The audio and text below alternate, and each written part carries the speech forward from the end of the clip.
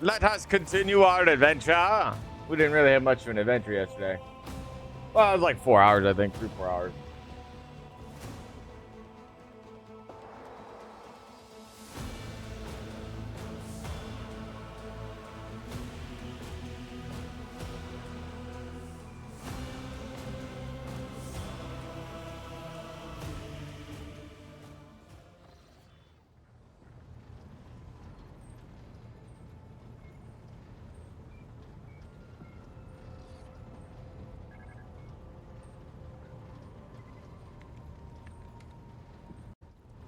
Bro, this mic, man, it's so expensive.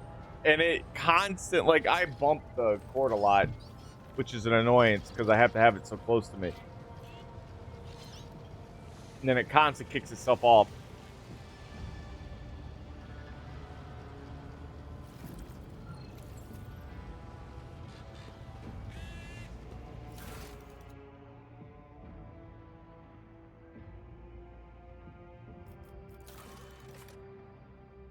Steam Thor balled high and hide led to a place somewhere within the star cluster.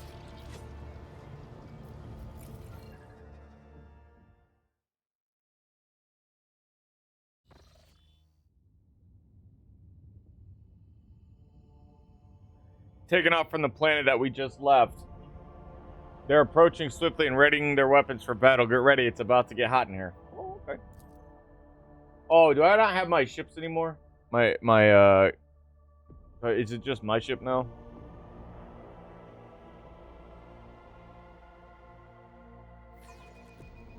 Their efforts will be for Nope, naught. I still got him. Nice. Oh, the Necrons.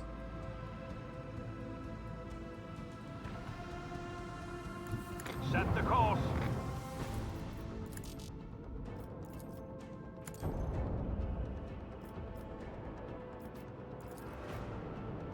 Fire the lance batteries.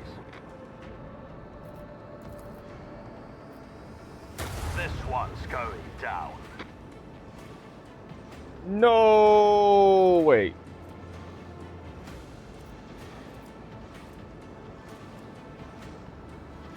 Mother Teresa.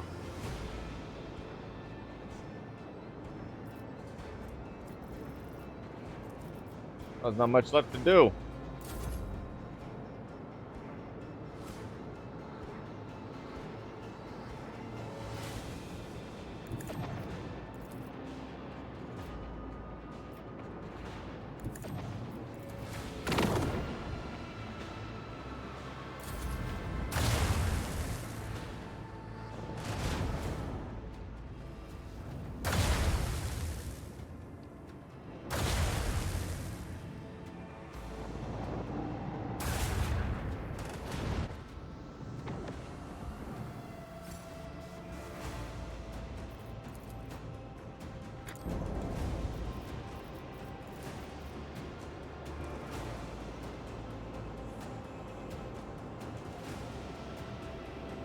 The time has come.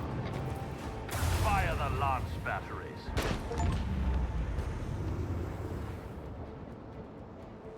Of one, oh, one, at least one of each. Nice. This one's going down. No.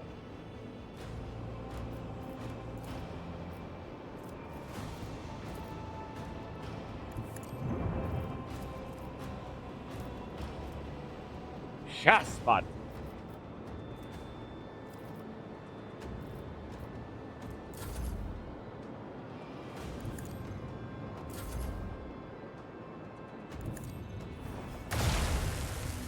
Oh.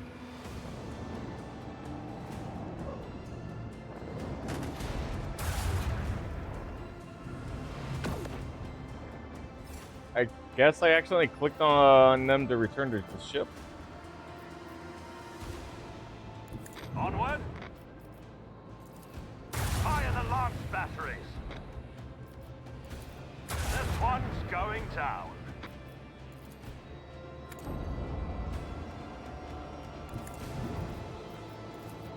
Macro cannon, volley! The has come. Another salvo! Fit for the fond Valancius annals. Whoa. 190? Talk about shields. Triple void shield array. Definitely gonna put that shit on. Look, Captain, what are those things? They were Necron ships. Cool looking.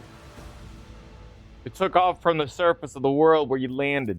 I have never seen ships like that. Never seen such technologies either. We've finished a trophy out of the void, a relatively intact fragment of the wreck, and sent it to our engineers. And just in case, we've isolated a compartment where they are performing their comprehensive liturgies.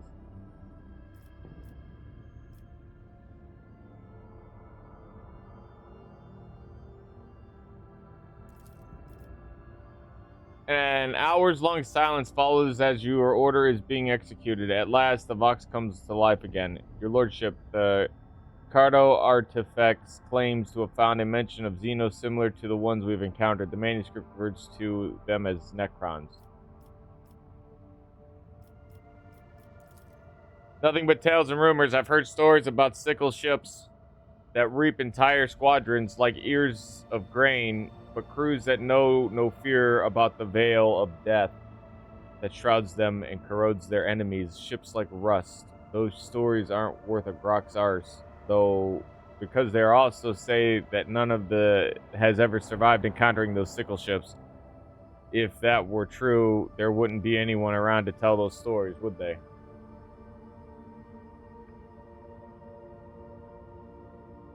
Well, we survived. Correct.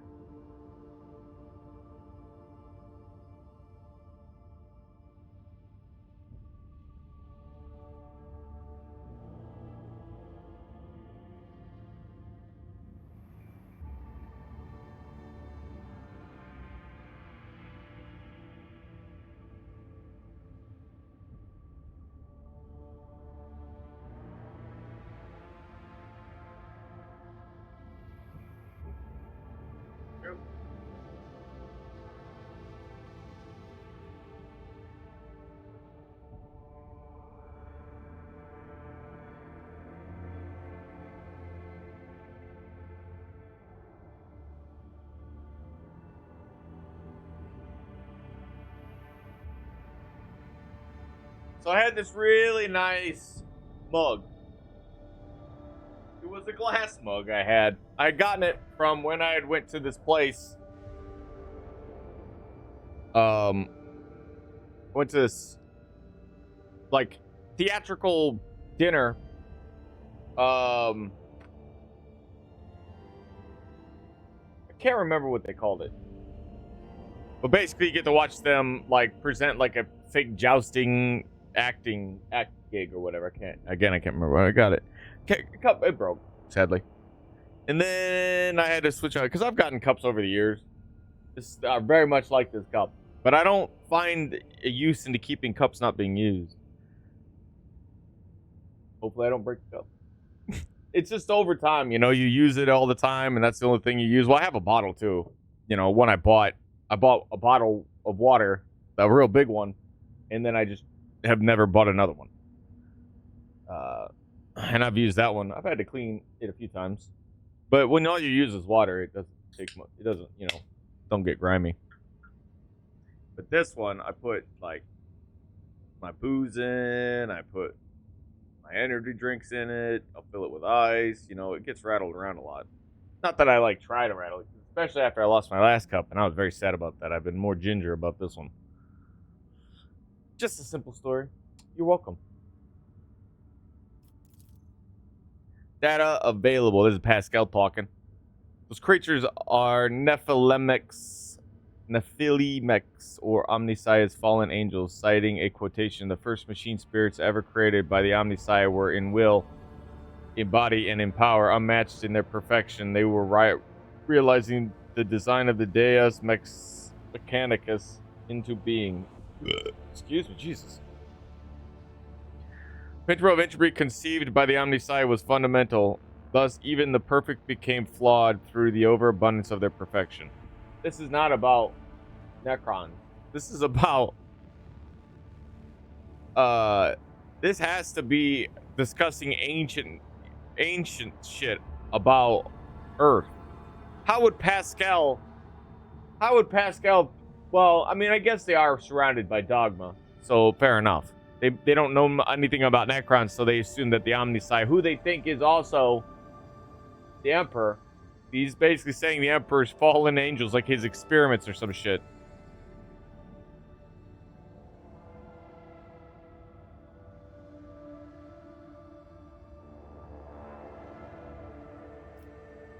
I can't, dude. Give me a second. I gotta ask a question.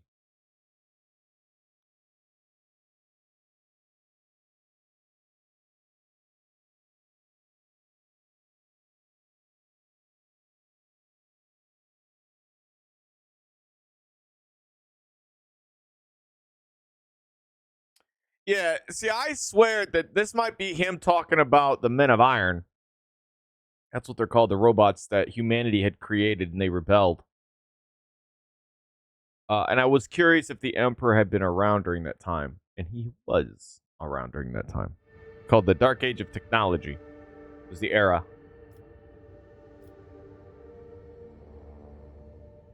The order of existence was defiled in the great... Wait. Vast were the Nephilimech's abilities and the immeasurable the depths of their minds that pride tempted them. The Nephilimechs rejected the design of the Deus Mechanicus in favor of their own. The order of existence was defiled, and the great war of absolute destruction came. The Nephilimechs, I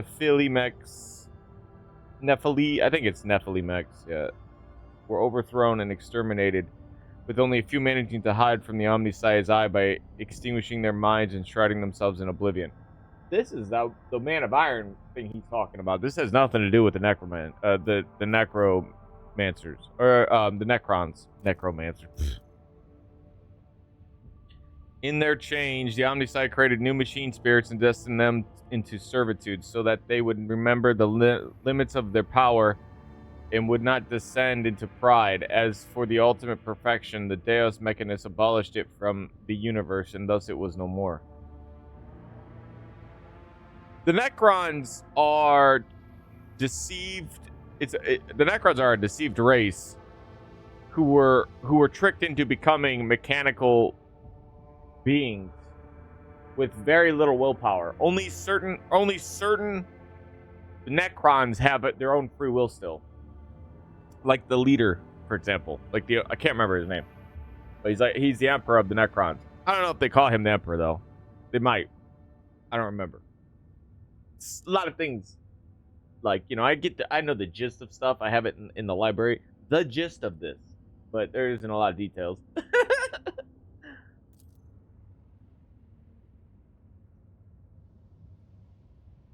The NGCs are at a loss. They say it's a gift born from the Omnissiah's wisdom, but its image was imperfect, and therefore it was eroded by corruption and unbelief. Whatever that means. The ship's minor conclave has gone into data meditation to produce a resolution regarding the admissibility of using this item. Who showed valor in battle, this is just the beginning. As you will, Lord Captain. Well, I really hope I don't come back to an empire of nothing.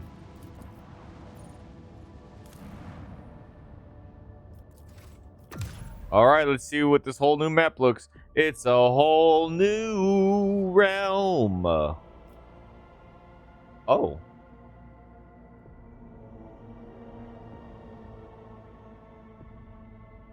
What happens if I click this? It is not clickable.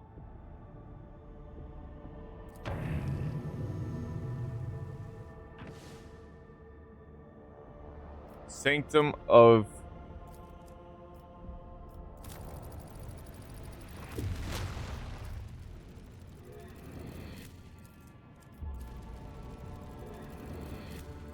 I know this seems weird, but I At this point in the game, I just want to push through the game, and all the little extra small shit that they have you do when it comes to like warping is just fodder for you in the game. Like it's just to get in your way, to make you waste more time. I just want to play the game. All right, where we gotta go without having to be blocked constantly, which is what that entire whole warp system is designed to do. It's literally meant to get in your fucking way and waste your time. Turning what they claim to be a 120-hour game into a much more longer game. Where be Steam? I gotta pull Steam up. I don't know why it doesn't work. There we go.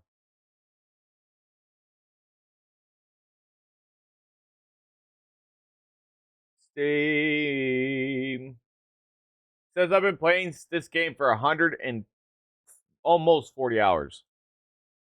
139.3 hours. Jesus, dude. It's like I like the game, but at a certain point, come on.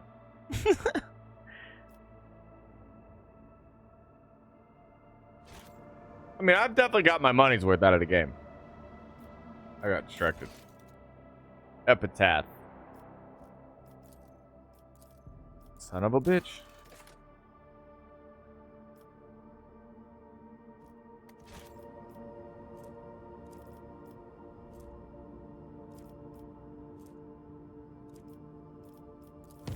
Like, there's no indication as to going where. You're just kind of looking for them, I guess.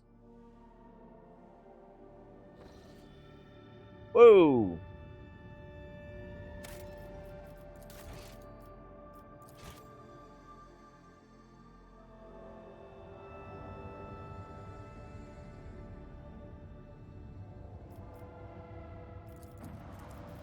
A Necron ring.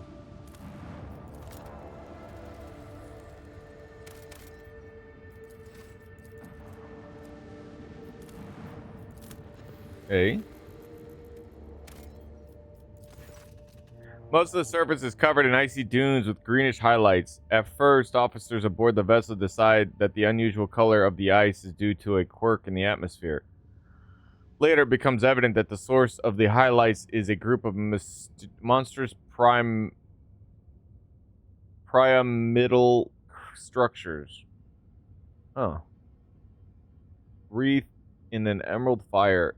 Examining them in detail with magnoculars, it can be seen that one of the monoliths is damaged. A device on its walls emits an energy beam at a similar pyramid not far from itself. The scouts approach the monoliths with as much care as possible, fearing the appearance of an enemy. A small servitor sent to gather data about the energy beam clearly demonstrated the destructive power of the xenotechnology. After carelessly making contact with the beam, it instantaneously broke apart into minuscule pieces. It is curious that the second pyramid is still intact, and that only matter at that source of the beam is being destroyed.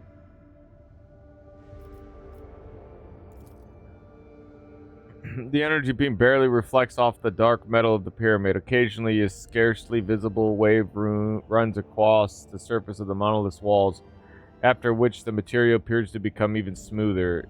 It's as if one monolith is feeding the other, not destroying it. A few scouts decide to come closer in order to better examine the phenomenon. Perception test succeeded. The soldier of Von Valancius noticed a fragment of metallic ribcage metaled right into the material as one of the walls, like a bizarre bas relief. Between the rows of ribs, a talisman of black stone shimmers with colored light. After each wave of energy, the figure to which the talisman belonged shows no signs of life. After a quick debate, the officers decide to take the artifact on board.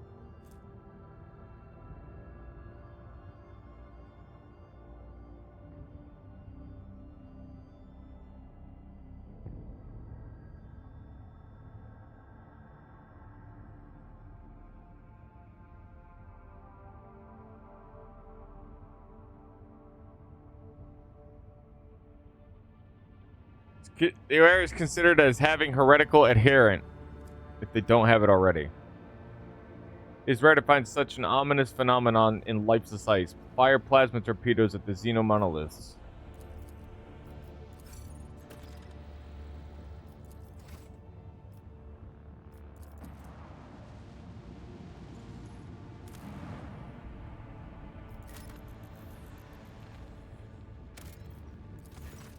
Confusion reigns among the void ship's auger operators. The unidentified emissions keep disappearing and reappearing on their scanners. At first, it seems that sandstorms are to blame for this, hiding the source of the radiation. A team of explorers easily overcome these storms and begin studying the surface. As their accounts suggest, the planet remains littered with broken and mangled ruins of Xenos origin. Insect-like constructs flicker among the ruins like static on the malfunctioning congregator. Their black metallic bodies are equipped with grappling blades which bring to mind the spindly legs of spiders. With each occurrence, the device looks more and more distorted, bent, and sometimes even appear directly in the remnants of walls or overlap each other. The only stable thing in the structure is a deep hole with a melted rock at its center. Whatever purpose the structure served for the Xenos, the meteorite destroyed it long before the arrival of the rogue trader. Magnos Hanamunin volunteers to lead the observation team. His passion for the Xenos devices borders on heresy, and he takes a long time after his return to report to Lord Captain. Later, Pascal admits that he is discouraged by the gap between the scientific accomplishments of the Xenos and the capabilities of modern tech priests. Ooh, he's starting to realize how out tech they are. Pascal is he's more than one being.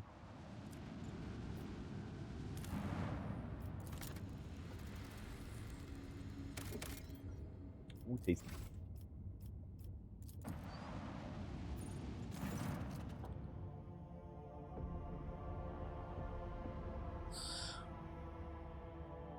The greenish glow of the gigantic green made from unknown materials flows through the windows of the captain's bridge. The void ship instruments measure a whole spectrum of various emissions. Sometimes the dull green is darkened by colors of space dust or bent by gravitational waves.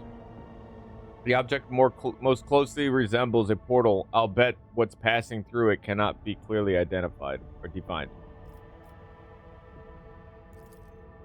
Additional equipment in closer position allow the team to understand part of what's happening. The portal seems to be resembling the gates device used by the Aldarian Drakari.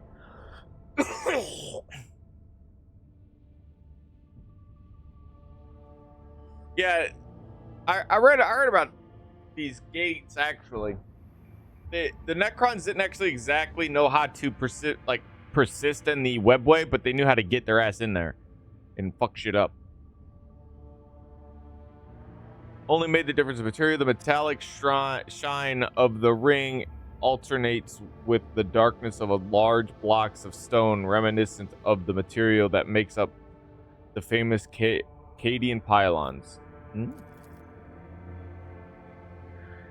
Of the wave structures indicate that the construct once used parts of the webway, the Aldari system of pathways. However, in its current condition, the portal is not fit for transporting vessels. It is unstable and often brings unleashing dangerous cosmic objects instead of transports.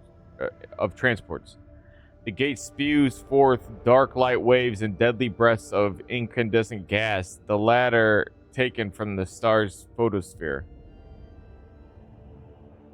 Captain gave the ability Novelty Effect. During the next combat, your flagship's evasion will be increased by 15% against Necron enemies. It's only one? Oh, excuse me. Jeez Louise.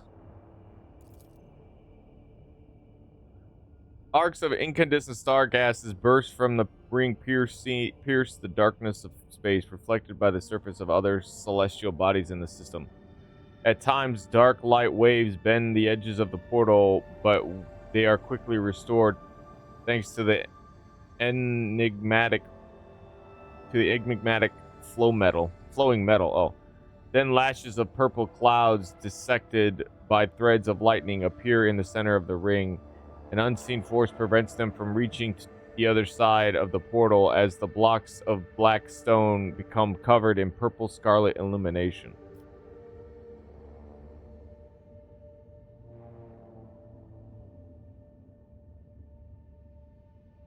So something is trying to get through, but this device is like shut down, but partially damaged.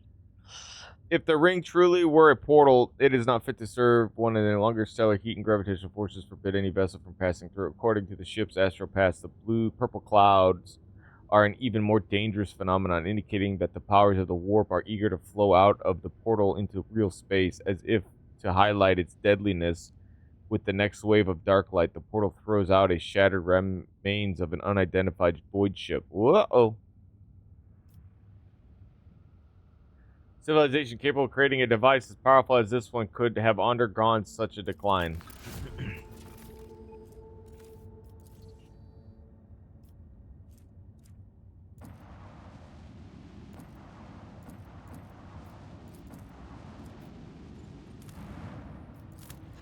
Ew. Looks like a grimy planet.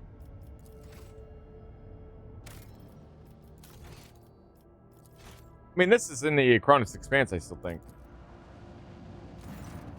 The augurs reveal two Xeno ships hurtling through clouds of cosmic dust. A message is coming from one of the alien vessels on an encrypted Vox frequency used by the Bombalance Dani. According to the transmission, Lady Theodora's people are aboard the Xeno ship.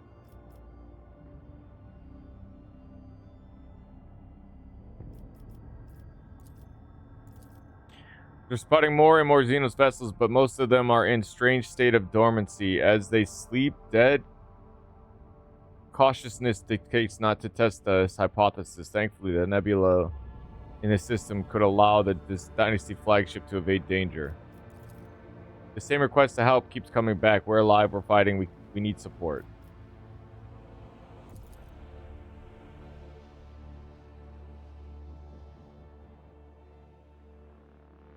Are we getting baited? A good fight ahead. Whoa! Whoa! What? Whoa!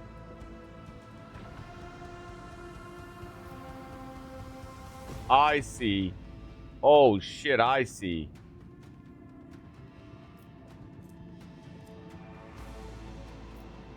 Okay.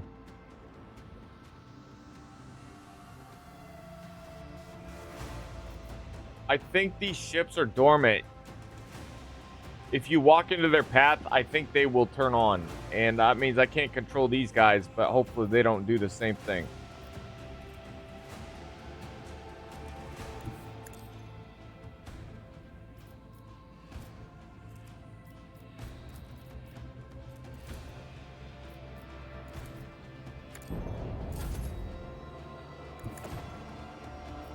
Damn.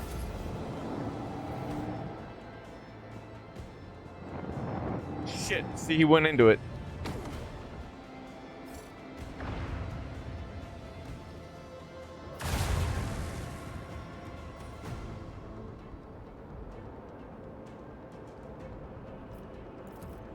Lead them.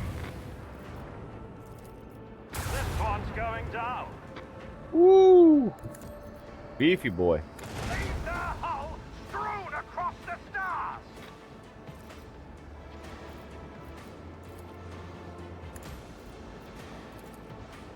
Set the course. I know this tremor. Our shields are weakening. Oh, we busted our shields. Whoops.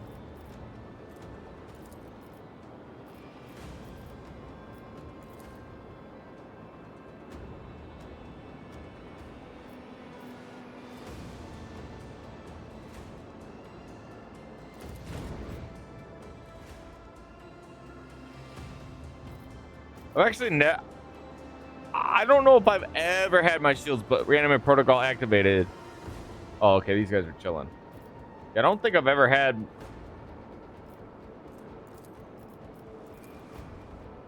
Macro cannons falling. Nice.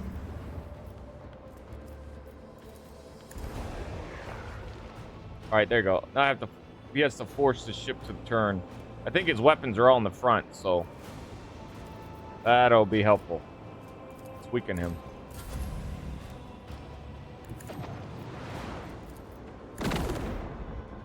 Ooh, that's some damage. Oh, I do got my shields back. Nice. Barely, but they're there.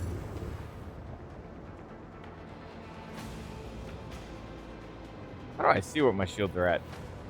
Oh, I guess I have to just look. 143. Yeah. Actually, 50% of my shields recover. So that's pretty dope.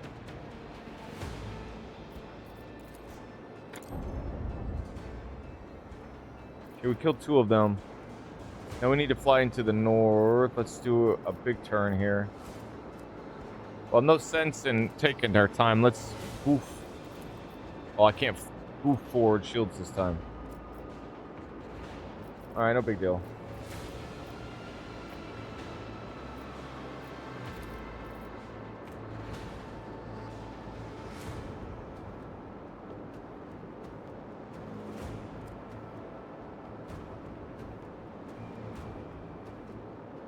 Lay in the course.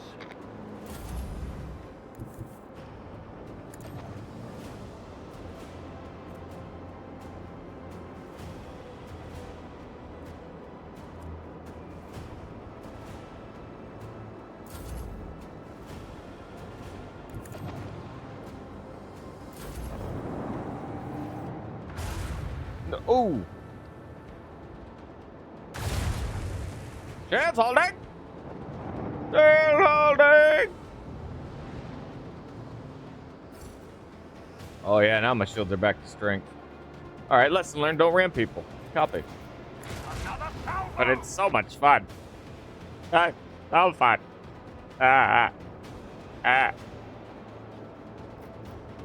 Pew-pew. Fire the lance batteries. You know, I hate it when you do those things to me, darling. I'll tell you what.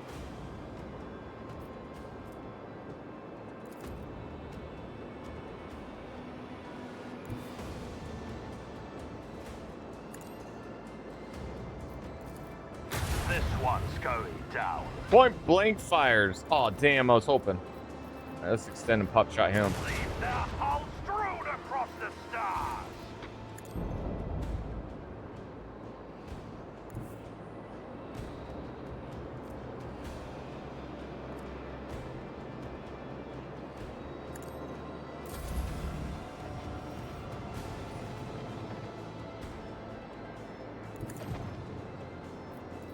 No!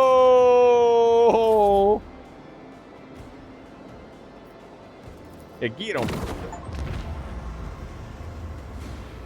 4 ships using attack crafts? Dope. There's probably one for torpedoes, too.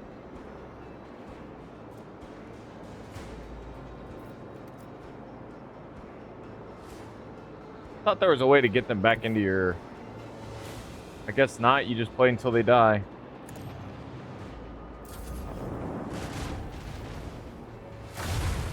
Oh!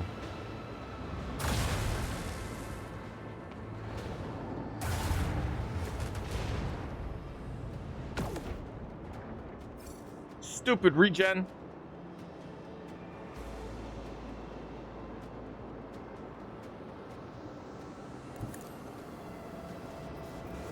Fire the lance batteries. Lead them. Ooh, close. Oh, I can hit him. Macro cannon, volley. All right. No, damn.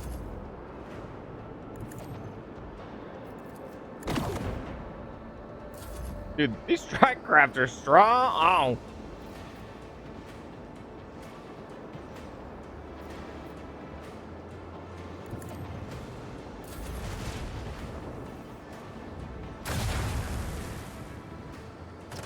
Well, ain't that a huff?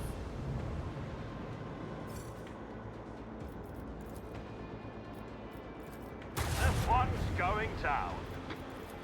Fire right now. Our technological superiority was obvious.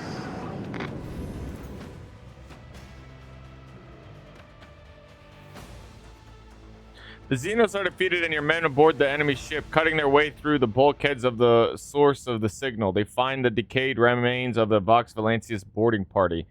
One of the corpses is clutching a Vox caster, sending the voices of the dead out into the void. All of them fell many decades ago. What the fuck?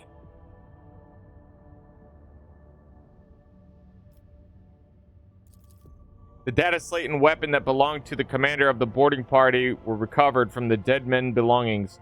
The words "hope is poison, kill it, and death becomes easy and desirable" with a were scratched into the stock. Ooh. It's not even a good gun. I mean, it's an autocannon, but...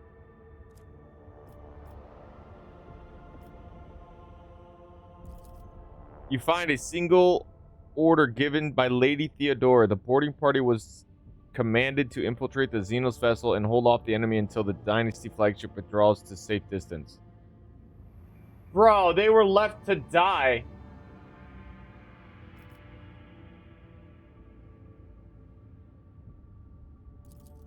The prayer service of the fallen is broadcasted throughout the flagship. In the following days, people line up to honor the martyrs of the ship's chapels. Fucking damn, Theodora. She must have been in a really bad... Well, we're starting to learn that she's a pretty shady lady. She does some really bad things. She also delves into heretical. And not just for any reason, like legitimately delves into the heretical, which is not acceptable. Classic.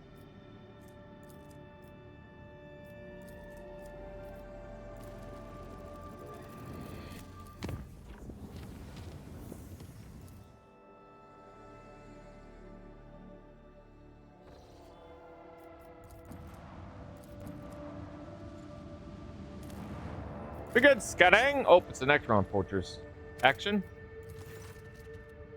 Under thin clouds of shredded, as if shredded by a careless blade, sway vast steeps carpeted by pale gold deadwood. The rogue trader attentive eye distinguishes a region among the endless grasses. Does not fit into the general landscape. His scouts from the shuttle see signs of intelligent life, judging by the trampled soil and the tent farms.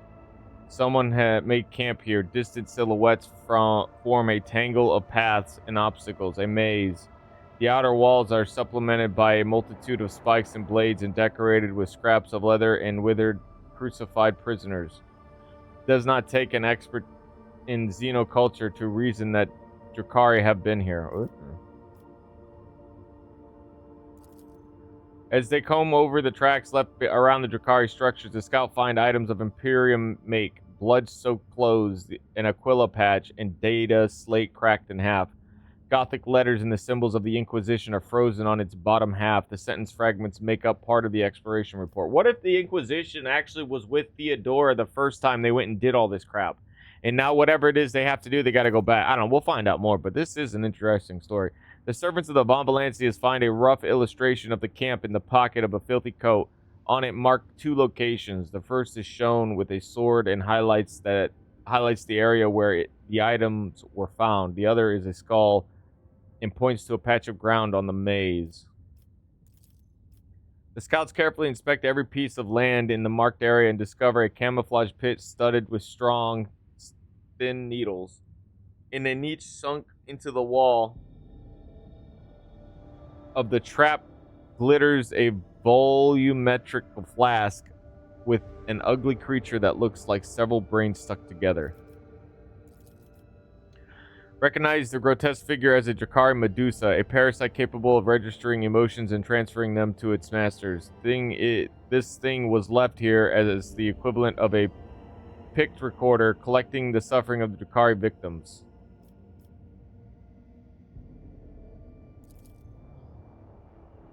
The flask explodes into shrapnel fragments under a salvo from the scout's rifle. The remaining liquid is collected into several test tubes to examine in the ship's laboratorium and put to good use, or destroyed on the other orders of the rogue trader.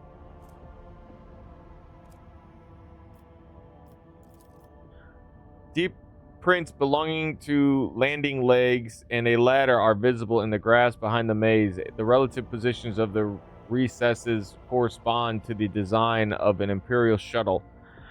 When the Von Valencia scouts approach, they find a wax seal bearing the symbol of the Inquisition and a monogram formed from the letters XC. Xavier Calcazar, an officer. Yeah, well, yeah. Forces. When I see Xavier Calcazar, I think that he's like, he should be bald and in a wheelchair and have mind powers and be able to read people's minds. And he runs a group of miscreants that he puts into shape, and they have an X. And I think some of them are women and men. Ex-women man. Otherwise, a segment of the dry grass a few meters in front of the prince from the ladder has been cut as if scythed. Among the chopped stems lies a piece of Drakari trophy. A flap of dark skin. Ugh. Stretched out by thin chains. Most of it is covered by a tattoo, a silhouette of a storm or tornado, and a black symbol composed of curved lines and sharp shapes.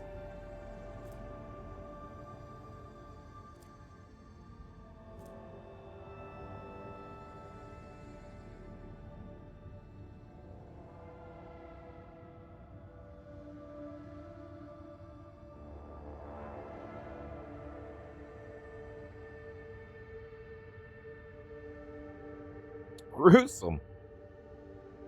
It inflicts a trauma, but you can't die. Less than 4 traumas and has, yeah, interesting. That blade's really strong.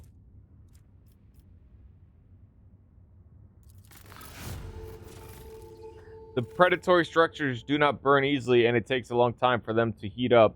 When the flames finally gather strength, turquoise explosions flash amid the yellow-orange waves. Whatever was down there was dangerous.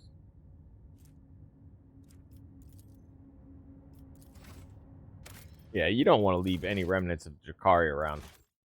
Like, you just don't. You don't want those people around. No, no, no. Lord Captain, there was an incident on the flight deck. The planet we discovered is located at the coordinates of interest to the Honorable Ulfar, Angel of the Emperor. The moment he learned about this, he chose to abandon ship. Whoa. He ordered a shuttle to be provided to him and directed it to the world before us. We do not know where exactly he wishes to go, but the augurs have tracked the shuttle on its landing site. Fuck. Lord Ulfar simply showed up at the deck, drove the enforcers away, and demanded he be granted clearance for takeoff. Your servants became frightened and dared not disobey his orders. Yeah, I don't fucking blame him. What did they, like, he demanded, like, what are they gonna, Ulfar would probably have harmed them. This is pretty serious for him, so, like, I can't, no punishment will be brought to those people. Even I would be a little like, all right, Ulfar, calm down. No need for bloodshed, we'll figure it out. Spite of his actions right away, execute the sentries who were guarding the shuttles. He forbade it. The enforcers did not dare defy an angel of the Emperor. I'm very sorry. The bastards. It's not worth their lives, though. Like, what are they gonna do? They should have told me, though. I will say that. Like, once he leaves, what is he gonna do? He should have said something. He's not gonna remember you at that point. You know what I mean? It's like someone saying, "Don't tell anybody I was here," right? And then someone not doing it, but they do eventually. But they wait like 10 minutes. Well, just wait 10 minutes before anything. Make sure he's really gone. Apologies for having to bring you this troubling news, Lord Captain.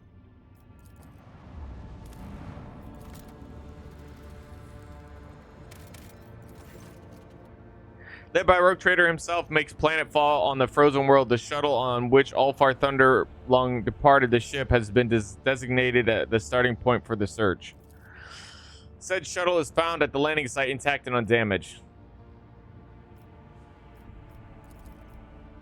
The machine spirit is in fine form and is ready to ascend from the world's surface. No clues have been found as the Ulfar Thunder Lung's intended destination, but a Kenai scout cites several disturbed snowdrifts that may indicate their route had taken by the Space Wolf.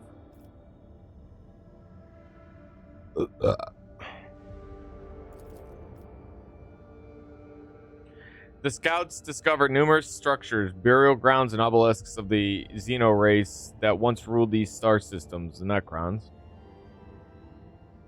are now encased in ice and solemn spectral stillness. Well, I would think spectacular. Sepulchral.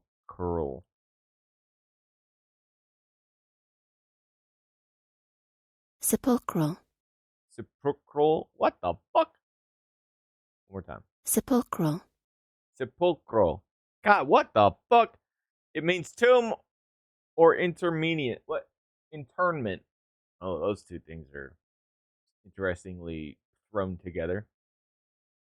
Gloomy, dismal, sepulchral. What? Shit. Sepulchral. Sepulchral. Sepulchral. It's just like maybe I even said it right when I first read it, but I'm not familiar with its meaning, so I can't associate it with anything. Sepulchral. So it's like, it's kind of a new word. It is a new word for me. I've never seen it before. I always think it is hard to accept that you don't know something, but the moment you learn that you are a fucking idiot, it doesn't matter who you are. Bezos is a goddamn idiot, okay? I know you're like, I don't want to hear it, dude. Every human being on the planet are stupid. We're all stupid. Okay? The only way we stop being stupid, even when we know as much as we possibly could know, as a single brain, we are still ignorant to the majority of things in life. And the moment you accept that you're an idiot, life is a lot easier. Okay? It's okay to accept knowledge and learn things, right? I will say, though, there are people who will try to steer you wrong because they, too, are idiots. But they don't want to admit they're idiots, so they tell you all these things about things they don't know nothing about, but they pretend to know because they're idiots, right? Once you admit that you're an idiot, you're no longer an idiot because that's the easiest step. It's like once you admit you're an alcoholic, you're on the first step of no longer becoming an alcoholic. Congratulations. Here's your chip. I am not an idiot, Chip. The scout discovered numerous structures. Yeah. Follow the trail, take the shuttle, and leave the planet. Could you imagine just taking the shuttle and leaving the planet, leaving Ulfar there? Fucking ridiculous. He didn't hurt nobody. Trying to get his way. To be fair, they were all terrified, and they had said no, he probably would have killed them. Or wounded them grievously. Group bravely ventures onward into the realm of blinding white and crackling forests. The sky is soon blanketed with snow clouds that block out the star's light. The wind, howling like a pack of hungry spirits, sweeps away all tracks and whips up a furious storm. Path is full of dangers. A treacherous crevasse hidden under the snow's crust suddenly opens wide underneath the enforcer's feet. Uh-oh. It is only the vigilance of Lord Captain and his companions who hear the telltale crack in time that saves the soldier from certain death. Oh, we're also down there, I guess. Okay. A few hours later, the expedition comes to a plateau, right? I guess they were doing this to kind of give you more of a story-based aspect of the game instead of having to always... Because I gotta tell you, man, I like this game, and I do like the little combat scenes, but every little thing that they have the game do for you, I like that there's breaks from it, because constantly turning into a situation where you're transported to an area, and then you're in a fight scene. The fight scenes are fine or whatever. I don't give a shit for them. That's why they're so easy for me. I just made it, like, in the game start, I just made it, like, I would get the highest rolls, best rolls I could possibly get, for the most part. Like, I made it as easy as I could in combat, because I don't give a shit. I want the story. Someone else can be a masochist, and there is a masochist level in this game where it makes the game basically, like, a nightmare. But, nope, I ain't interested. I ain't interested in diving in that, like, brain deep into a game.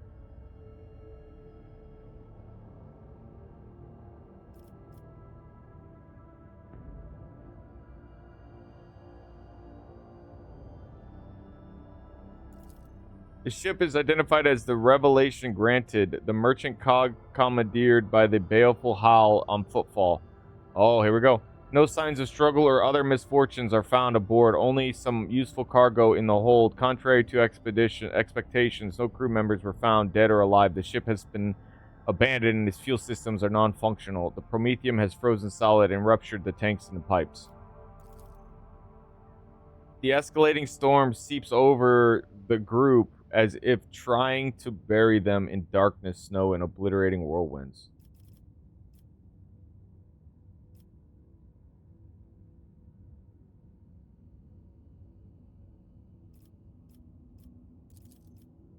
The enforcers search the area and return without finding anything of interest. Not all of them return. In fact, several of them seem to have lost their way and failed to make it back. Fuck.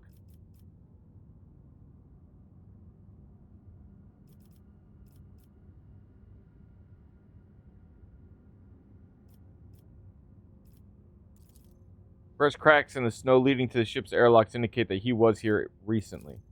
However, he was not alone. The scouts find strange dips in the snowdrift surrounding the ship. It seems that someone was watching the ship from the position buried in the snow around the same time that Ulfar Thunderlung was searching it.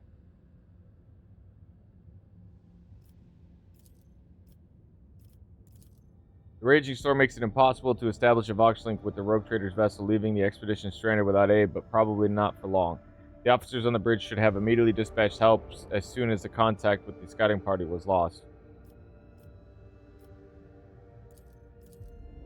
The bone-weary soldiers welcome the chance to rest. Watchful sentries, stand guard while their more fortunate comrades stuff themselves with the now frozen rations of the ship's vanished crew.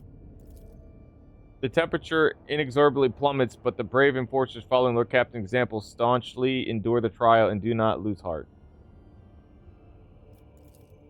One of the sentries delivers an anxious report to the Lord Captain. He has seen a massive shadow in the darkness, and it was definitely not Ulfar Thunderlung.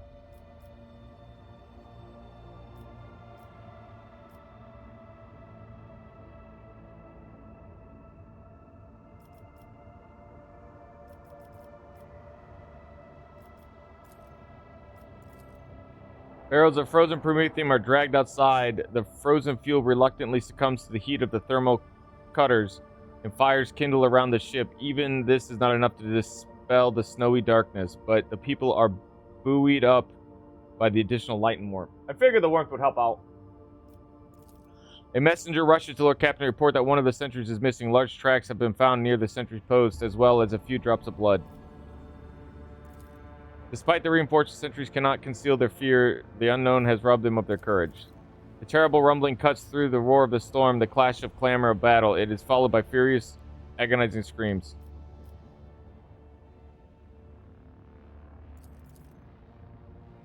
Tied together with ropes and bolstering each other with battle cries, the enforcers rush toward the battle in human chains. Unable to see anything ahead in the darkness and swirling snow, they blindly stride toward the source of the battle's monstrous thunder.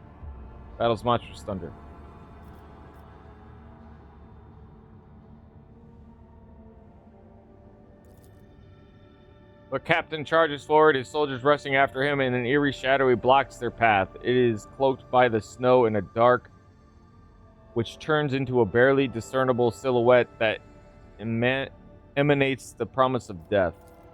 Clashing with the unknown enemy that cannot even be seen, the rogue trader deals several devastating blows, and then the malevolent foe hurriedly retreats into the blizzard. Ulfar is found laying in the blood-soaked snow, his body covered in grievous wounds, but the wolf continues to cling to life. With great care...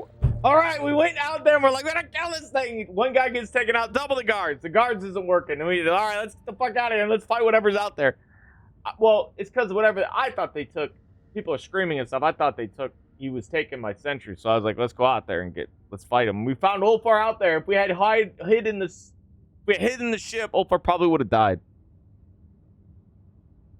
With great care, he is borne to the shuttles and, wasting no time, brought back to the ship for urgent treatment.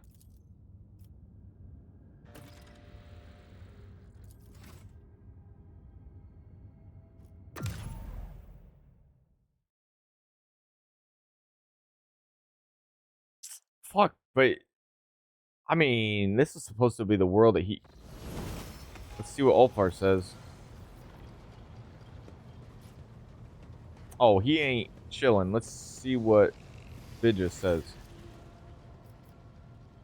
Well, Captain, the ship informed me of our immediate meeting.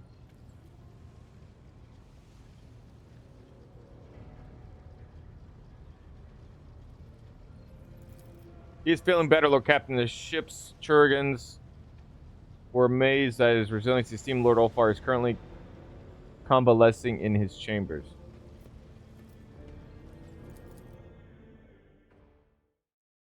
Do I not know how to get around my own ship? Have a servant take me to his quarters. I don't know where the fuck anything is. Damn, this is his quarters? Wait, what?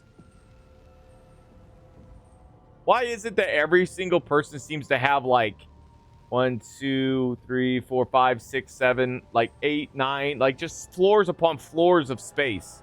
This is all Ulfar's place. This is his quarters. That's fucking wild. Apparently my ship is way larger than I thought.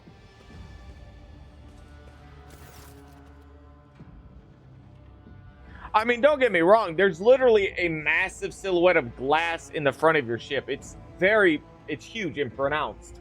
So I guess I can't put it past that he's just in a lower part of the decks being granted a position where, like, because these are where the tech priests chill, right? They chill in this area. This is supposed to be like the most divine area in the ship. The front of the ship where you can see a plethora of glass encompassed in the area. It's very, very luxuriously gauche. Ulfar's dark figure towers over you. His head is lowered, his hair hanging in a curtain across his face. His fair skin is crosshatched with broad crimson scars held together by metal scalps and covered with black spiked runes of physical healing. Could an ordinary mortal have survived such injuries? Unlikely. With a twitch of his fingers, Ulfar bids the two servants in attendance to step away as to not intrude on your conversation. They slightly retreat. Adfata, I must thank you for saving me. I had a difficult battle.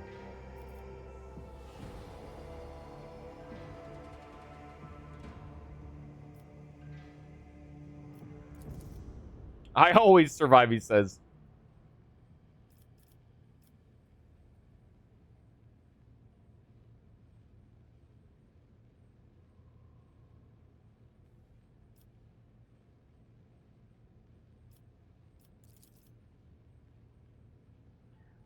So I did not have to bury your body in the snow, Alfater. It is not out of arrogance that wolves do not allow mortals into our affairs, but because the burden of those deeds is heavy and they reek of death. Just consider what kind of threat you could have been facing in a place where an entire pack of Astartes has disappeared. If I had risked for you the sake of fulfilling my vows, what would have been worthy of me? Would that have been worthy of me?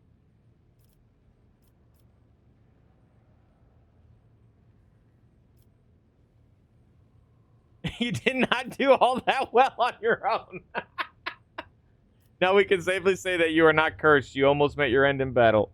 Do not even steal from me again or force my soldiers to die saving you.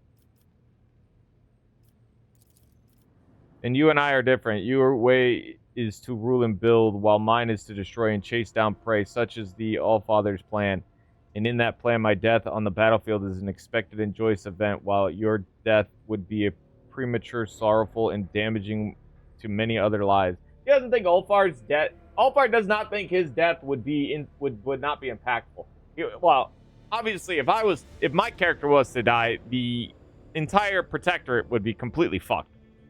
Who knows what they would take over, because there's nobody else to take over. I mean, he's right in that way, but still.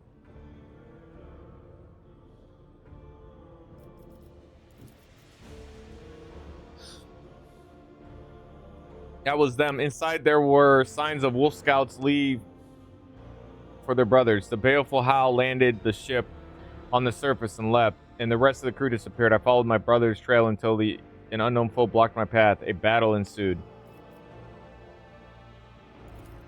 An evil spirit attacked me from behind and wounded me instantly. Ulfar points to a particular gruesome scar on his chest. The strike clearly intended for one of the Space Wolf's two hearts. The wound gives off a strong medicinal smell,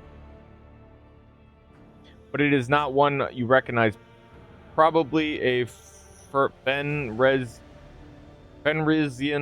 balm brewed by Ulfar himself. Your healers would faint after one whiff of such a potion. Ulfar had is like, that's funny. Oh, shit. Ugh. The snow covered my eyes, and I could only make out a shadow, but it moved fast, and it was strong. If the Allfather's gift had not knitted my ribs into a hard carapace, and the blow would have been my last. The wolf says these words with a chilling nonchalance.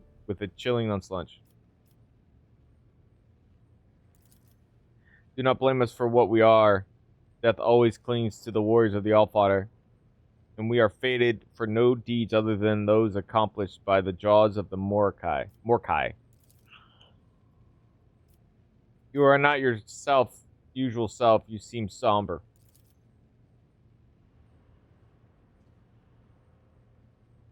By bitter past comes wisdom. In wake of bloody losses and shattered dreams, heavy thoughts weighing on its broad shoulders, it enters unbidden and takes a seat by your hearth.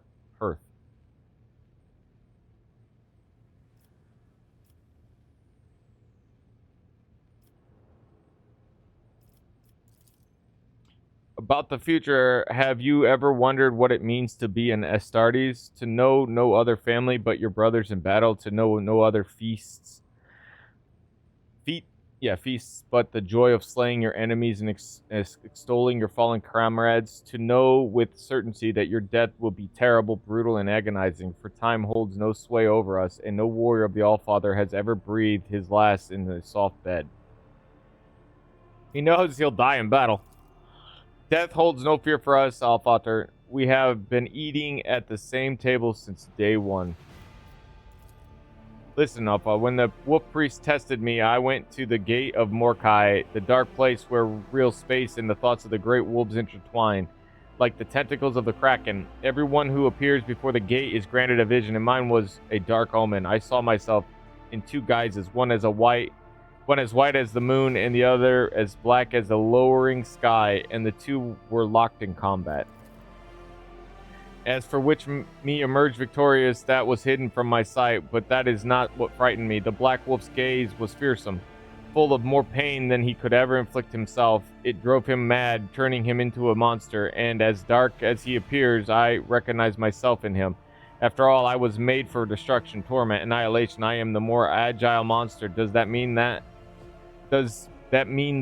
by the Allfather's design I must drink this cup of pain to the bottom in order to fulfill his plan? I do not know. Inscrutable. Rhymes are empty fippery. A saga must be alive. If the words happen to fall into a rhyme, well, that is grand.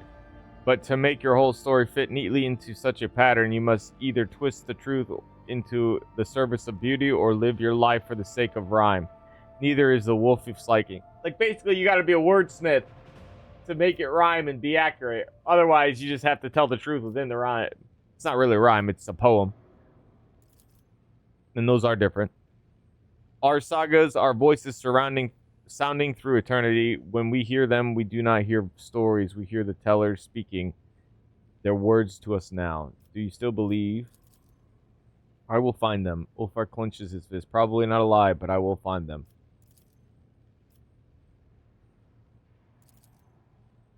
The splendor and monumentality of the chamber befit the solemnity, goddamn, of the sacrament unfolding within. As if performing an intricate dance, the servants of the Omnissiah move in time with the murmuring mechanisms, circling the massive space wolf while he stands utterly still. The scent of sacred incense fills the air, giving the sense that one is witnessing a great ritual. And Astartes needs very little. A cell, a table where I can perform the purifying rite of my weapon. That is all I require. But to keep the armor bestowed upon me by the Allfather in some shoddy crucible would be sacrilege. This chamber will do well for the vesting ceremony. This is good plasteel beneath the rich decoration and gilding. Yes, I am satisfied. So he doesn't chill here. This is just where the armor's kept. There's even a place for his back piece. And then there's his boosters. thrusters, his cape, and then his gear. It's time for me to don on my skin again. Ophar shrugs wearily, his body giving off heat and animal scent. One of the servants. Oh, did he not go down there with it in his armor? That might be why he couldn't see. It will be used to anoint each of the black carapace neural ports, marring the wolfskin. This sacred augmentation seamlessly fuses Ulfar's body with his armor, and every fiber bundled of it. I must return. My foe awaits me, and it would be dishonorable to retreat from this battle, but I will need help in the fighting.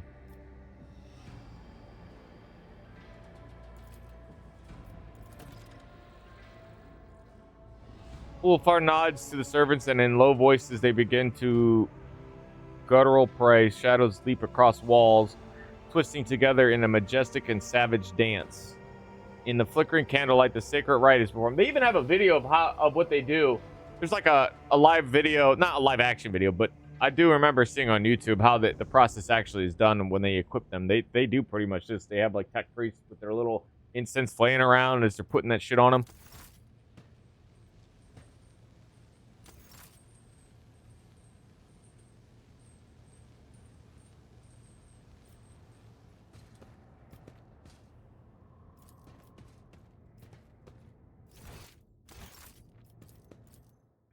To the bridge. I gotta sneeze, but not sneeze. Here it comes. Ugh.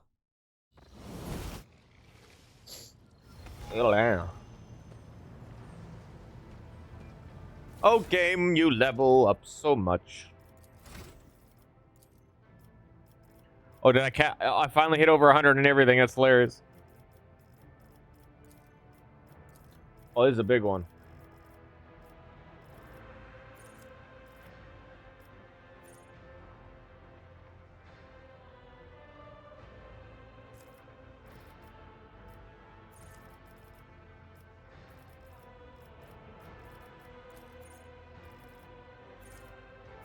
Oh, is it not? First 10 seconds here.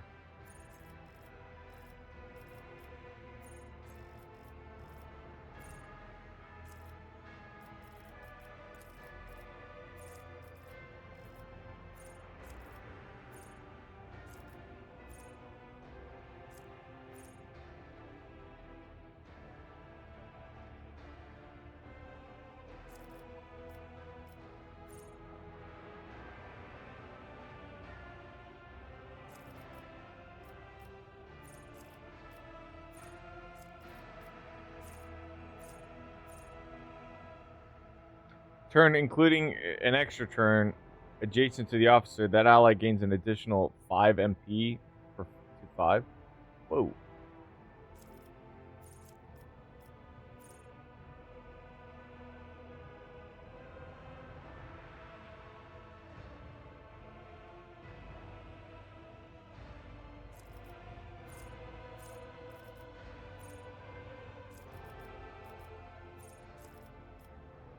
Points of interest, maybe not. Rival, oh, okay.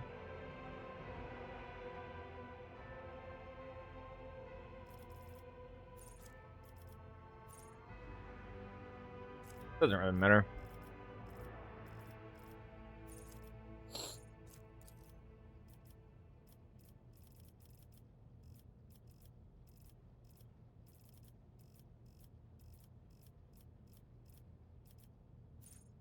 Oh, this is what I was looking for.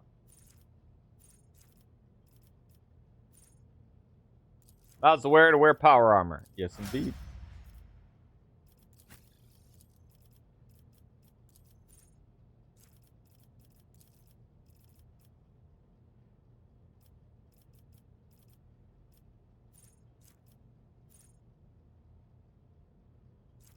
He's got a shotgun.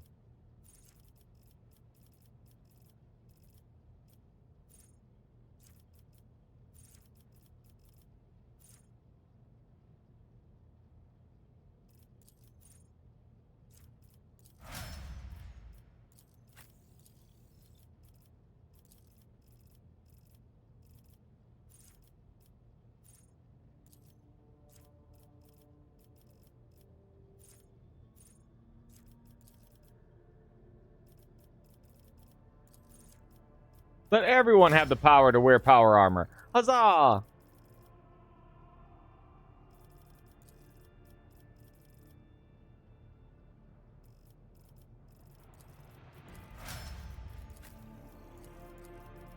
I don't know if I have enough power armor for that, but we'll find out.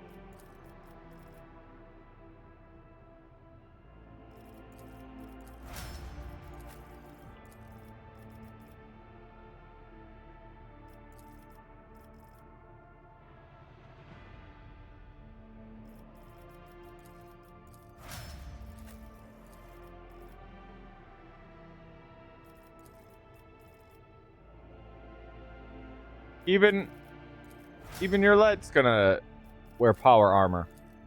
Maybe, if I have the amount for it.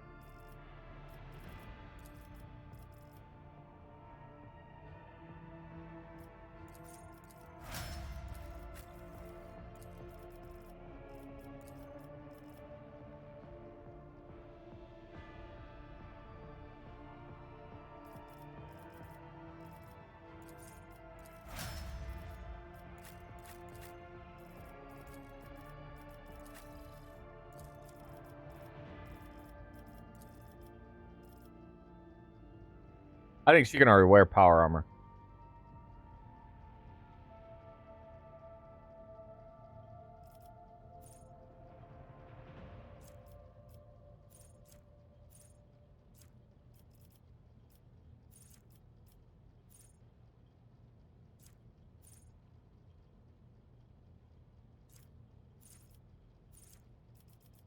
No, she might also wield.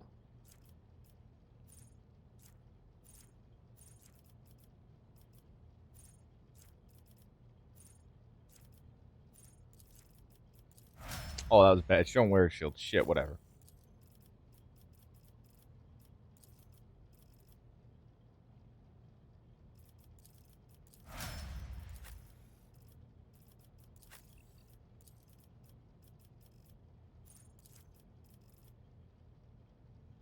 And he don't need that shit. Bolter. Give him like a bolter or weapon.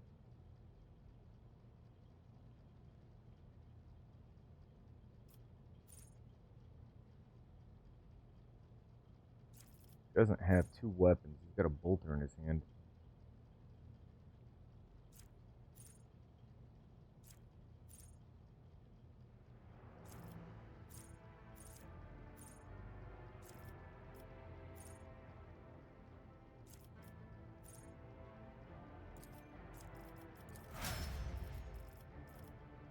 I still 178 strength. This man is a beast. His negotiation skills are terrible though. Perfect.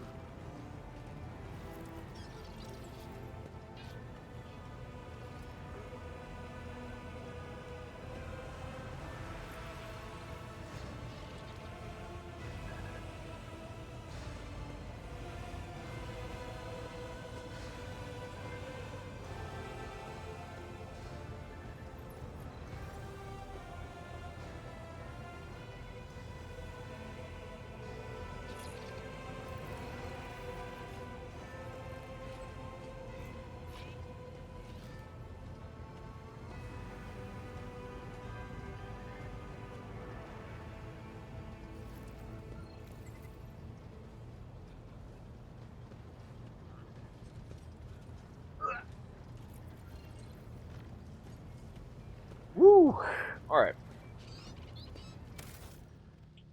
Save it. Even if I did save it, I don't remember. Put up. I want to smoke, so we'll put a thing up. Put it up like a Lego. When you got it up on a Lego, everybody knows that you high five on a Lego my go.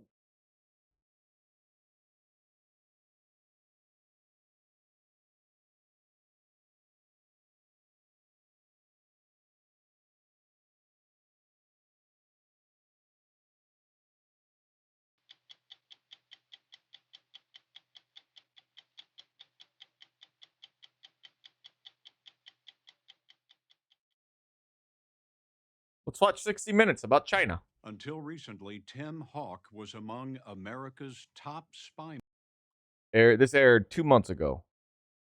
masters. Is that China? Well, we'll listen for a bit, but like this is no new surprise to me. I ain't been like, oh, they are. I already knew that shit. Man, like America's infrastructure and entire strength has been waning for decades. Our peak was like corrupt, like like any empire, it falls from within, and that's what's happening. Right? People are too stupid because they want to dick suck a bunch of rich bitches who are also fucking idiots themselves. Who the fuck wants to follow a guy who sits there and takes ketamine constantly? But people do because he's got money and rich. He's rich, right? And people are willing to throw away their morals for the hope that they can get a little piece of that pie. Fucking morons. Anyways, but America's collapse is maybe not inevitable, but we're definitely going to no longer be like the. I don't ever think America will collapse as like an idea of like America will just fall and then it will no longer be America. It is just like the amount of power that we have across the globe is weakening by the day because we continue to elect stupid leadership. Well, that and Democrats and Republicans are playing the exact same game. The only thing that's different between them is the name.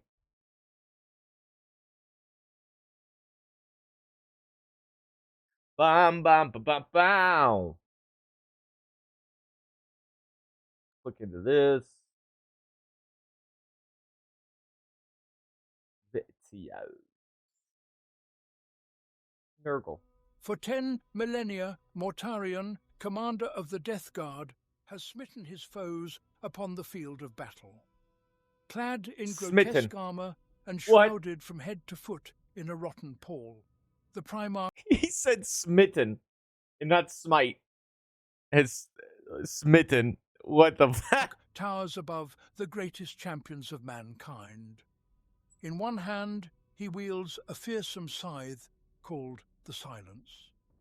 In the other, he clasps the Sinister, the Lantern, an ancient energy pistol of Xeno origin, so potent that a single shot can burn even through Terminator armor.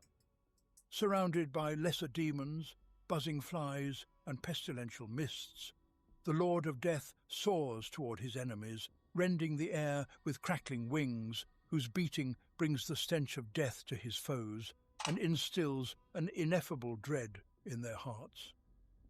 Mortarion is a grim reaper, every sweep of his scythe severing heads and lopping off arms. Each discharge from the Lantern leaves naught but ash, and the Phosphex bombs hurled by the Primarch instantly reduce victims to bubbling pools of slime.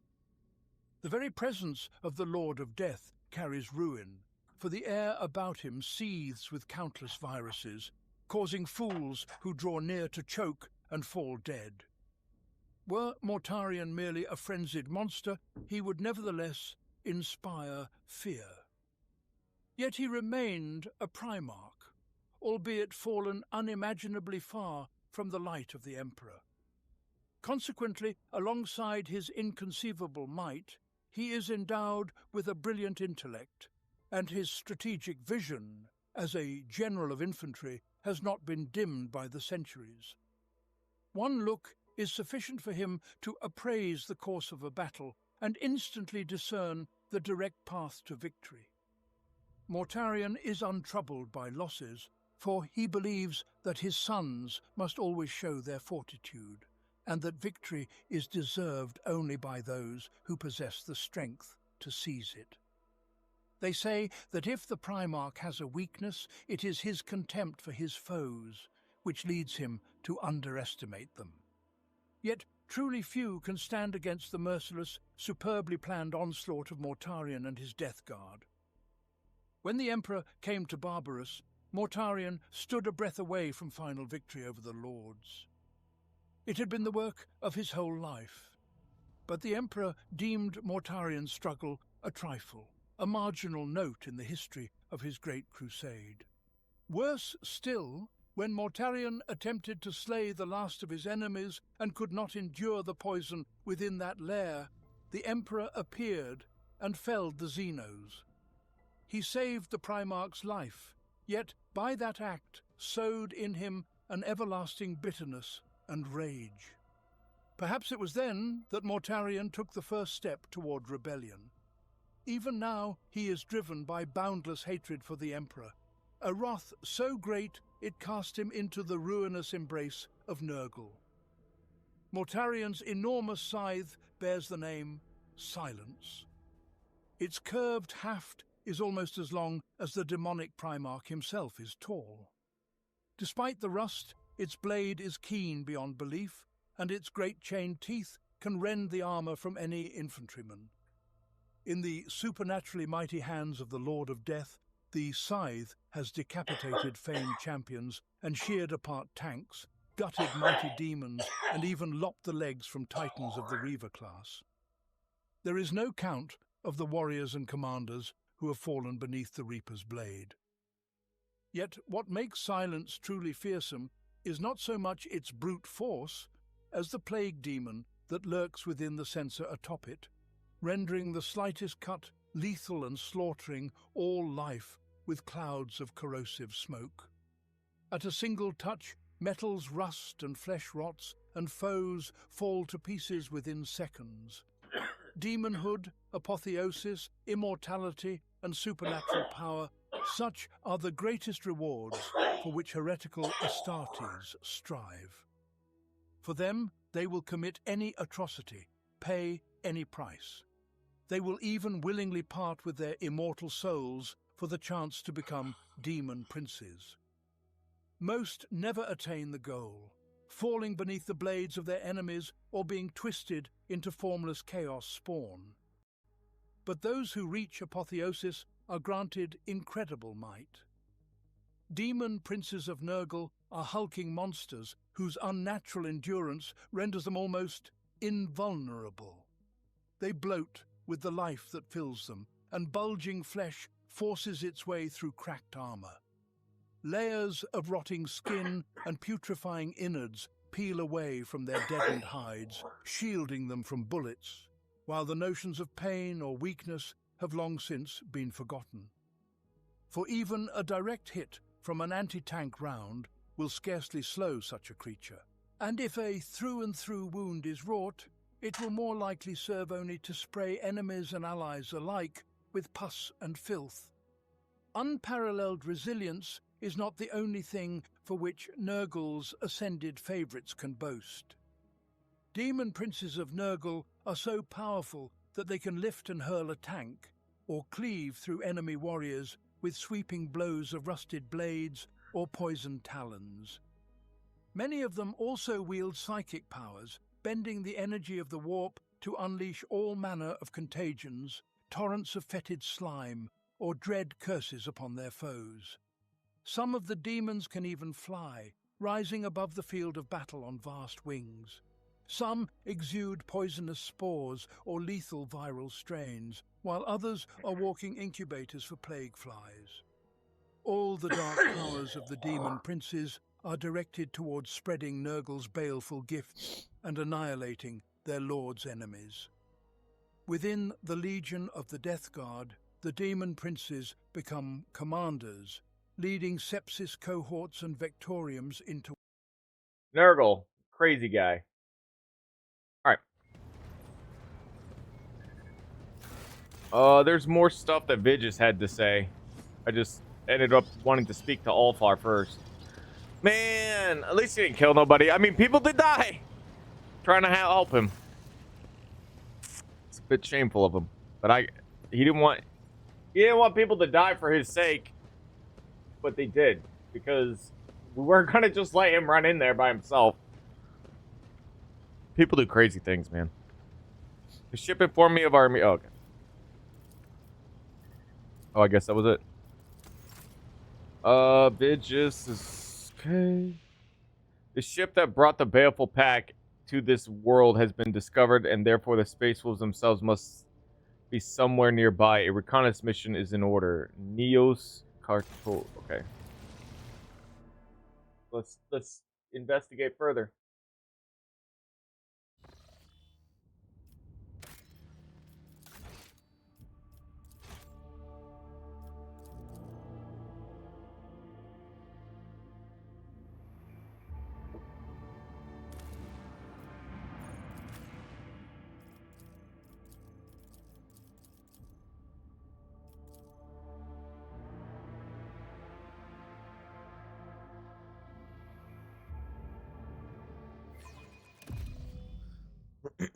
Whoa.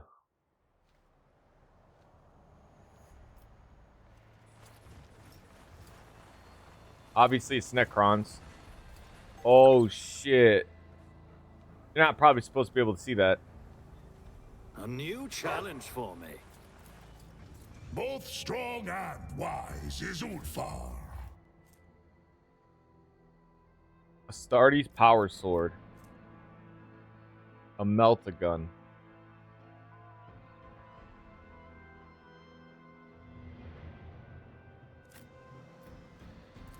A space wolf never fails in their duty.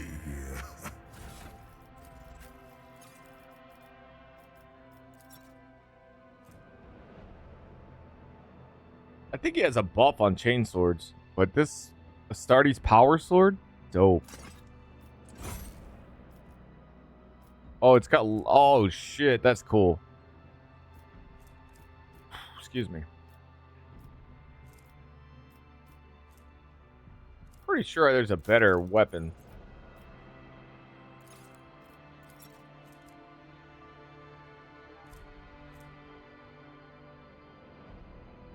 The burden of servitude.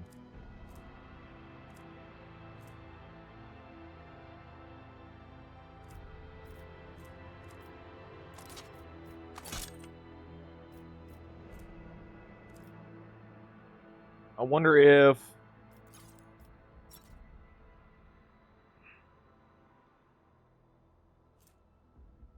Right, it's a two-hander. I think I decided on giving him a flamethrower because if he was surrounded by a lot of mobs, I determined that that would be the best. Just burn the shit out of everybody around him.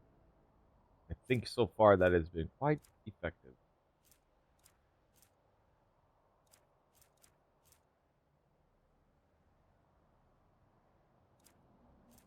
Yeah.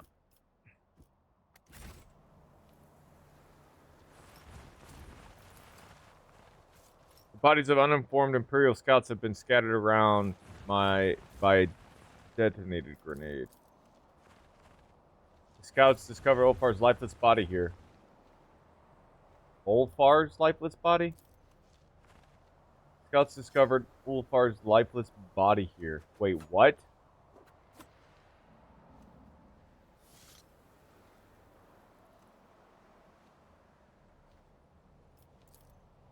This is if you don't save him, it must be. This must be if you don't go out there and charge and attack. You don't... This must be a mistake. Speak, Elan Tak.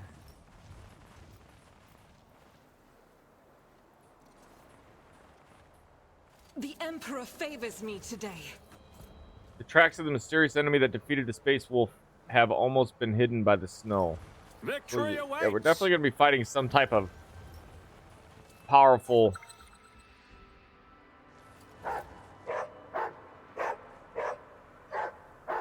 And look at all of them. There's so many dead bodies. They annihilated all the Space Wolves. I better myself through my service. I guess at the end of the day... Whoa, game.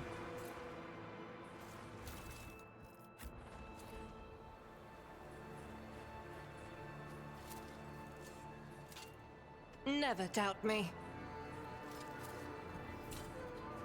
Duty prevails. That is really sad.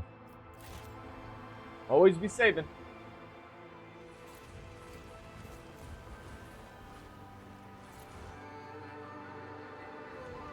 Oh my goodness, dude. 1, 2, 3, 4, 5, 6. 6 of them.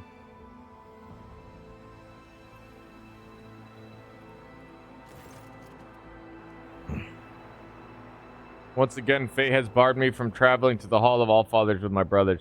Dude, it's survivor's guilt. I guarantee you Allfar has insane survivor's guilt at this point. Because this isn't the first time this has happened to him. He has found himself constantly surviving circumstances throughout his whole life. I guess he would, right? But point being is others don't. And he ends up finding himself being the only one. The snow-covered battlefield reveals little, but it is clear that the wolves gave furious battle one last time. The rocks are pitted from bolter strikes, and here and there you see scorch marks left by plasma charges. And I see no traces of Xenos weapons. I think they did battle with humans here. What do you think? Oh, the Inquisition. Inquisition, man. What do you think they were looking for here? I do not know what they were seeking, but they were certainly found someone here. Otherwise, the crime would not have been committed.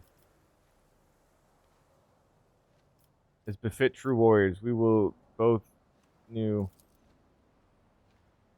True enough, no one would dare say that Baleful Howl would stare into the eyes of Mordecai with anything but joyful awe and fire in their hearts. I sense evil in their deaths. The souls of the Baleful Howl are not at rest, but remain here on the battlefield. They are not with the Allfather. I must escort them to him. Will you bear witness to the last honor given to my brothers?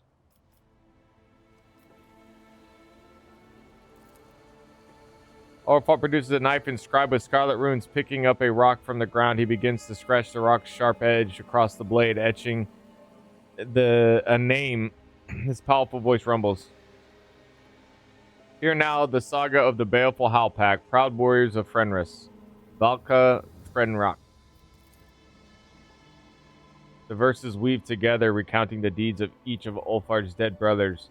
With incredible precision, in every detail, the wolf lists the accomplishments of his comrades, the enemies they slew, and the sacrifice they made. The saga continues at length, and the relentless rhythm sends you into a trance. With a grinding screech, the rock is drawn across the knife blade again and again, ascribing one name after another. On the cold world they gave battle, the pack's fierce name never disgracing. So ends the saga of the Baleful Howl, and the void thunders with echo unending. Fenris Forja. Then I strength to my brothers, Allfather, and then we will build the pyre.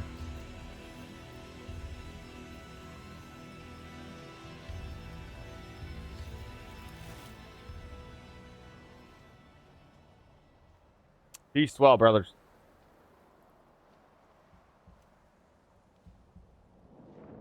Whoop. That's right, it's like really drunk shit. Liquid burns your throat, and the fog immediately descends upon your vision. The sky darkens, and the rising winds whistle in your ears. Throughout it comes a high-pitched cawing of the birds. Ulfar nods approvingly. It is a sign. Fate walks beside us. Skulls. Prost. Cheers. Majestic shadows rise in the snowy haze around you. The figures of warriors clad in indestructible armor, bearing an emblem of two black fangs piercing the yellow the yellow of the sun. They are looking at you. Brothers, bear witness, which means it is time for us to meet my last comrade.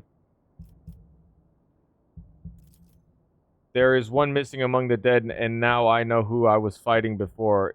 It is brother Ignilf.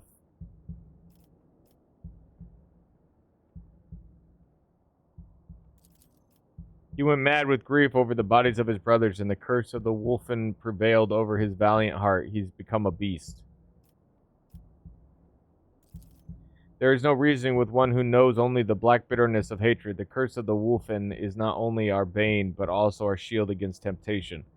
When intolerable thoughts take shelter in the wolf's mind, the curse comes and drives them out, dousing them with the waters of anger. You cannot reason with a wolfen, or deceive him, or entice him. This is our blood talisman against evil. Oh, interesting. The curse, the very same curse that is dooming his brother right now, keeps his pack immune to chaos, I suppose. That's what it sounds like to me.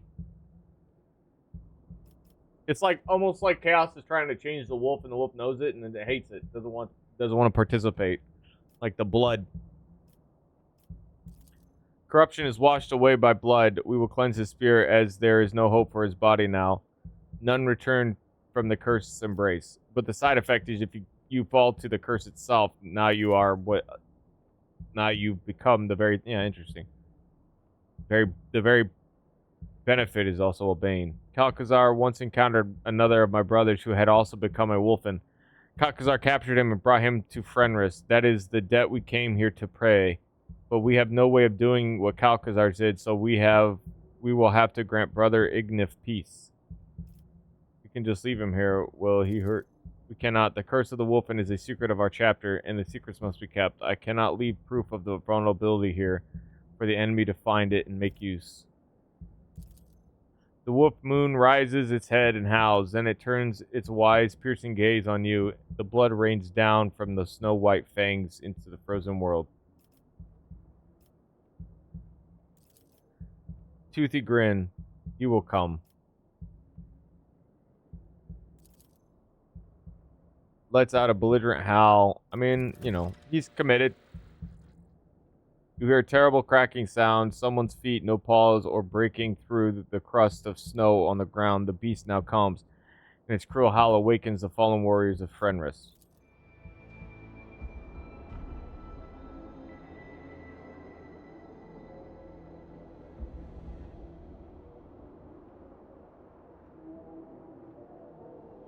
There's 4 or 5. Okay, 5 so far. I counted 6 bodies. Maybe this one's just 1. Fenris thirsts for vengeance. Oh, there's right there. There's 6. Then you'll die quickly. The sons of Roots come for you. Damn. Let's do it, baby. Already done. Not a problem for me.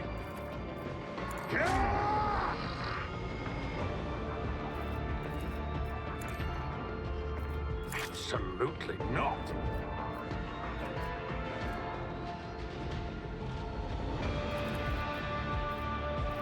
Nothing I can't do.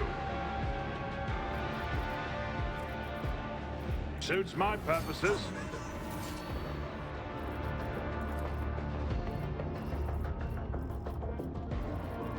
Let's let Ulfar play. Glory to my bloodline. I hunger for battle. Holy shit.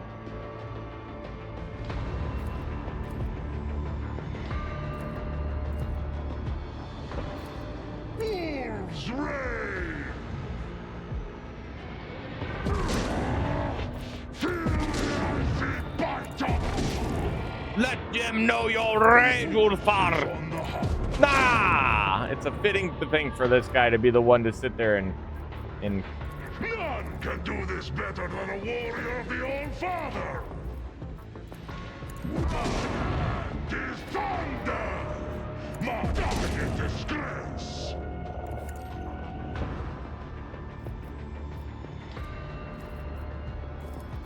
Oh, I can't kick him. Dishonor the wolf with such tasks. Living on the edge. Oh, you're no fun.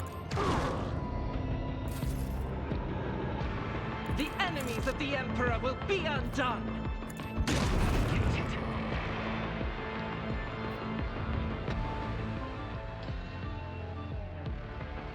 Or oral telling of Ulfar and his brothers, the Baleful Howl saga, and on the last wolf. Look at him, holy moly. This explains why Ulfar got pierced right into the body. He's kind of... Oh, no, it's not... I thought he had a tail, but this is because of his garment.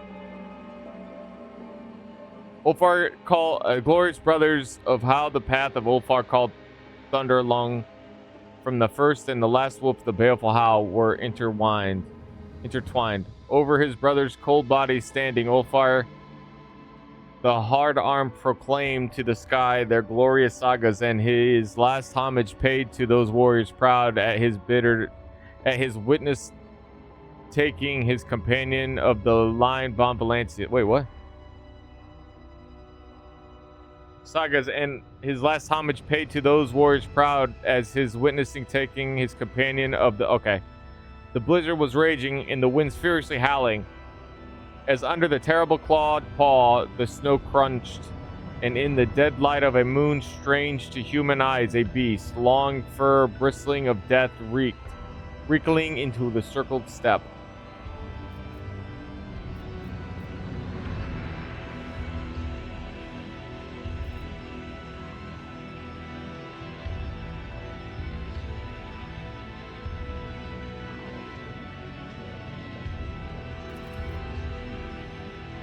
But the cry was drowned out by the harsh elements' roaring magic, with snow whirling in a dance intertwining, for the beasts left a bloody reaping of only two.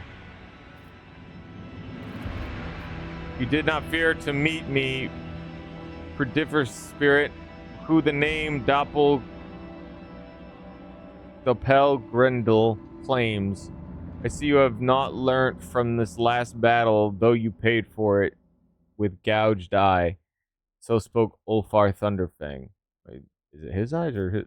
And the beast replied, of your spoils you boasted, to the priests in vain, Ulfar ever lost. My body alone you wounded, but I your spirit maimed and your word crippled. Ved crippled, I guess. When came to turn to the Allfather to speak.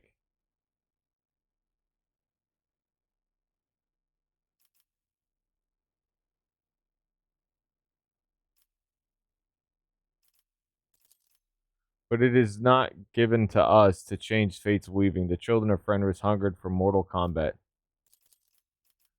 The power of words spewed from the beast's mouth, grinning the cry of the wild hunt, and the embittered soul hearkened. Out of snow and wind, wolf bodies were woven for the warriors who died an unclean death, the unavenged evil never forgetting. Their ice fangs gnashing, they approached into the roiling sky, howling. Their first brother, by Ulfar, was vanquished.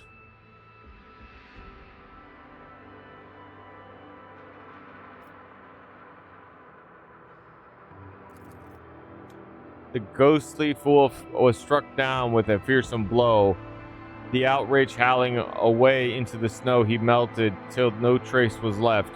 With dignity was met each brutal strike, and with savagery was slain each deadly foe.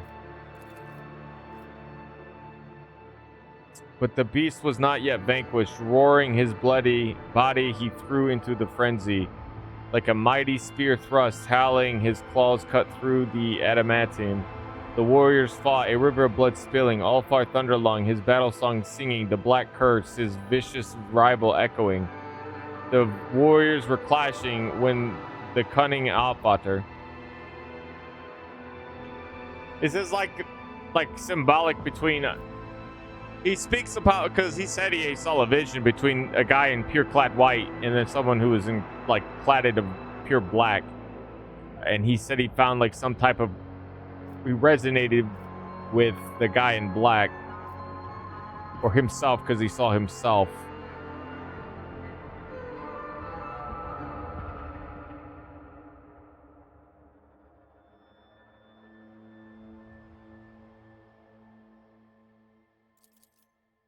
A weakness sprying in the strong armor's joints, the Alfater to Ulfar cried out that a ruthless blow he should strike, his knife drawing in a harsh cry unleashing. Thunderlung plunged the blade into the insidious spirit's foul flesh. To his knee the beast fell, and suddenly about his grey lips a smile played of guile and fear. By the power of icy Fenris, I do curse you. If you look into the past, you shall see only deceit. If you look into the future, you shall only see treachery. The false friend's dagger shall open your breast, the arrow of deceit's rot shall pierce your back. So spoke the spirit born in sorrow, the Allfather cursing, and then the bloody wound the Allfather spied. His breast was cut, his heart was quiet, the Allfather's death was caught him unawares. Had caught him unawares. Eh?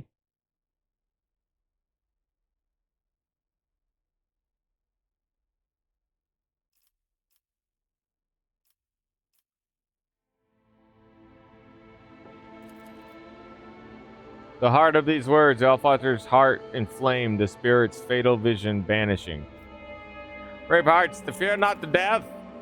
In this death rasp, the Doppelgrendel answered, Brother, we're doomed, but not by the archenemy's followers, nor by the despicable inhumans who did not touch our armor, nor with dark sorcery did the Malefics defeat us.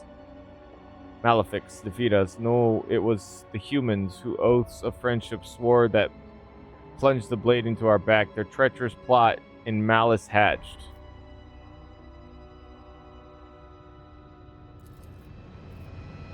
The pair stood together over the prostrate body, the body not of a beast, but of a brave fallen brother. The fearsome Ulfar declared an oath of vengeance, and the mighty wolves of Kalahala went charging. They went knowing that from their betrayers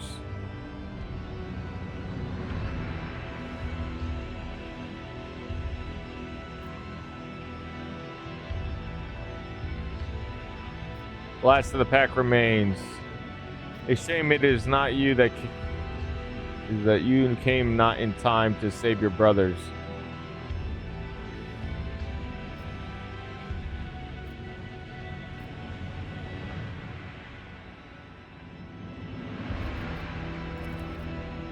The traitor's name from now remains unknown, but in the darkness I will find him and have my vengeance.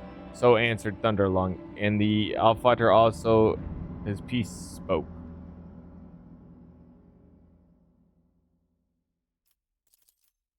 My brothers, the Allfather hall entering will boldly tell that in death they have not been forgotten. With a joyous roar, these words they will answer, for they surely mean that fierce friend still stands. So Allfather's mighty word was spoken. The proud funeral dirge was sung. His brother's weary body, cursed by grief, from his carapace was freed and laid upon the pyre. The old spinners weaved the word thread cruelly, no inquiries or entreaties, excepting Ulfar Thunderfang cast his gaze, and clearly he behold. Man, this shit. And so ended the saga of the baleful howl. May the black men guide them to Kajala. Only one was not claimed by Morkai, the dark-hearted Ulfar Thunderlung, who stole war upon the ground. Too stubborn for death was this rebellious wolf, too hot to be seized by the chill of the grave. His brothers praising his raise, he raised his deadly axe. Fenrir stands, so there will many yet to slay.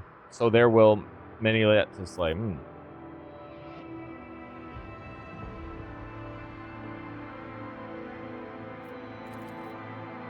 So it was, but anguish does not plague the warrior's soul. He knew one day his brothers he would meet again once the curse was broken, and his honorable death he claimed in battle.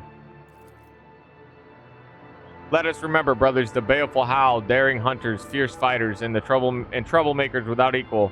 Let us glory their exploits and glorify their fall with honor. Have these wolves gone to Kajala? Let us remember the mighty brother Ulfar, who did not abandon his pack in the snowy wastes. Let us remember the traitor of Von Valancius line, he whose name is known and honored on Fenris. Let us raise our cups and cry into the face of hell winter's gale, Father, we live still.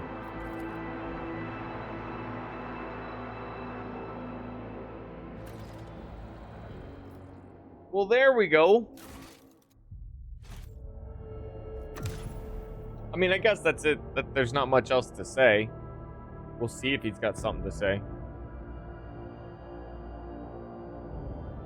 I never did go see if Pascal's got anything to say either.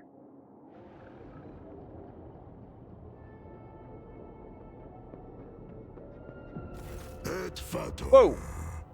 It is good to see you. I swear that your name will not be forgotten when I return to Fenris and sing my saga. Thank you. Their stories will not be forgotten, but will live on in the chapter's legends. We wolves do not fully die. We live to hunt in Valhalla. And one day, we will return to this world for the final battle. Glorious will be the day when we brothers are reunited. Kind of a little... The pack is no more. I could become a lone wolf, an avenger of the fallen. But my heart yearns for something else. I have missed the company of the warriors of Fenris. When we finish your business here, I will seek out Thorvald Ironhide and accept his generous offer. I will bind myself by ties of blood brotherhood to the Stormbiters. My duty to the Allfather is not yet fulfilled. Hopefully that pack is still around, because I think they went and did something. They definitely don't trust Xavier, whatever his name is. Dr. X.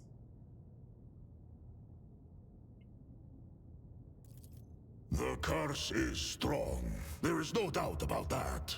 But my spirit is stronger than a doppelgrendel. I overcame one in combat.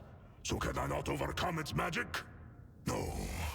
One day I will find the glorious death on the field of battle. I mean, witnessing his the complete decline of his entire pack could have driven him mad, but he held through. Do you remember when I was overcome with rage in the wreathing Tempest Spire? And you reminded me who I was supposed to be fighting for? When I told you of the death of my brothers Arnulf and Skjadi, you paid tribute to their valor. And for a moment, I felt as if I were back home on Fenris. And I wanted to return there. When we stood over the body of my brother, Ignilf, you spoke true words. You brought my home back to my mind. And then I knew that I was not ready to abandon all hope of seeing it once more. I mean, his brothers might be dead, but his home's still around. So he's right, there's hope there. Your counsel, Edvetter. It is what gave me strength. Dreams brought on by Mjord mixed with reality and the spells of the Doppelgrendel. Doppelgrendel. How can I say what was true and what was a mirage? Were we fighting against a spirit or against my deranged brother? Did the ghosts of the fallen rise up beside us to weigh our valor on the scales of honor? Or did the drug make us do battle with the wind? It is all true. That would be funny. You just see Opar and yourself just hitting the wind for nothing. The people of Fenris have long known how thin is the line between what is real and what is legend. I could not have done it without you, Edvetter. Know that, now and always, you will have friends on Fenris. Fenris Hjolda. Edvetter.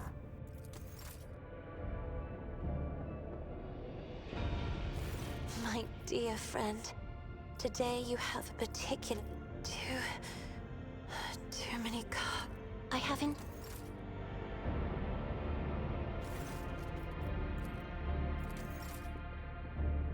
Let's go see what Pascal has to say, because I don't think I've talked to him since then. I could have, and I just might have forgotten. Pascal, I gotta... The Amanat Collective never found the time to thank you for your cooperation, Von Valancius. The part you played in achieving the restoration will not be forgotten. His voice definitely sounds more like more. I am the Messiah of discontinuing. I am the computing power of 6 righteous souls. Yet I am more than that. Bit pretentious. Much like a human is more than the sum of their organs. As to whether I am human, I doubt it. I am a data spirit, an incarnation of the answer to the question we posed to the Omnissiah. However, the person you knew will forever remain at the core of my system. We are no strangers to each other. We are fighting the same fight and have been through a great deal together. I am the Messiah of discontinue. Serve the Omnissiah. But first, Pascal, I will no. make good of my obligations towards you. When all of it was worth it. Okay, so he liked it. I'm afraid my assessment of them was correct. Ignorance was remedied. As for Abel, the end of our captivity and isolation brought in great joy. Now imagination speech. If I could show you the web of cause and effect that permeates the world, you would. I think you realized yourself that nothing was accidental. Then I will return.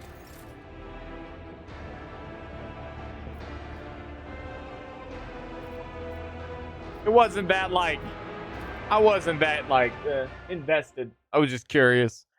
A lot of times I feel like I can read faster than the way they speak, which is fine for the dialect, but I wasn't really willing to sit there and listen to Pascal talk about something that we dealt with quite a while ago. I forgot to go talk to him after the event had occurred.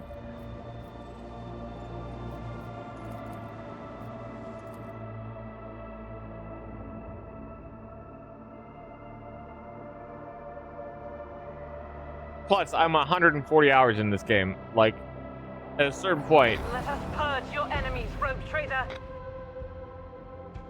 Whoa! I get to fight one of the Shroud cruisers. Alright, let's see what happens.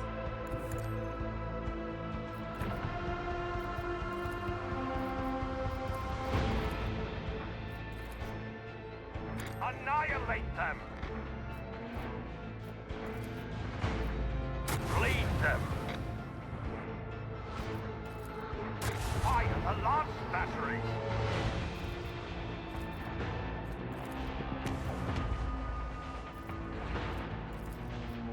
Another salvo! Fire right now! Right, I should have a new weapon for this. I need to go get that.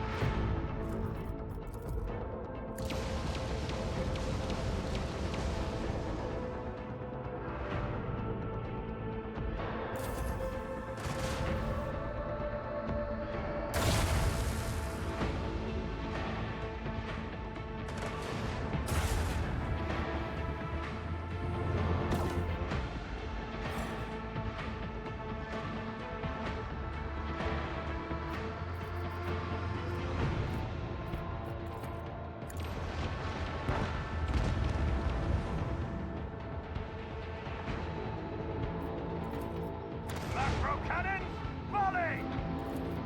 Bleed them! Onward!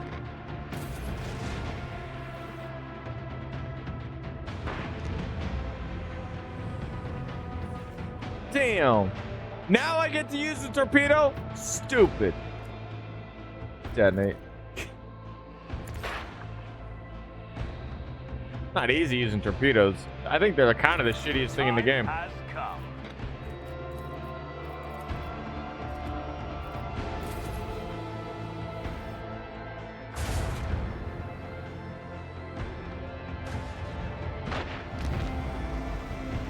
I'll mention this triumph in my memoirs.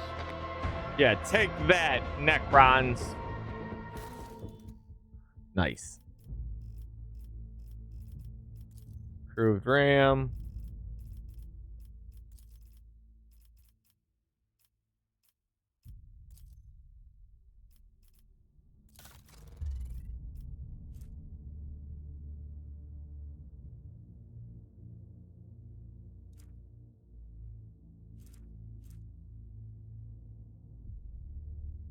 Oh, I got confused. Okay, I already had something better.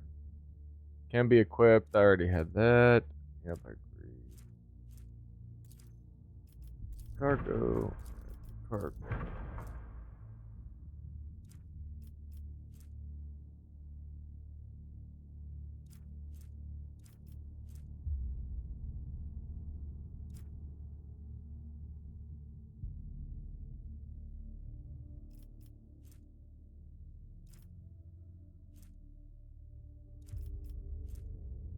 $39. 4 shots at 27.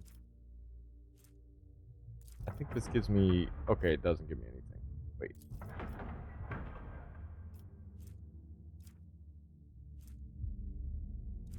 Oh. Oh. Plating. It's a shield generator. I could switch out. Kind of don't really care. I will say, though, the strike craft, these strike craft are actually really ferocious. They do quite a bit of damage. Just wish I had a better tube system.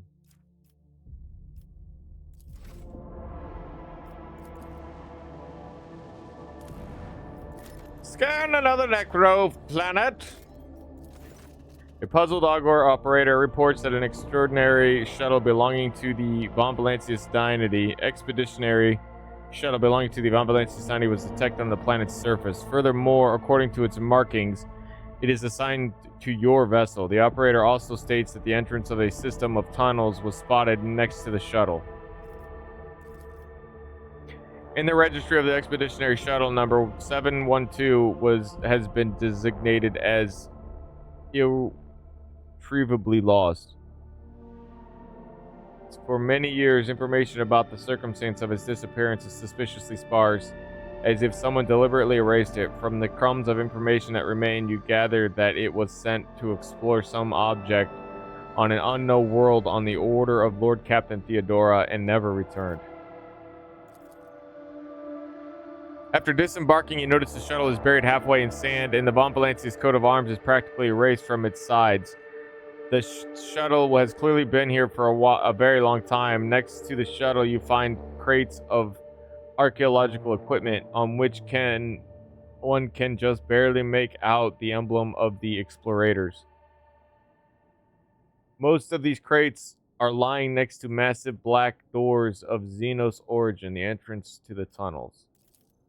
The descent into the depths takes several hours. You make your way through cramped corridors, giving way to huge black halls, where dim emerald glow from one discernible source brings forth the silhouette of equipment abandoned by the tech priest. The suffocating, oppressive silence that accompanies you during the descent is broken only by the echo of your footsteps, deafening and yet so insignificant against the back of the Cyclopean arches. Ugh.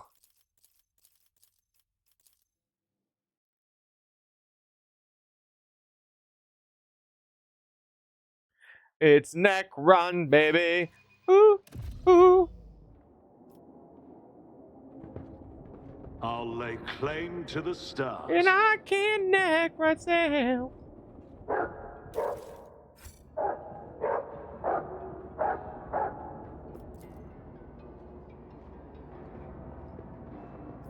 The way out is blocked. Oh, The yeah, stairs it's have definitely a collapsed, battle. And there are dead tech priests everywhere. What in the void happened here? Abela, look closer at these creepy hunks of junk. You don't need to be a seer to know what happens here. Oh, these Necrons are underground still. They are properly dead, aren't they? I won't tolerate weakness.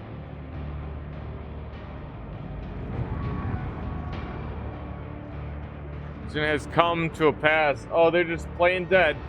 I'll wipe you from from the face of the galaxy. Exterminate on sight. All too easy.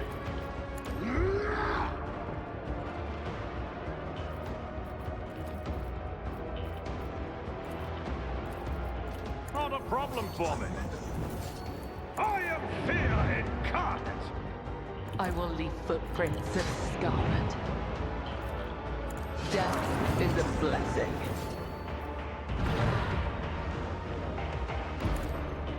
The killing brings me no pleasure.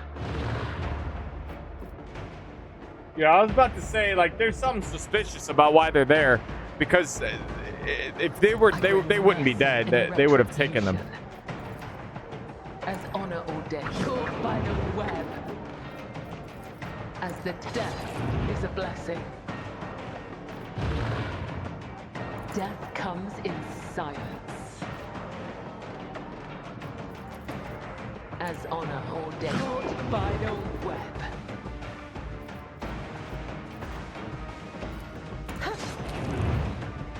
I am your blade and shield. Let your soul be purged. I shall come. The other side awaits. I will leave footprints of scarlet.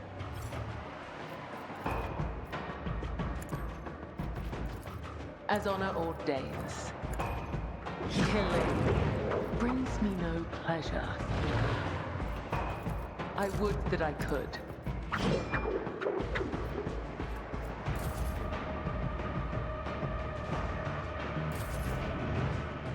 Watch my back. I can do that with the right incentive. I understand. Hear you moving. No more. I do think it's cool they teleport away. Oh, he's right on my base? What the hell?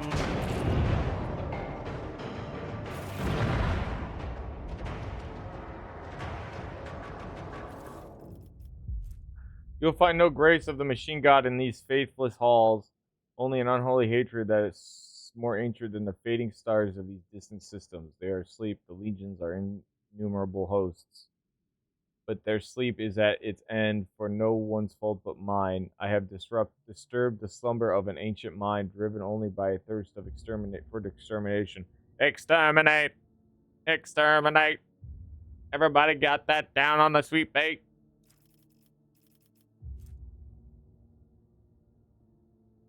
Ooh, flavor, I think.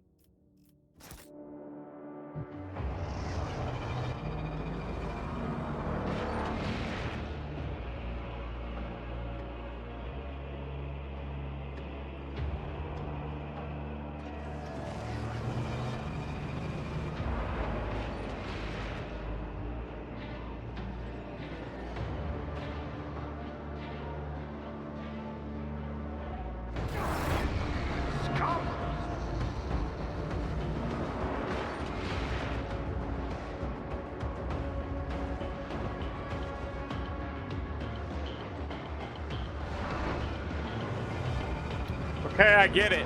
Like, holy fuck, bro.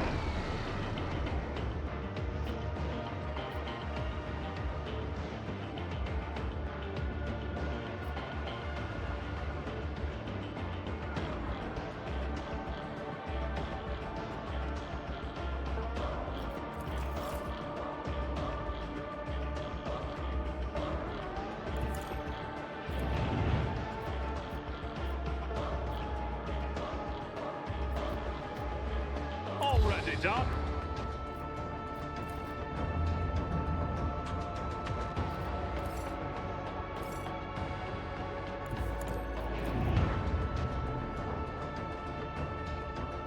Suits my purposes.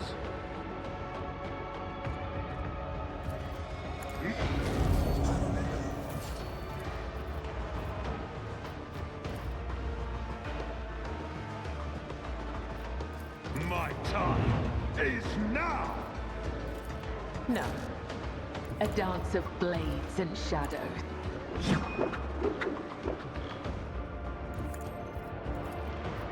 As the tenants demand. The other side awaits. I bring mercy and retribution.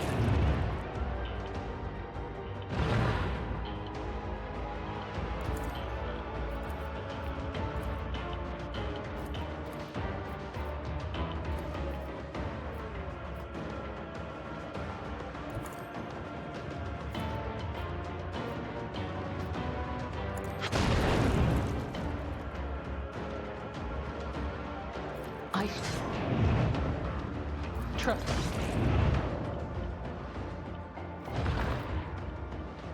I am your blade and shield.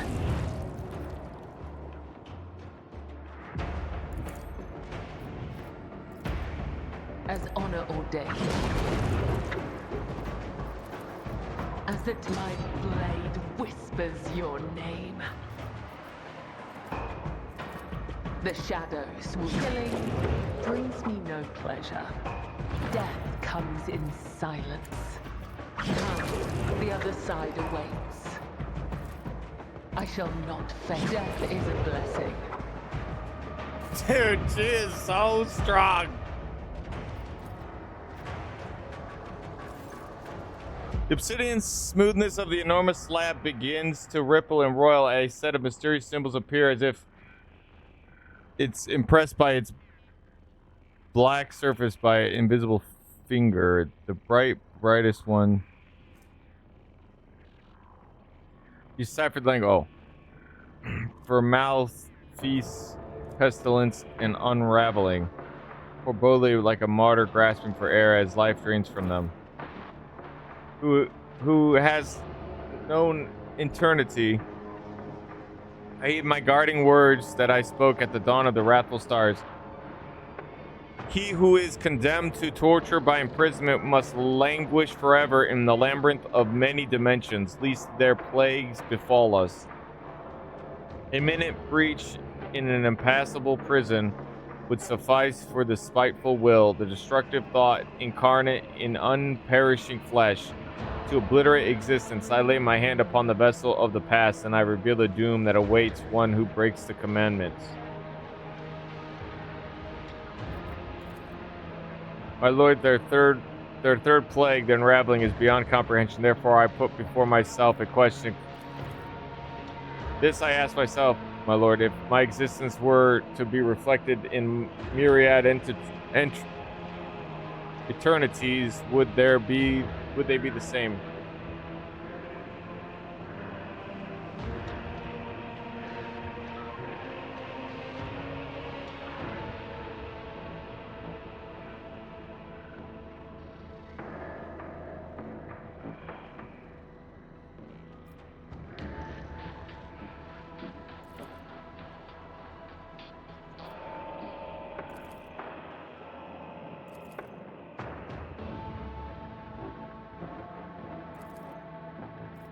Do you go poking your fingers in every kind of Xenos filth you encounter? Likened to this, would you like me to chop off the hand before something happens? In my numerous eternity, I remember their doom. I am revealed the first plague, the Malefice. A wormhole that invades the very essence of thought.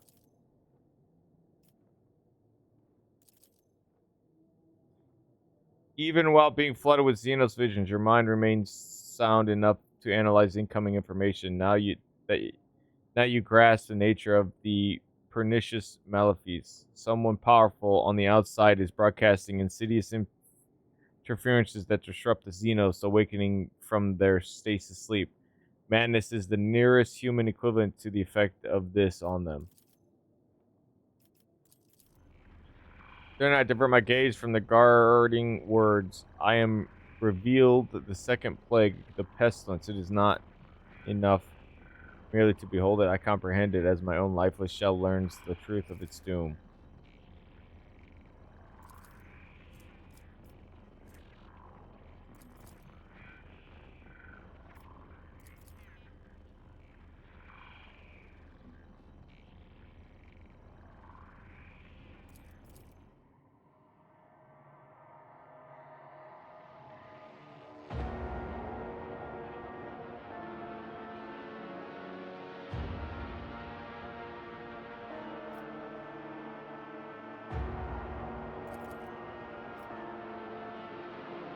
Huh.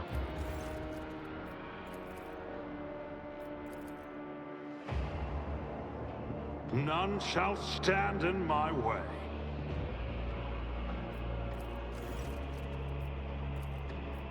Symbols of star, transfiguration, and imprisonment. Edify my spirit so that after my reverie visions comes to pass eternally, I may shed my oblivion of that which I lost when I gained all, but that which I gained when I lost all, I absorbed the lifeless images unheeded full of fleeting moments for eternity is my worship. I lay my hand up and hearken until my memory is imperishable tomb wherein the ash of times past are laid to rest. The Nephalmech's books of wisdom, knowledge received from the Omnisci himself by his most beloved children, knowledge that led to the most terrible betrayer of all.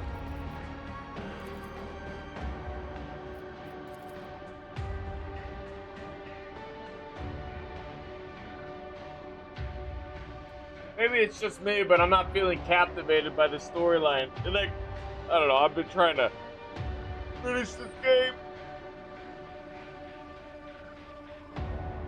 Ugh.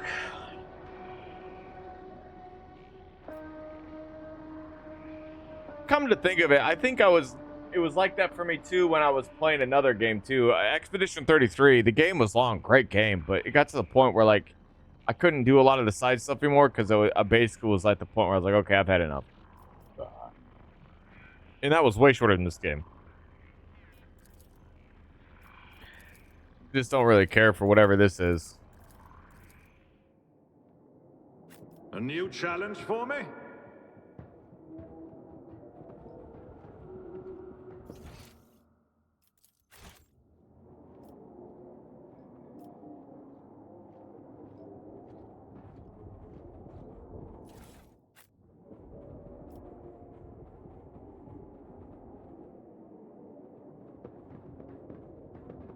There's still zombies.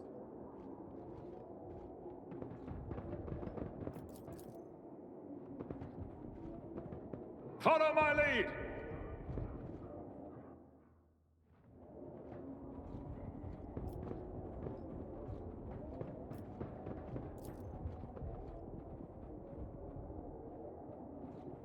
Is that it? Feels like that's it.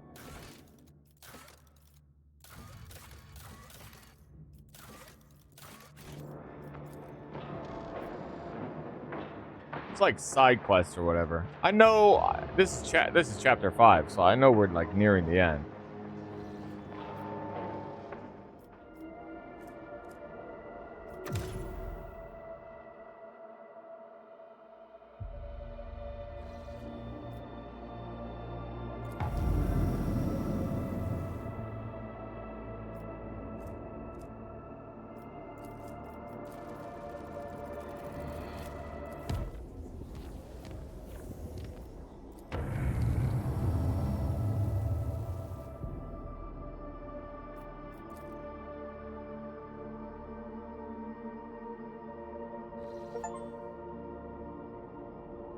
You visited all the systems in the Cronus Expanse. Well, how about that?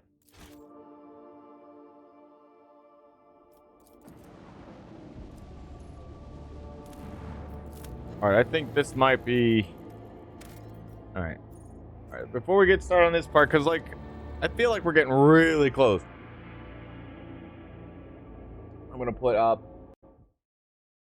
Oh, yeah, that's stupid. Here's Death Guard. And I'm smoking, then we'll get ready. Their followers obey without question, for the demon princes not only retain the martial skill and guile of their former lives, but stand as living embodiments of Grandfather's favor. The Death Guard revere them as demigods, second in might only to Mortarion. Yet the harsh truth remains that the demon princes have exchanged the shackles of mortal life for another form of servitude. They revel in their diseased might, blind to the irony that immortality has bound them to Nurgle's will for all eternity. Their souls are no longer their own. The infected champions who lead the Death Guard to war are bizarre and terrible things. They are the lords of the Legion, occupying posts of command ranging from individual colonies, vectoriums and cohorts, to plague companies and flotillas. They prove themselves worthy to rule, time and again, demonstrating their endurance and wreaking unspeakable devastation and acts of desecration. As in all aspects of Death Guard life, it is Mortarion who determines the doctrines and conduct of his champions, for he expects even his most gifted sons to choose the path best suited to their talents and to carve it through battle.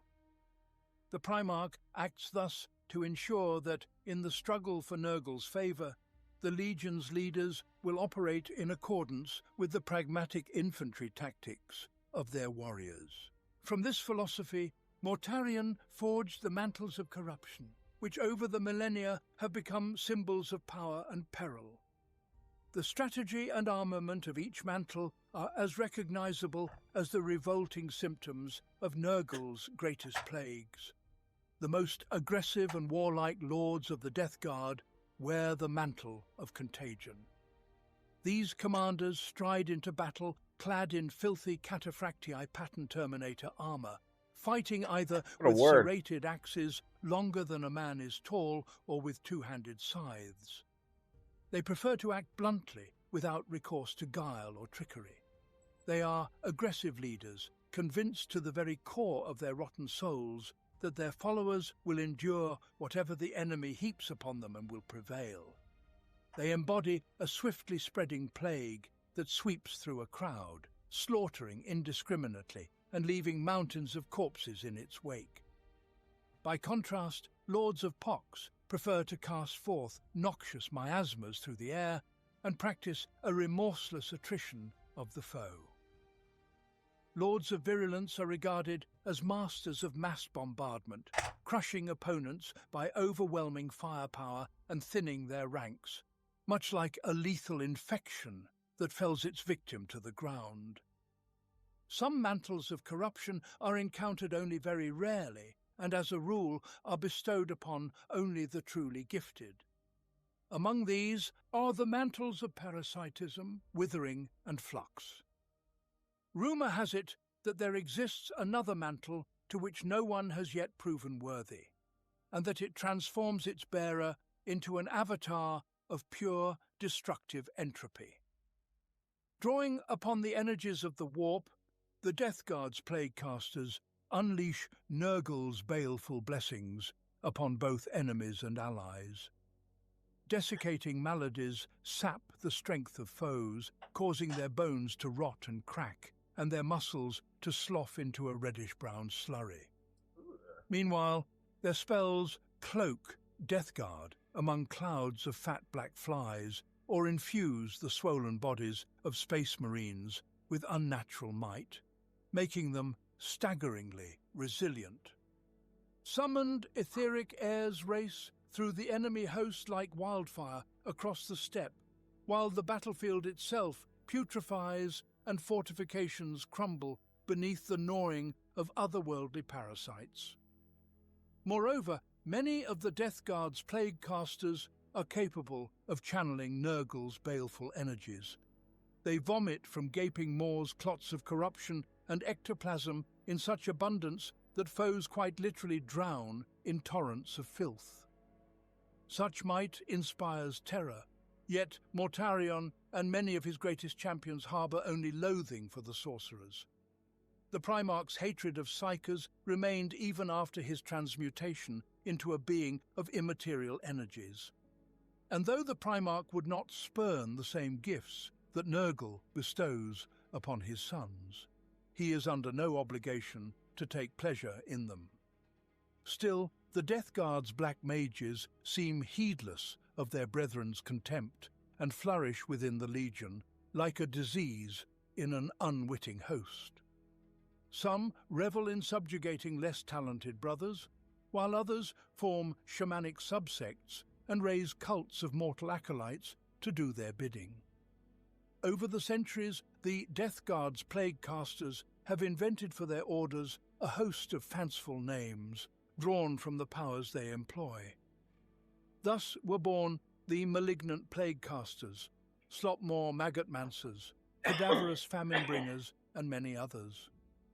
The lords of the Death Guard acknowledge the usefulness of sorcerers as living weapons. Some even allow them to a degree to direct them, sifting their delirious ravings for useful intelligence. In any case, sorcerers are seldom valued or respected, and so they usually remain pariahs among their kin. The sole exception to this rule are the Vectoriums of the Fourth Company.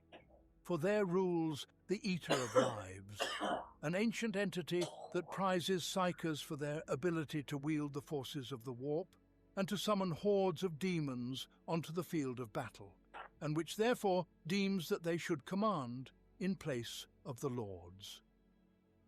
Malignant plague casters fill the air with poisonous fumes.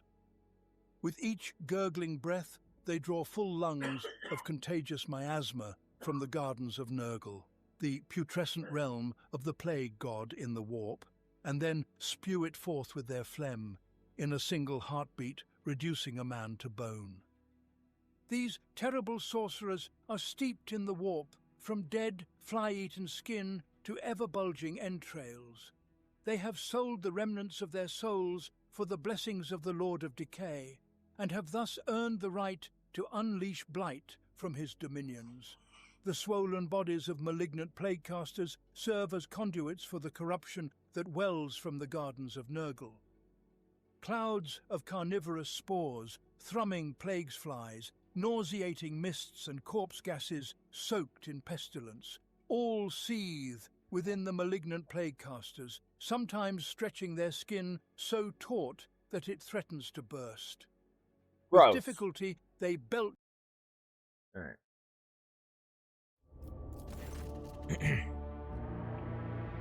I might have started to right.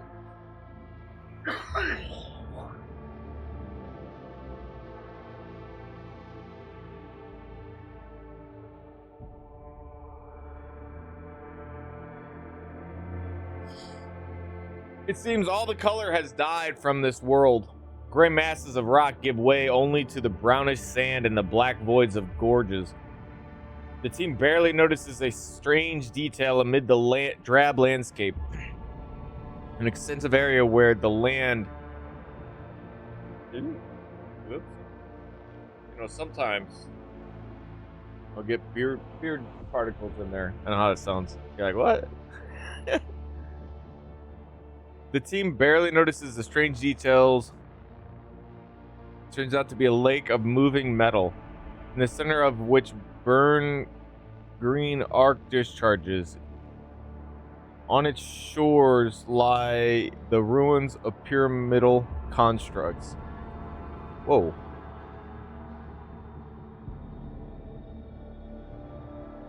Through magnoculars, it is determined that the remains of the pyramids are slowly melting, creating flows that dump new metal into the lake. The smoothness of the lake is lightly rippled by currents trying to extinguish the flame in the center.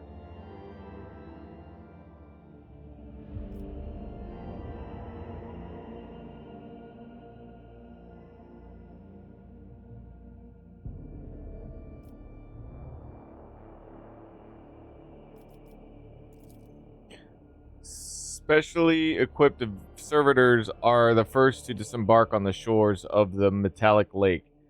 To the explorer's surprise, they return unharmed with samples of the anomalous substance. The squad sets out to study the lake and the Xenos constructs. They're like, whoa, they came back! Acolytes of the Adeptus Mechanicus determined the metal contains the same substance from which the pyramids are made.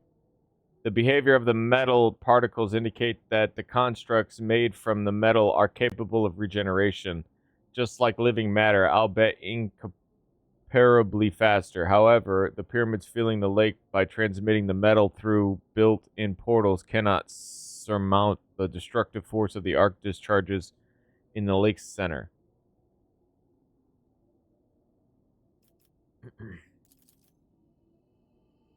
One of the pyramids lining the lake shore is more damaged than the rest, judging by its melted edges and the direction of the breaks. This damage is the thing that started the fires at the lake's center. Endless flows of metal pour from the portals of every monolith. However, one of the flows is noticeably weaker than the rest. Looking closer, officers notice a small object blocking part of the portal. With the help of servitors, they are successful in removing it, bringing it to the Von Valancius shuttle. Wheeler gains 3 charges of hollow field at the start of a combat.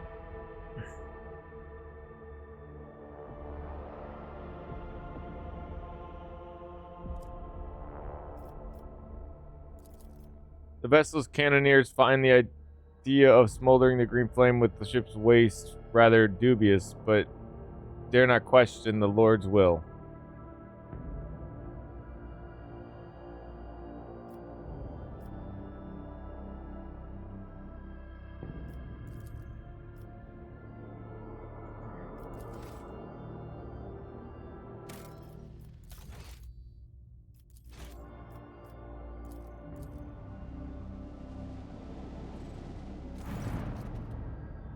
Judging by the orbital trajectories, this is the parent star of the system, and a Lumen reader is right. Back in the day, it used to be huge and angry with a bite to it, not this half-dead firefly. I can't imagine that what could have drained a deadly beast like that. The Lumen reader swears that the rays of the star would have continued withering all life in the system for millions of years more. It was too young to have faded like this.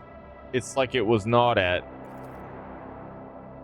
It was attacked suddenly and fiercely. A hungry predator bit into its magnetic field and drank as much of its energy as it could.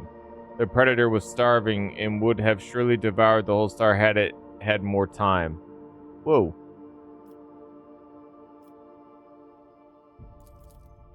I do not know, but I can read the traces of what was committed here as if I had seen it happen 100 times.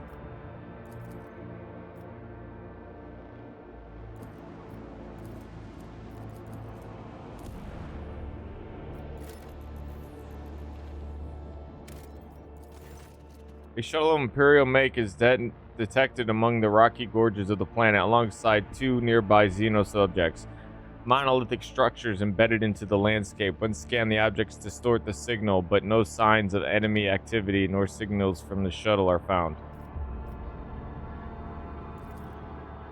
The servitor's signals disappear as soon as they approach the cliffs between which the shuttle was found. Not one of them returns and no data is received. Personally explore the enigmatic monoliths.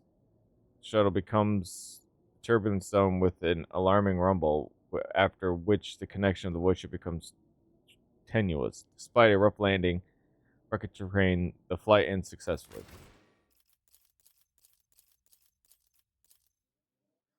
Let us see, let us see. It'll probably be another fight of Necro. Visit all optional locations. Well, ain't that just the business? Victory awaits. Monkey must know no fear or reason at all, for they permit. Face of the galaxy! Submit and die.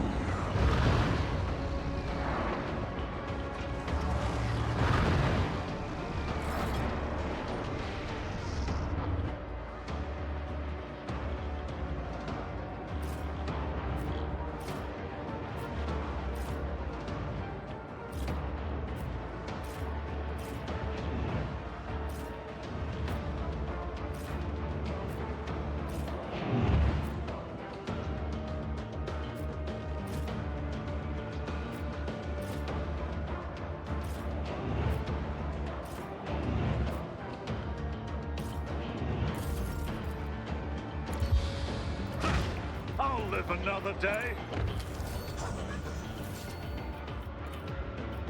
I'll bring glory to my The bloodline. dance of blades and shadows. Caught by the web, as on. Watch out as the caught by the web. My blade whispers your name.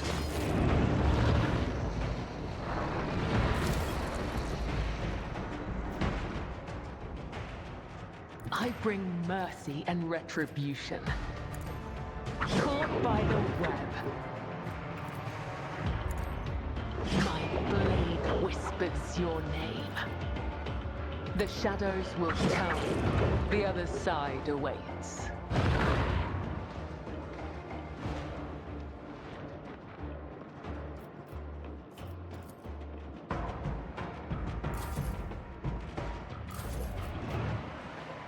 A moving target lives longer.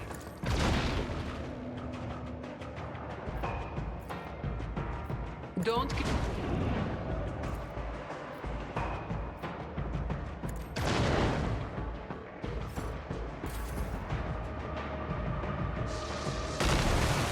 Whoa!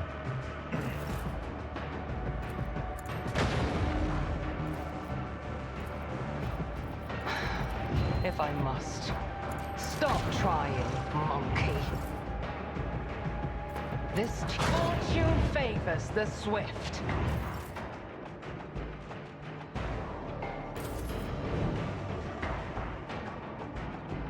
Hold the formation.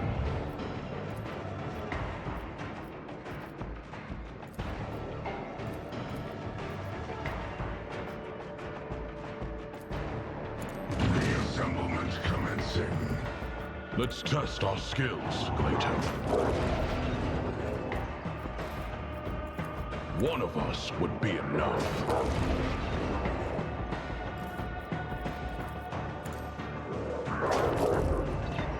Broken!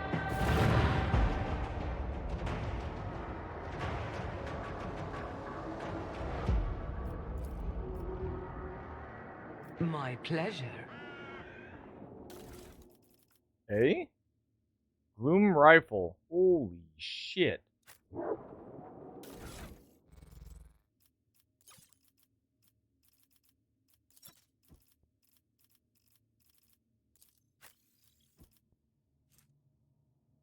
Yeah, you fucking right, it's better.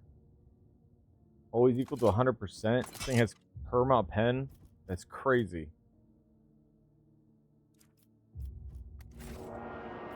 Doubt is for the weak.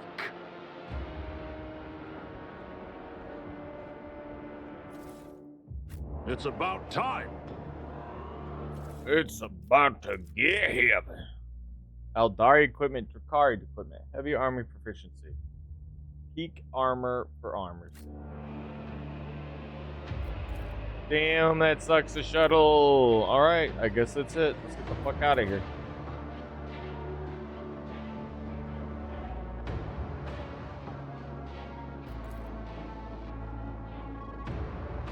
We're nearing the end, cowboys.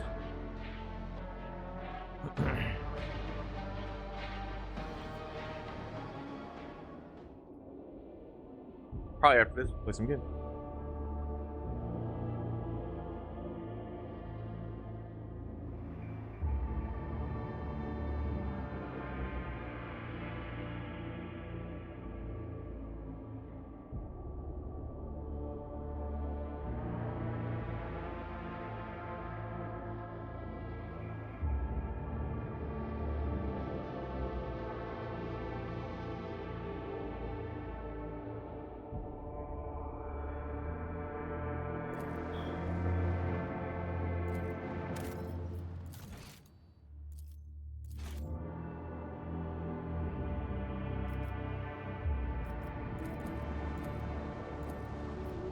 There's a ton of dead stars around here.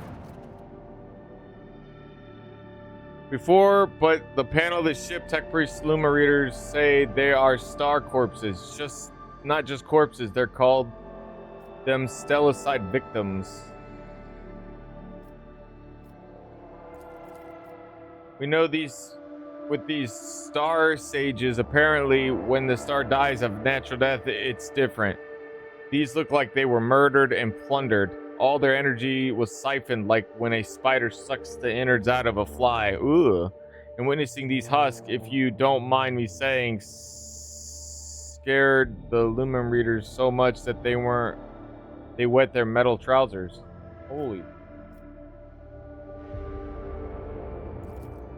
I agree, Lord Captain. The stellar trajectories also suggest that most of these stars didn't used to be here. Someone is hoarding them in their system. Oh yeah, that explains where all the stars are gone missing. You know what I mean? Because they like teleported and the Jakari were doing it, yeah. Someone was hoarding them in the system, and I wouldn't like to have been here at that time. The gravitational currents would have been pure chaos. We could have pulled off something like that. Was it Drakari? Dragon stars around like they are their property is quite a character of those damn Xenos. That's true. Okay, so it's one of the stars. Okay, copy. Save. We're about to find out who's been taking stars. Lord Captain, a Xeno squadron is in an intercept course. The same abominations from Abor. I think they are guards. The ship took off from the surface of the planetoid as soon as we bathed it with the eye of our augurs. I'm not an expert on Xenos minds, but I know my void maneuvers. I can tell you this, they are angry and they are approaching on a direct, unambiguously aggressive trajectory. All on deck!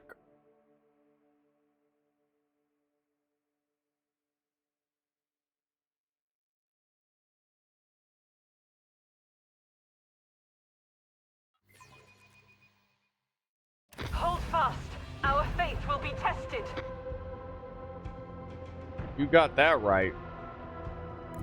Set the course. Alright, maybe I'll get some torpedo action. Torpedoes locked. Fire the lance batteries. Fire the launch batteries.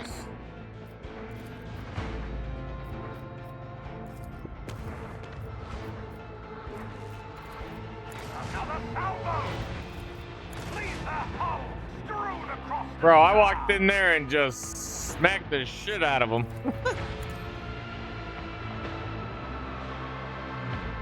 And then they come back. Good job, boyos. Only one came back? Oh, damn.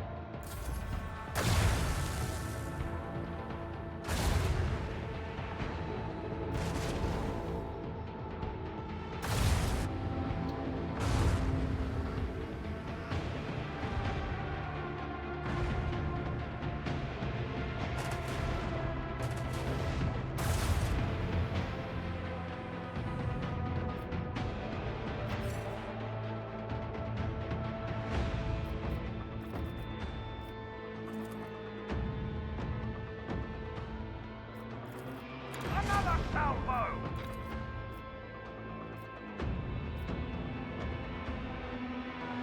Onward. This one's going down. What? Lame. Fire the lance batteries.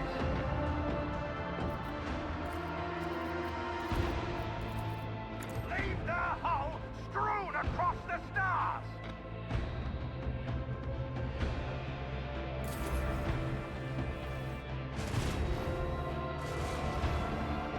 Come on, let my... bro. Yes?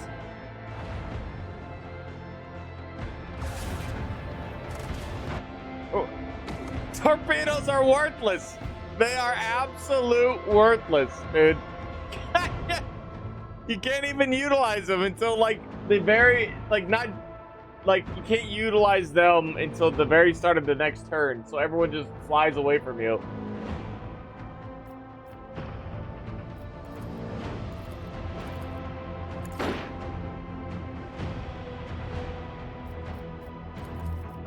This one's going down.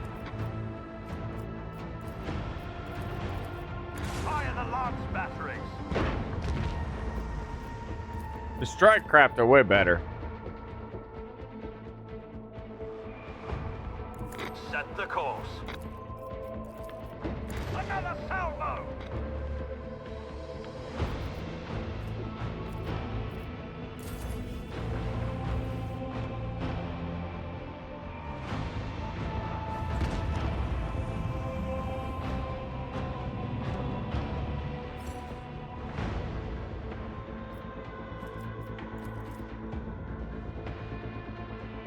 Onward. This one's going down. Victory is ours. I might replace... I don't know. You need those tubes for the strike craft, ironically. Or else I don't think I would use it. But then again, I don't think the really strike craft are that good either. I don't have nothing to replace the arsenal. Could replace the weapon down at the bottom. Prow.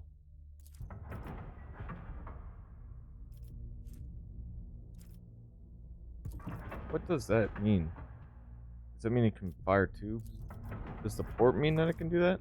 I think that means it can switch to flak, though. I don't know. It's a little unfortunate, but we'll mess with this, see how that feels. Though I've used that kind of setup before, it is strong. And it's probably not going to matter now.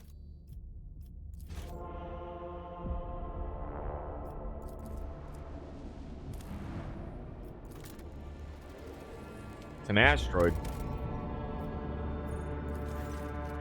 Lord Captain, we spotted a planetoid with an unidentified xenostructure. Something tells me this is the place we've been looking for. Augur clerics detect a field of void mines on the trajectory toward the planetoid. Practically nothing. The Augur clerics say the magnetic radiation blinds the machine spirits. We see some kind of wicked pyramid, and we're picking up a few encrypted Vox transmissions. Good minds, I know from experience, encased in chromite under a coat of camoline, their cognidetonators are inhibited by the most malicious and cunning machine spirits. Or inhabited, my bad. You've ever seen, so far too good for pirates, and given that they've been planted for several cubic kilometers, I have reason that they are gifts from the Lord Inquisitor's own stores.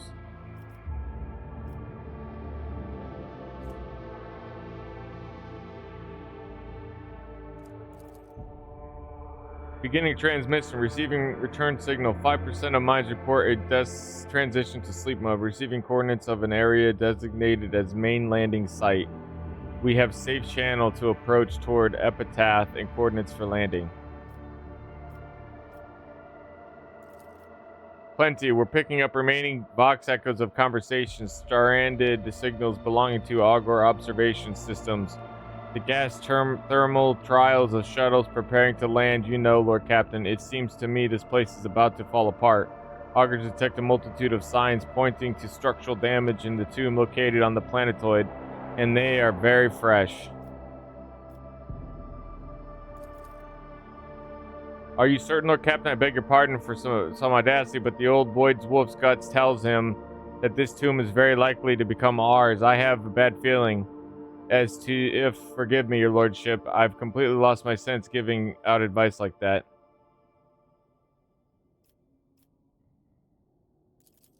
Be careful, your lordship. We'll wait as long as it takes for your retrieval signal, even if every Xeno fleet in the world appears to swat us from orbit. I mean, I got a real good ship, so hang tight, fellas and ladies.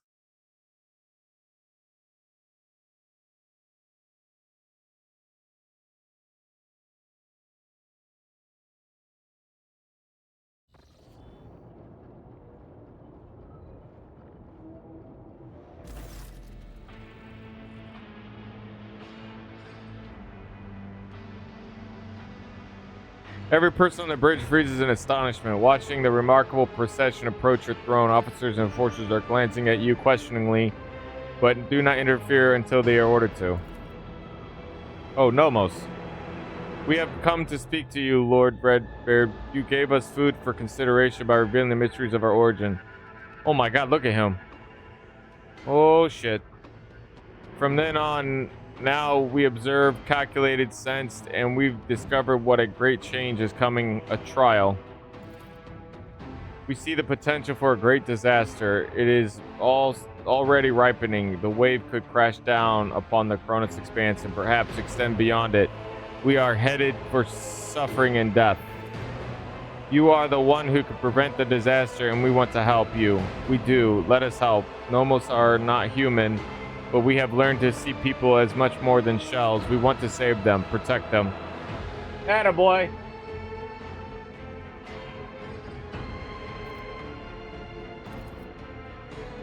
Nomus cannot say something changed after you helped us remember our birth in Epitaph. We now sense the liberation of something vast, which is actually a mere function of something limitless. It is seeping through a breach, its shoulders pushing against the walls of its prison, and are about to give. But what it is, we do not know. We must say, it frightens us to think that this. Music is crazy loud in my ears right now. Something that is, it's epic but loud. Trying to break free, it is so fast. I bet you it's in this little egg thing. But we know that the living souls are the same. They are also larger than they seem, and no capacity can calculate their potential. This makes us believe that we, Nomos, and you, Larry Redbeard, can step beyond the limit of calculations. There we will face the unleashing horror without faltering. What do you wish to do? Wait until the unknown threat appears before you, then face it. We do not know when or where or when it will happen. We do not know what we will face, but we know what we will want to be there with you. We want to be there with you. There is something we require to do it. Nomos are tethered to the shell of the ship. We can only follow you outside by using servitors as our shell, but they are lacking. Only a modicum of us can enter such a primitive vessel, and our power is likewise limited. Uh-oh. I almost think Nomos is like Zeech in disguise. The green throws me a loop. Or Nomos is AI. I don't know. We're gonna go down this well. I have worries, but we're just gonna go down. Maybe the whole time Zeech has been tricking us into like denying chaos itself, but slowly seeping chaos in us by the I don't know. It doesn't seem like that though. The story didn't tell it like that, but paranoia is, there you go. There it is. There's the paranoia. But very few things can house us. That is why we've come to ask you. Magos Asclepius has offered his shell to us. It might do. What the fuck? Indeed, I have. I cannot think of a proper end to my pilgrimage than I think this is the guy who came here and was so obsessed with the guy with Nomos.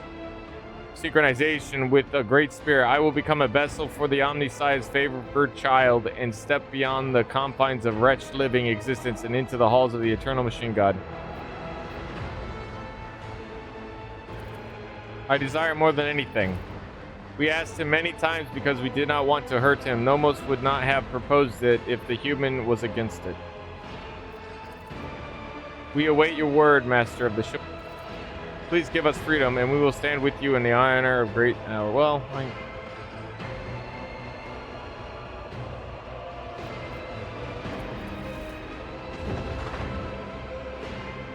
oh, he did that real quick. Praise the Omnisci, kneel before his favorite child and humbly offer the shell as a gift. May I become a temple to the machine and a vessel for its great spirit. How interesting. We feel restricted, but not as much as inside servitors. Some work must be done on the new shell, then it will be ready for journeys to the outside. On the shelf, I'll leave you for now, but in the hour when you stand before the great child, we will return and stand with you, side by side. Oh, man. I mean, I don't know, dude. The journey of the scale, dude, this is crazy. Where is he? Where are you?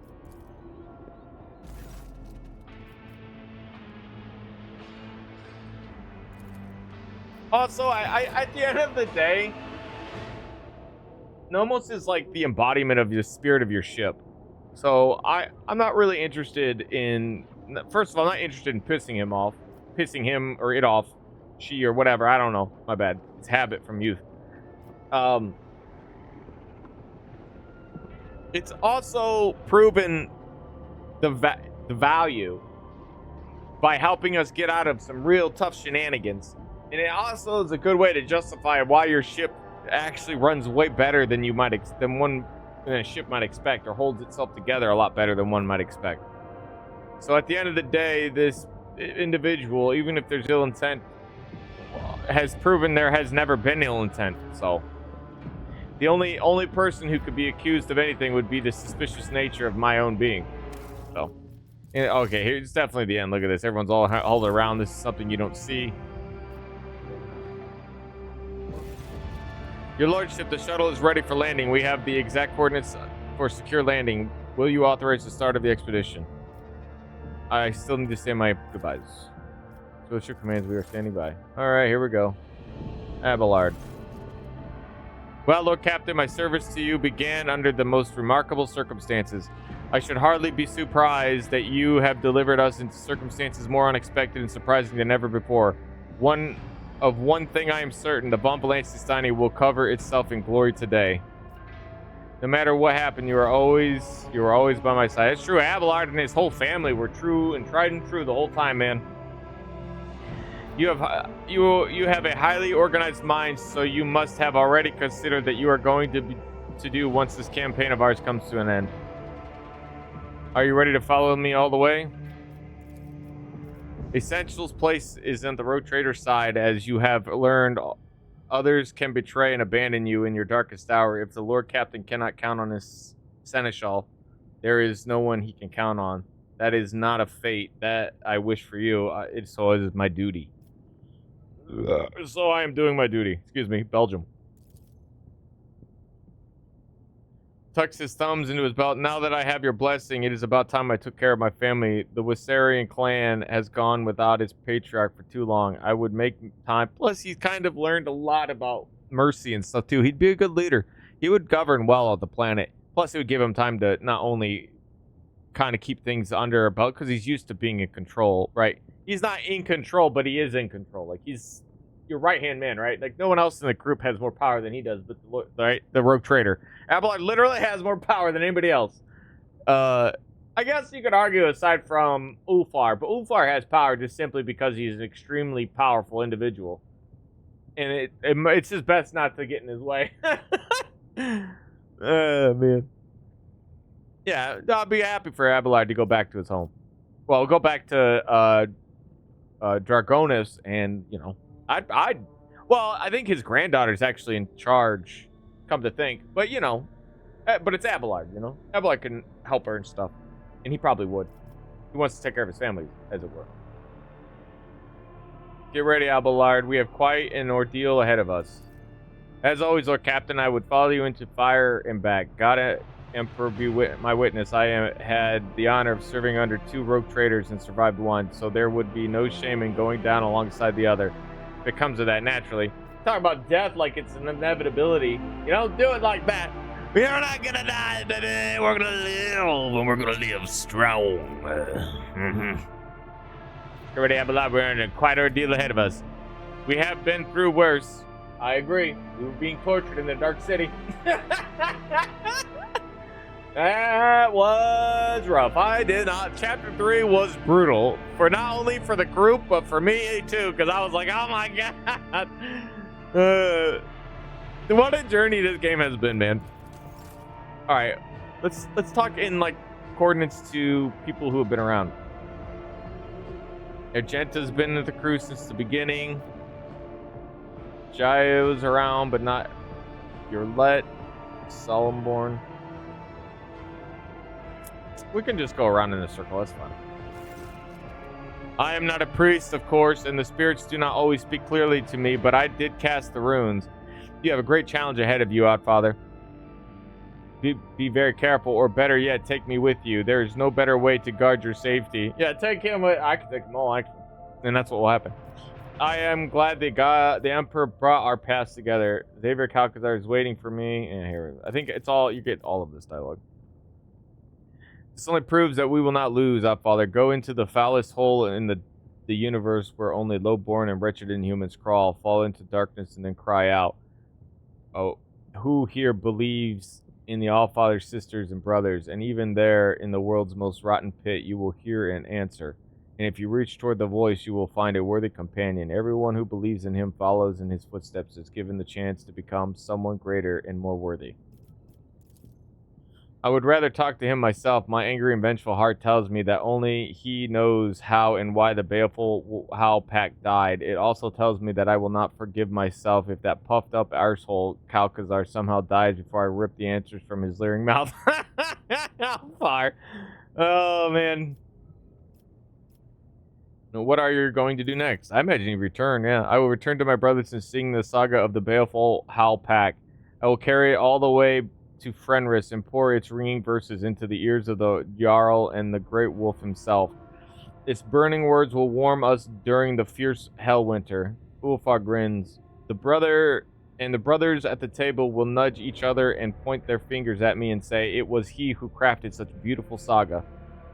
How generous the Allfather has been to him. You think they will?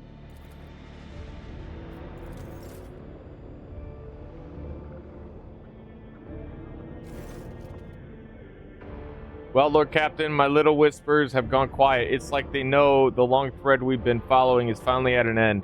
It's now or never, isn't it? Thank you for everything in either way, Lord Captain. Yeah, she has been through a shitload. How about it, Ira? Grant me one last prediction for the road. You think the little whispers are going to play nice? They weren't useful even before, and now they're more likely to mess us around than save our bacon. Lord Captain, your fate is in your hands alone, but do not let the words of a deranged psyker confuse you. You are not meant to listen to the grumbling beyond the veil.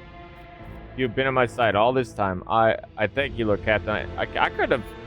All of them. You can leave all of them to their fate if you wanted to. I can't imagine why you've shown me such kindness after everything we've been through. You are the only reason I'm still alive. There were so many ways I could have died. I know I've been harping on all of this about Lady Theodora, that, you know, you may never become who she was, but she could never have been who you are either. And I'm glad it was you who replaced her, and that life threw me together with you. That's nice to say. Not with somebody else, so there. Now let's change the subject before I get all sentimental. What do you think awaits us in this last skirmish? Well, I have no doubts about you. Everything's going to come up roses for you. As for me, there are catchers of, you know, maybe I won't live long, but it'll be a good life. I'll leave behind so many tales to tell. Let them remember my name over a mug of something foamy and laugh at the stories of of our exploits. There, you really have lost it, haven't you? Starts to sob. Thanks. Give her a little hug. If it were an easy battle, who would ever bother to tell tales about it? Nobody, that's who. Let them show. That's the human condition, winning against all odds, right? People buy the lottery, even though the chances of winning it's like 200 million to 1 or whatever. And people still do it because there's hope in it, which is an interesting dichotomy with humanity. I find it endearing. When the path my lost soul was following crumbled beneath my feet, shattered, plunged me into doubt. You were always there, Alantok, despite how much you hated my kind, despite what my kin were doing. It is time for me to repay you in kind. Our journey together has not been an easy one, but I am glad that both of us are here today, standing united against a common threat. Is it not what sentient creatures do? We both defended what we held dear, just as life has taught us.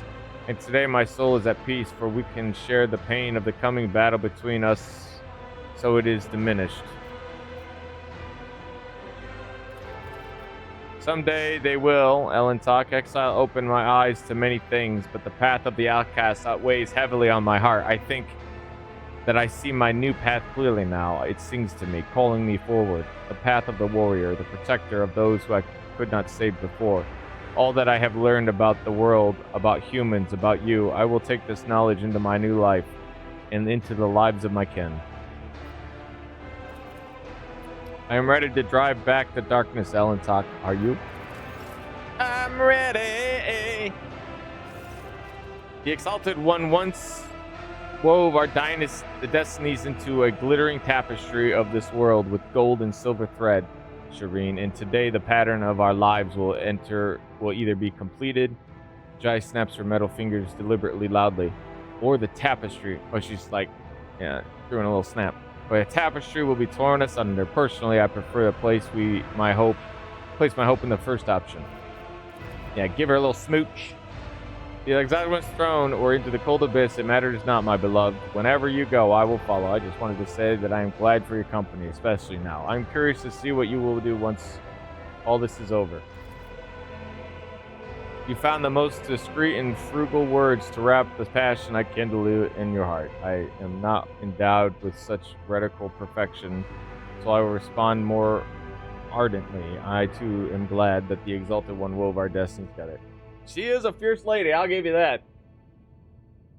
Dug a path out of there for herself. That's respectable.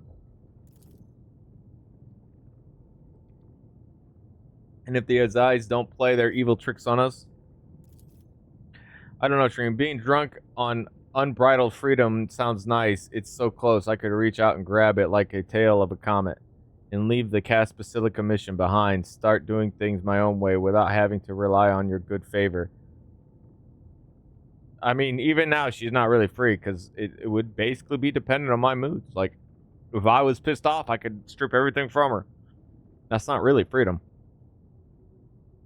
But, you know, what is freedom in any confines for humanity, right? Limitless possibilities lie ahead. I just have to survive the coming darkness. Rest assured, Shireen, when it comes to matters of being in oblivion, Jai Hadari has the coldest mind and the bravest heart. There's definitely no doubting her bravery. What's this officer say? Reporting everything is under control in my assigned area, Lord Captain. We are about to embark on a dangerous mission. Well, thanks, I guess. That's pretty. Tactical equipment audit is 97% complete. No critical failures detected. Omniscience shows favor. You do not seem too worried about the coming landing. A mission of reconnaissance is a blessed and desirable one for an explorator. The data soul of the one who explores, analyzes, and charts flows with the joy of servitude. I would be honored to disembark with you. When the iron flowers of the Omniscience bloom, there must always be his passionate gardeners. Thank you for honoring this unit by letting it serve the formidable spirit of Von Valancius Diny's flagship and your lordship. What will he do? It has been a joy to serve such a distinguished person, but duty calls the Amaranth Collective to a different mission. The message of change must be proclaimed. The believers must be separated from the doubters. The experience of our camaraderie has taught this unit much. The trials and battles we have gone through have produced their trust, sincerity, mutual understanding. Amaranth will lead his flock through the flames and forge the sect into a religion. Uh-oh. There's no such thing as good fortune. May the statistical probability be particularly positive. It's the same thing. He could have 99.9% chance to guarantee, but that 0.1% is always lingering. There's always a chance to fail. And if that's ever true, then let luck be with you.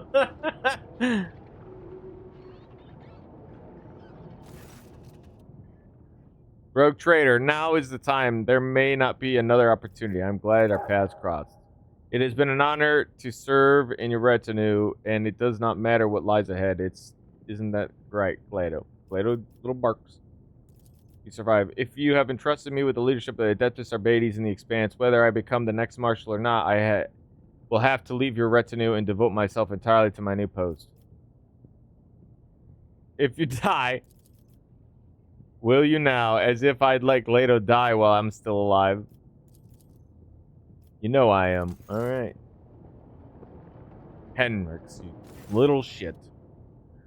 Our journey together approaches its end. One last push and the secret of the expanse of Calcazar will be laid to rest. I can't wait. I'm tired of the shroud of secrecy that has hidden the truth even from me. Okay, he's starting to come around. I guess I've forgiven Hendrix once he starts to realize he wasn't even a part of the inner circle. Hendrix was being a complete dick before then. He thought he was the inner circle. And now that he wasn't, he was like, Pikachu face? And you're like, yeah, bitch. Yeah, and then I forgave him after that because, you know, it's understandable. He's been betrayed because I was really salting on him for a while, man. His actions were really annoying me. And I have questions for him. I want to know why I was left in the dark about everything and what was happening in the shadows of the expanse. Why all the acolytes died on their way here. Well, almost all the Lord Inquisitor's acolytes. Why? Hendrix exhales sharply and stiffens. I want to hear what he has to say and then make my judgment. I feel uneasy even thinking about it, but if Lord Inquisitor Xavier Calcazar falls today, someone has to take the rosette of the Ordo Xenos, at the very least until the Inquisition Enclave determines who will be a worthy successor. Ever that the weights steal your heart. Argenta! At last, the final battle approaches, Rogue Trader. My heart awaits it eagerly. May we all fulfill our duty today. In his name and for Terra's light. In his name and for Terra's light. Have you had time to think about the future? What will you do should we prevail in this pivotal battle? A sister's repentia has no future. If I am denied my death in the coming fight, I will set out to search for new battles. Again and again, I will charge into fire, eradicating enemies of humanity until my heart stops beating. Fucking fuck.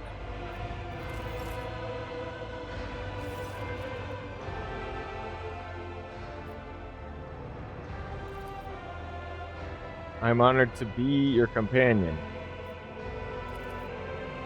I have been running too long, hiding behind others while my home, my family were being torn apart by hatred and strife.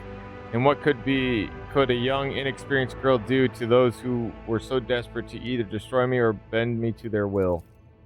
The throne of the Novator of House Orselio will no longer sit empty, but my only regret is that I shall have to leave your ship in the darkness between the stars that I have come to love so much.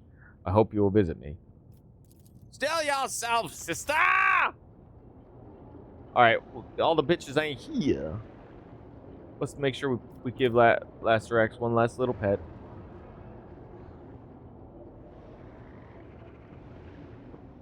What's Rovire got to say? Nothing. You got mutton to say. Well, Montag. I haven't talked to that man in a long time.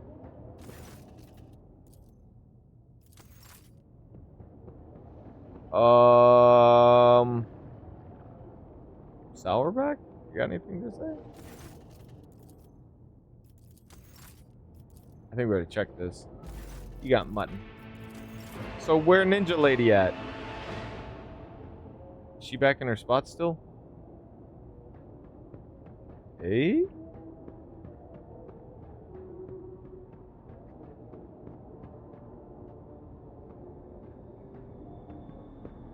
Did I miss her? Oh, there she is, Bella. I did miss her.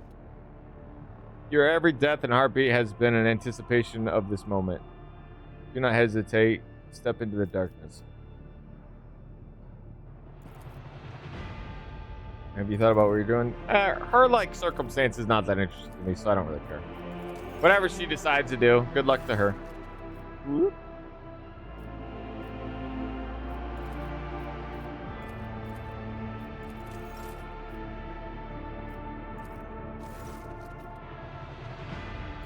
We head into darkness. All of them, like, Ufar wants to be there. Pascal said he wouldn't mind. Abelard claimed he wanted to be there. Argenta wants to be next to the side, you know. The whole crew wants to be there, so let's take them all.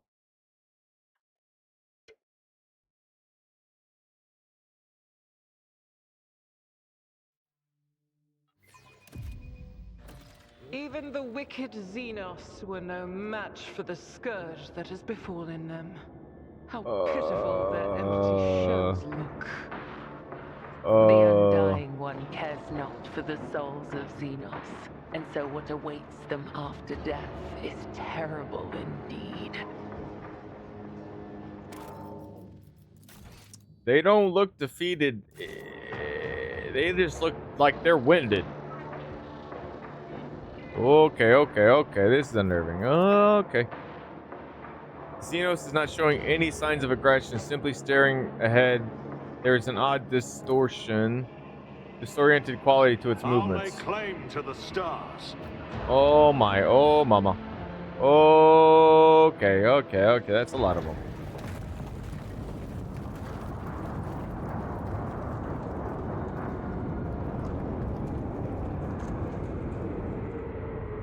Whoa!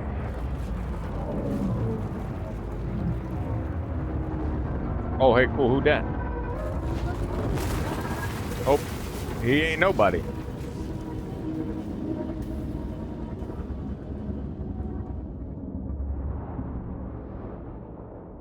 Something must be forcing them to crash. Like, there must be the Inquisitor must be in here infecting things or something.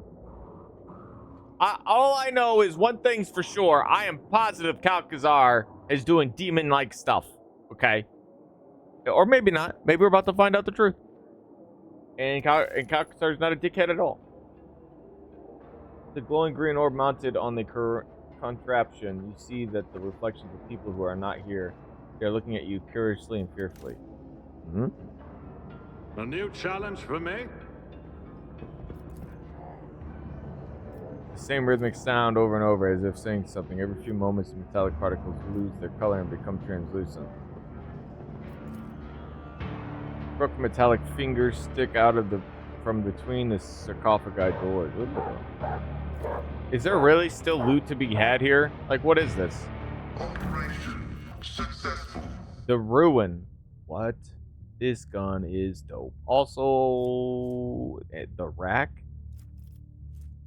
Astral Currents. If first round of combat, the wearer gains the following benefits. Wait, what? Affected by threatened areas. They say a little bit of humility never hurt anyone. I help others better themselves by wholeheartedly humiliating them at every step.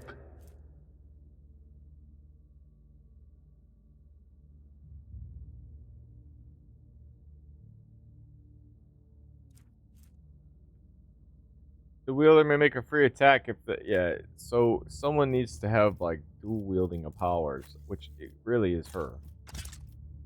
Yeah, she has good. Oh, I have plasmas on her. The plasma weapon actually is really good. Two-handed lasgun with 80% pen. What? But nobody else has. No one else does boom booms. I don't think. She's got a strong ass sniper rifle. Yeah, it don't matter.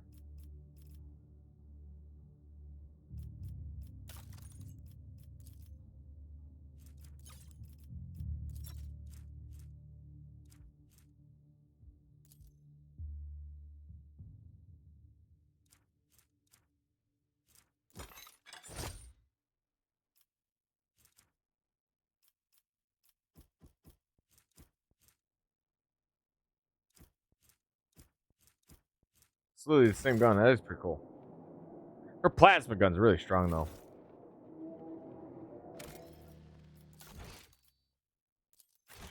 She's the only one I could think of. I think she's the only one that has that kind of specialty. That I've let have that specialty, I guess. Oh, right. These guys are still not moving. Weakness. Ooh, okay, shit. Elegy of Sorrow. A drawn-out metallic groans from the painful melancholy melody, but one of the oozes with venom spite. I exist again, and I behold discord, an abominable sight. Great conquerors brought low by a fleeting pestilence. Corrosion everywhere. The hollowed insides are ablaze. The groaning roar is more like the sound of a metal torture instrument than a sentient being's speech. The runts of the universe shall be eliminated. I rout them, and I pulverize them into bloody dust. I rid myself of them and of my sorrow. The cursed one will regret ever existing.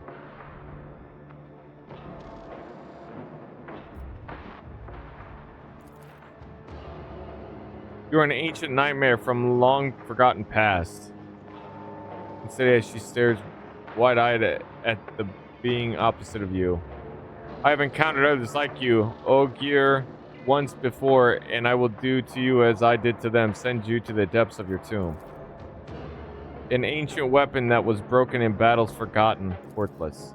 I recognize the leader of the true warrior in this one. Yes, still is Xenos unworthy of life, but a warrior all the same. I bet this noble madman of battle will fall by my hand. Its entire skeletal body is made of an unknown metal, interlaced with greenish energy channels aglow with currents. Below its waist, the flares of a grav pad are humming and rattling. The upper limbs fuse into a formidable heavy cannon. Not a single part of the monster's body betrays vulnerability. Without a doubt, this is a technological superb machine designed to annihilate all life. Disabling it will not be easy. It's one of those ones where you gotta hit him in the butt. You gotta hit him in that little blue thing. Desecration of intelligent speech. I will sooner see it obliterated. Rust does not have the privilege of witnessing noble metal perish. The destroyers shall be destroyed. The accursed one is sowing disease. The great and mighty do battle. The petty and worthless shall fall.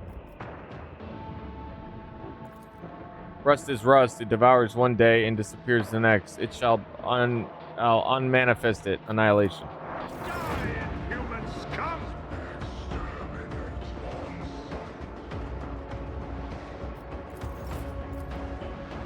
All too easy. Not a problem for me.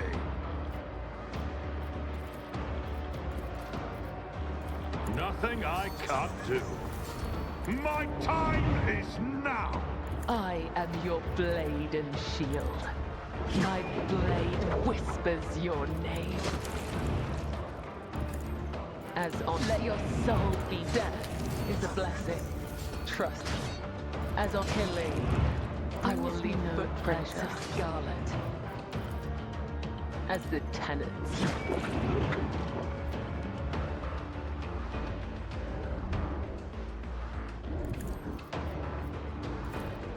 Trust me.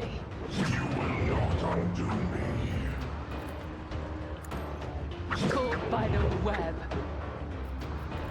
The undying Emperor whispers his will. Metal has failed. Death comes in silence, as honor ordained. Let your soul be purged.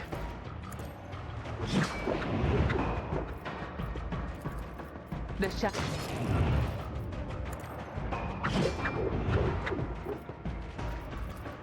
As the tenants do, my blade whispers your name.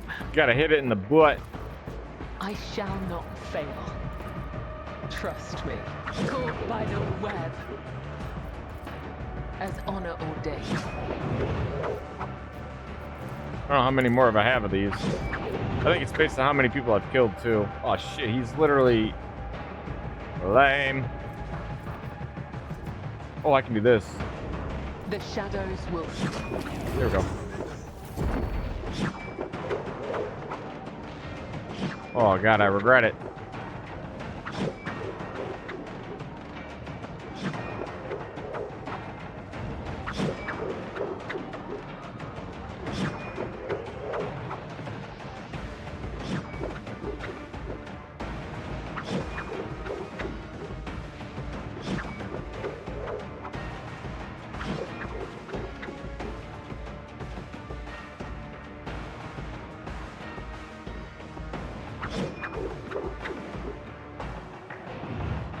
Oh, God.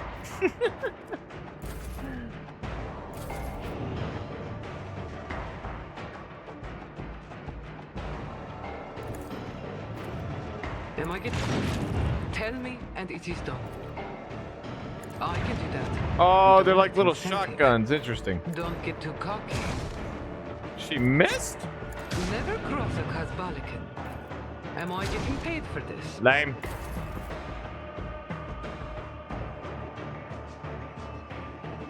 I bring mercy and retribution.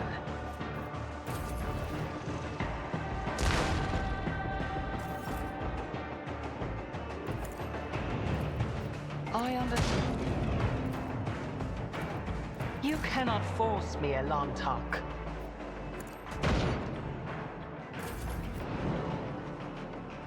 The guilty will fall. I challenge you, Damned.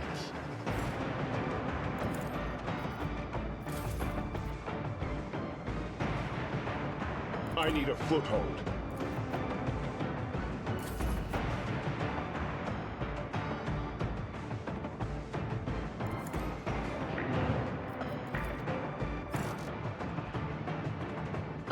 Damn. What was the command again? All right. Tried and tested tactics are the best ones. Activate calculate fury algorithm. Holy shit, girl. I'm just getting right on top of their nuts. This battlefield in righteous fury. Faith without deeds is worthless.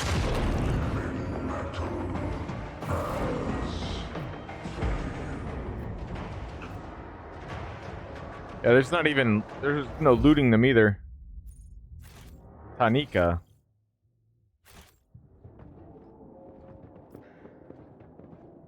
I mean, I guess at the end of the day, like, what would you do? Well, that's actually not true. I was about to say, like, what would you do with the technology? Or, but like, plenty of times, my characters have gone and studied.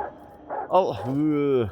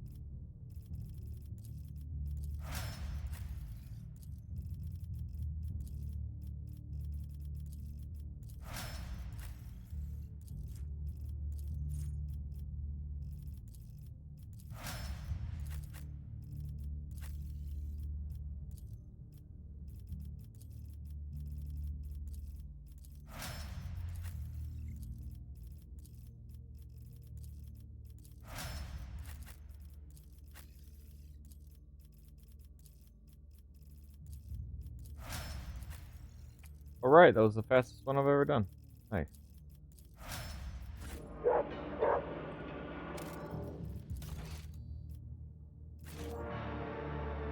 I mean, I've done everything I feel like like, aside from like doing like things with chaos and stuff. I'm still, I know I'm near the end of the game and I still haven't reached max level. And done.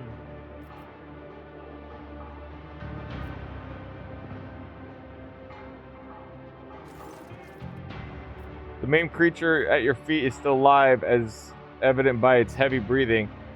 It was a woman once, sporting close-cropped hair and equipped for battle, but her skin is shredded by the metal striking out of her body in a dozen places.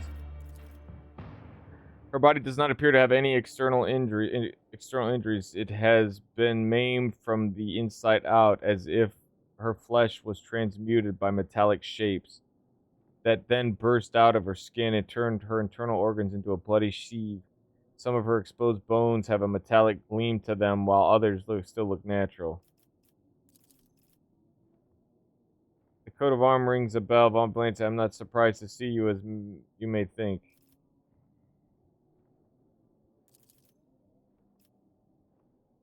Tanaka Calburgaria, Inquisition Acolyte, and by the Grace of the Inquisitor Calcutta, the Warden of the Epitaph One Convert Facility, or whatever is left of it. I have been having trouble sleeping lately. Oh, you mean the metal things in my body? I have no idea. Looks like something has gone terribly wrong in the crypt. More serious and dry, the Auspex detected some unknown radiation, and then everything went crazy. Xenos didn't fall asleep, didn't feel like sleeping in their coffins anymore, so they started trashing the place in the pylon. I was standing next to, suddenly grew a dozen tentacles, and one of them grazed me. And the pylon I was standing next to, I see. Grazed me. I blacked out, and when I came to, I looked like I'd tried to give birth to a shuttle. at the facility in the crypt making preparations for the emergency launch of the operation's final stage. At least I hope so, or else he's already dead. Now that I think about it, there are enough reasons to assume the latter. I guess you're still young if you don't know what in this world, wherever the big boys and girls say the word facility, it almost always means a colossal secret weapon capable of destroying worlds, and that's all you're gonna get. Well, that makes it pretty clear what it is. You're looking for a super weapon. It would be very disrespectful of me to spill a secret that so many have given their lives to protect. She just told me. Have I sated your curiosity? Then I like my favor return. There's a pack of IHO in my breast pocket. Give me one and you can keep the rest. I'm feeling very generous today.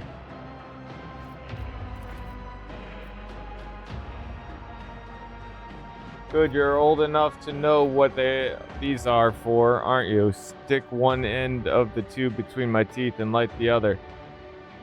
Just make sure you do it the right way around. It's a cigarette. Gives you a long, piercing look, then speaks, sadness audible in her voice. Straight, huh? Let's give it a try. I've taken a shine to you for some reason. One day, Xavier decided to immortalize himself in history in a rather extravagant way. All for the Imperium's sake, of course, but things didn't go as expected, even though we expected that they wouldn't. And now you'd better get far away from here, because whatever happens next, I doubt you're going to like it. Or you can go down there if you have the guts. Maybe you'll immortalize yourself too. That's what I would do. But I'm insane, so I'm not the best example for it to follow. So about that IO stick.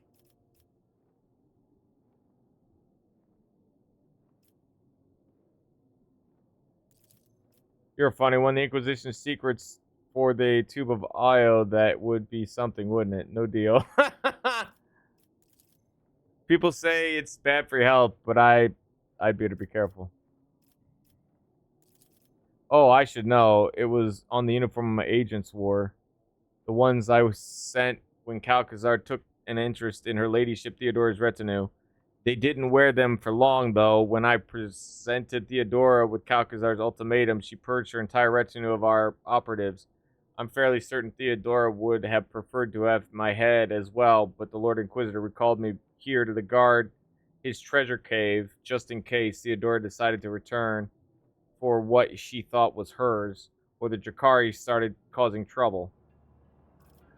How did your people infiltrate Theodora's retinue? Deception, a game of double and triple crosses. When they told her they intended to take revenge on Calcazar, she believed them. She was just too eager to get back at Lord Inquisitor for taking her clever Archmagos advisor Amaranth. Do you know Kudward Butbir? Not sure if he's still alive. No, he did. Back then, he was Theodora's master of whispers. In theory, he should have been the one to out my operative as spies, but instead he thought that they were his chance to pull off a brilliant plot and prove to his mummy how great of an heir he could become. It's true what they say about blondes. Every other one is as thick as mints. Merely a message saying that her dirty secret was now our dirty secret. She was the first to visit Epitaph, and she found something here, something too good even for someone of her exalted status. Rope traders are not allowed to have such toys, and I relayed the most exact coordinates down to the last digit after the decimal point to the Lord Inquisitor. The Xeno Freaks, my favorite partners. They had a crucial role to play in the operation that you must have known anything about. Their visits to Epitaph have left me with so many unforgettable moments. We were ordered not to fire on them first, but to split them into atoms if their skin arses deviated so much as a single degree from their approved flight paths. I swear, it was as if these fools were trying to get shot at with their half-witted provocations. They even had the nickname for me, the Almost Winch. A compliment, I guess. You'll have to excuse me for not looking surprised. My facial nerves seem to be partially paralyzed, but I gathered as much. I hardly mistake you for our spectacular void she-wolf. After all, and if she were alive, she definitely would have come here in person. So you're the heir. Well, at least it's not Kunrad.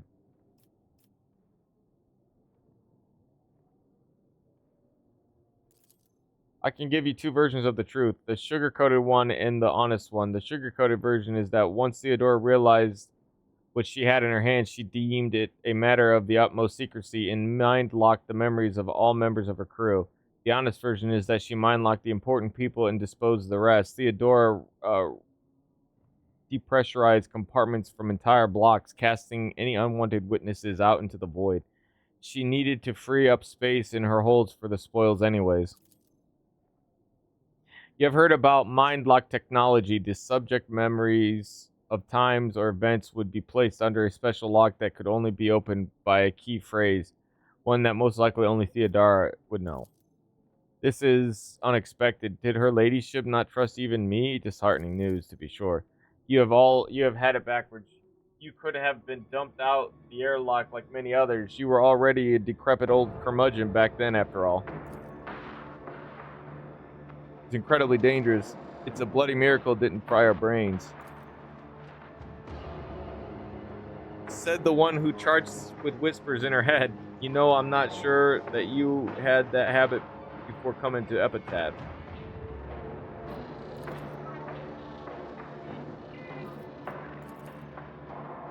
I say we leave her here to die in pain, in torment.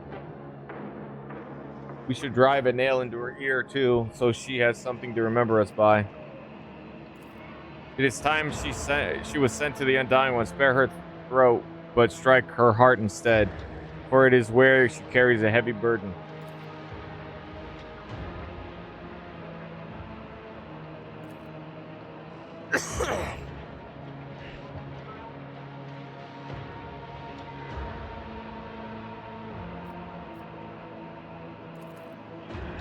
It is an act of mercy or revenge.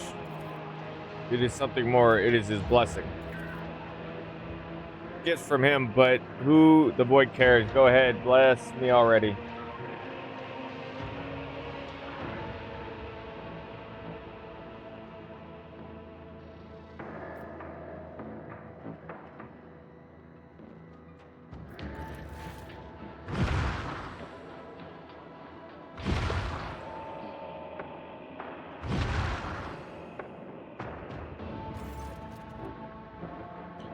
More than a few strikes to end the life of an already half-dead woman. The metal skull screeches under her pressure, but does not break.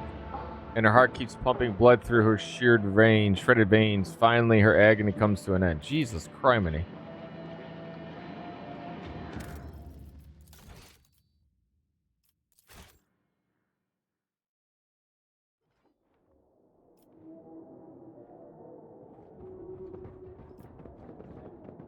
Basically, what that's saying is, like, if you had left her there to die, she would have not died, probably.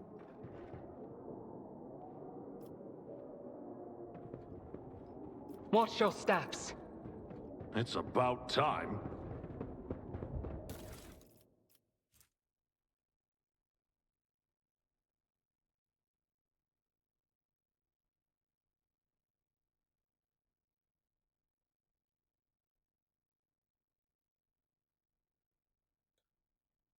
Wait, what? Mind Killer Staff. From the telepathy discipline permanently increases the effective power level of all telepathy discipline staves this character wields by 1. Wait, what? That can't be real.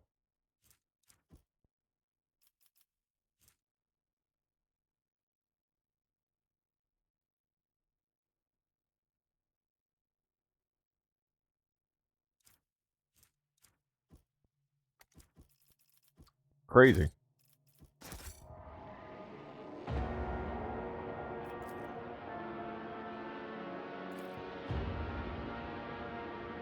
My success is an irrefutable certainty.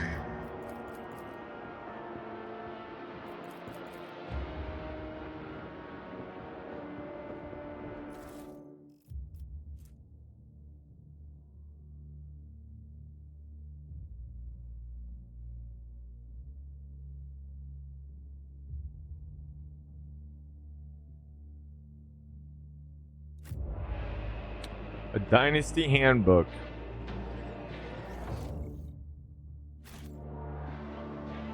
None shall stand in my way.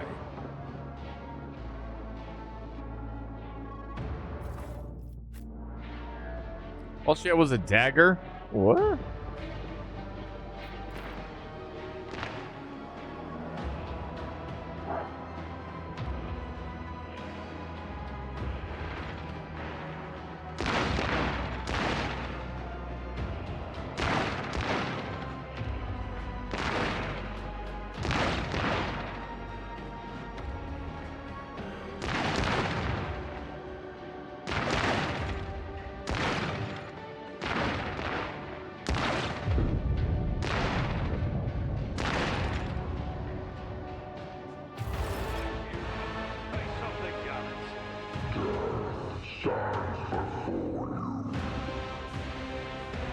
Death stands before you, is what he said.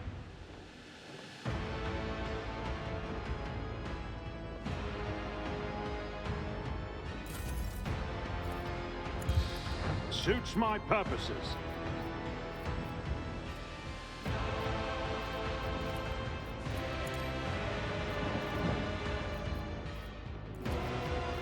All too easy. I'll bring glory to my bloodline. Damn. I am your blade and shield. As the tenants demand. I shall not fail. Trust me, this goes against the tenants. Oh my God, her. Ugh.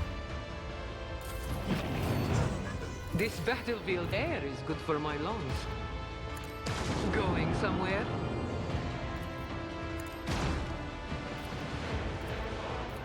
You've got a problem.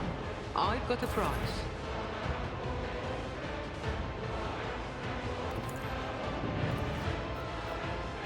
I'll do it. Dude, fuck off with that. Follow my lead.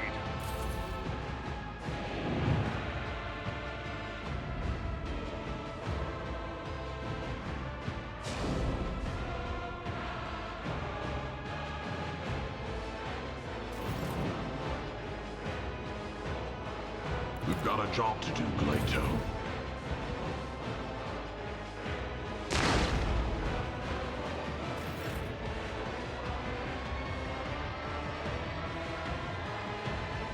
Battlefields are always drowned in scarlet. I'm not accustomed to being ordered around. Isn't this a job for the serfs?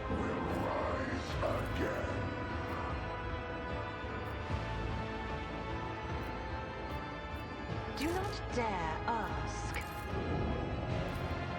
Doubt.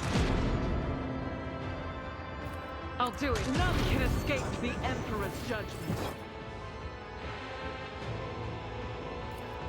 Faith. As the Emperor commands, I act.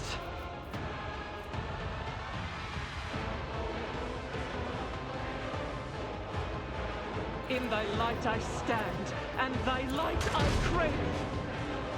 I will not. I refuse. Eradicated.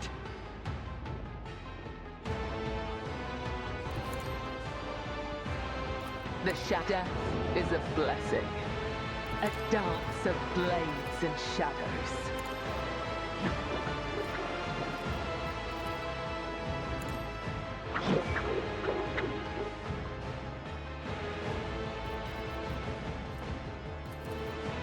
Lame.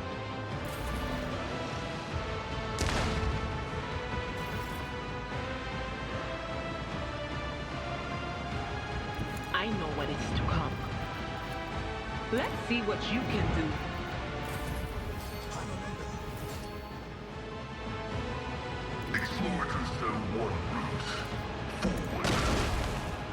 No, Pascal.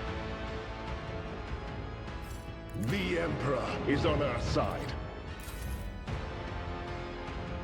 Swift and silent. I am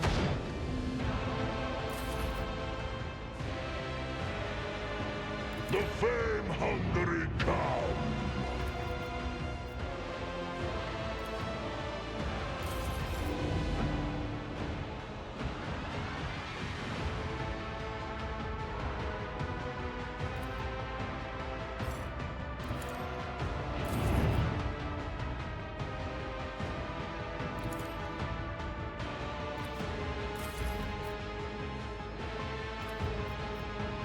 That is not the Emperor's will.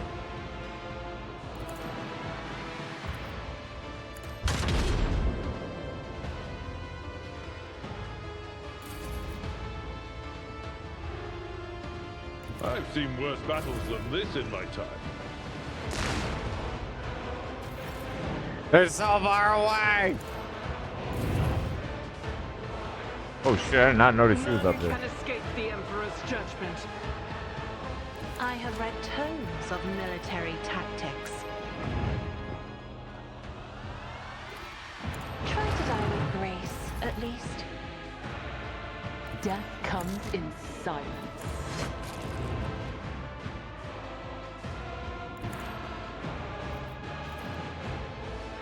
As honor ordains. Let not the righteous fear. May their blades be sharp. Nice. The Colossal Warrior's formidable underframe can no longer bear his weight. With armor plates clanking, his great bulk slumps. A low sound is born in his chest, which your elucidator turns into the words, "Let woe befall the unworthy Yekmet dynasty. Sleep is nearing its end, and thraldom returns. In my vestment of shame, I peer into the stormy horizon of the future."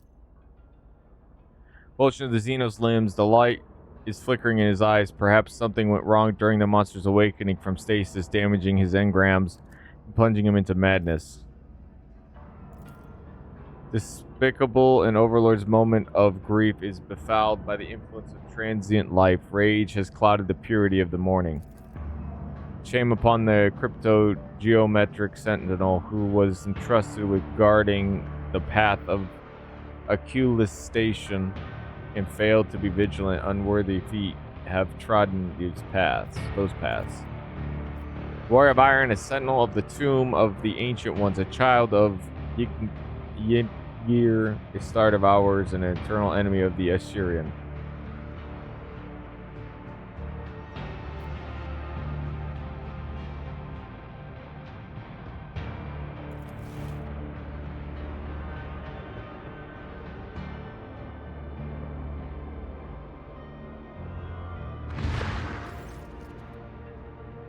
May Tekrog wind carry my words. May the oceans of subatomic resonance reflect it, and may it resound until the world grows old. That needs to be cursed. A terrible rumble comes from somewhere deep inside the crypt. As soon as the green fire goes out of the fallen warrior's eyes, a glow of the glyphs upon the walls become chaotic and disarrayed. Something just broke irreparably in the crypt.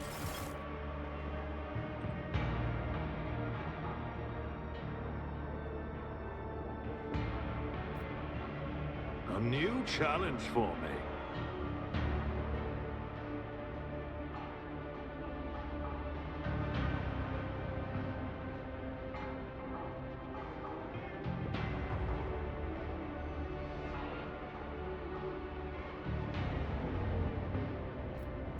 Jerk face!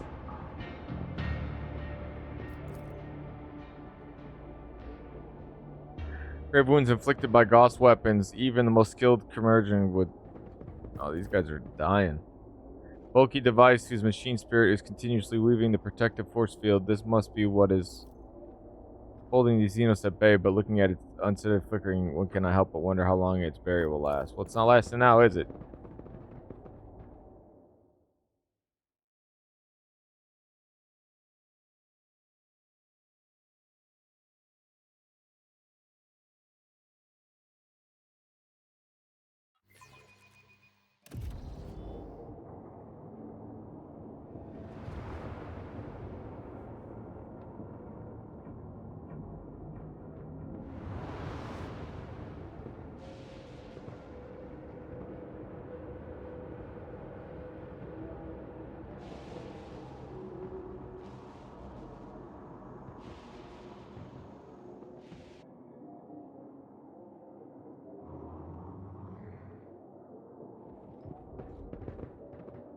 Always be saving.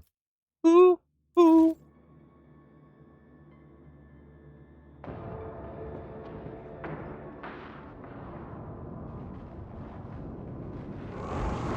Uh-oh. Oh, wait, what? Oh shit, there's many of me's.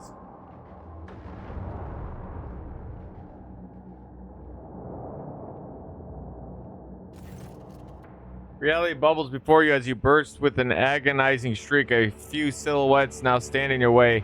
3 of them seem to have your face, and yet the differences are striking. Each have been marked by other accomplishments and different experiences, making you feel like the protagonist of a tale about a pair of twins separated at birth. Strength upon me to smite yet another obstacle. I carry out your will. My master, changer of ways, is this your making? No, I can feel it is not. You are not playing tricks on me. You are sending me prey for the great sacrifice. Hey? It is some ironic lesson in what is going on. Should I be looking in the mirror or little less, or perhaps try to look at myself from the outside? Or is this a hint that I am my own worst enemy? I shall ponder this in my memoir.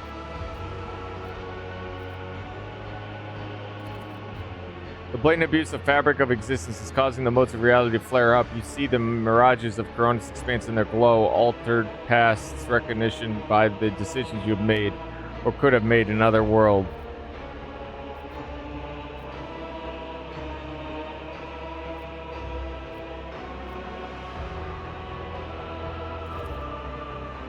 Yet I am the only one clever enough to become the master of my own fate and not be reduced to someone else's plaything or a slave to dogma.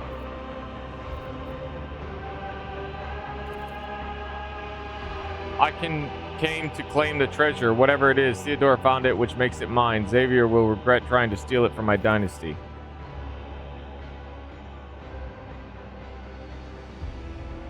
With your euphoric stimulants. So I'm vengeful where my treasure hoard is concerned.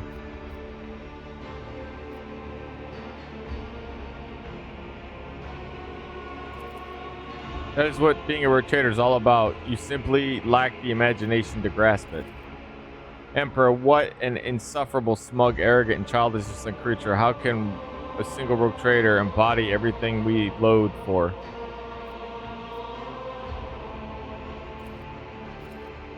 I do not serve, I reign. You grovel, but I dominate and rise even higher. You notice that your replica is sporting elaborate makeup under the layer of powder, and doppelganger's face looks strange, its skin covered in wrinkles.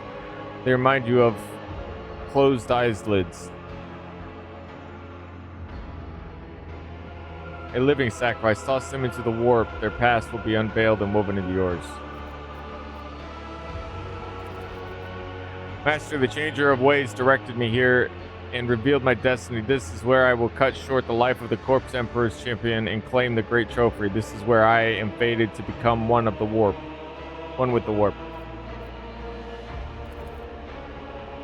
It happened the day Kunrad Vikfir wounded me with the cursed blade. From then on, I started hearing voices. Fortunately, my companion Idara taught me how to avoid going insane, and I began to listen and heed their wisdom. They revealed secrets to me and whispered the dark rituals. I raided the Von Valancia's crypt, made a dark offering to Theodore's skull, and enslaved her spirit. I learned all her dirty secrets, all of her lies. I saw the full picture and realized only the strongest survive in the expanse, and any strength is good enough to survive. In short, you have gone from being a rogue trader to being a piece of crack and shit. This is very interesting, but shut up. Ulfar shifts his gaze to you. I have just realized I have not given your spiritual fortitude credit it deserves, Oddfather. He's starting to realize I'm not, I could be way worse.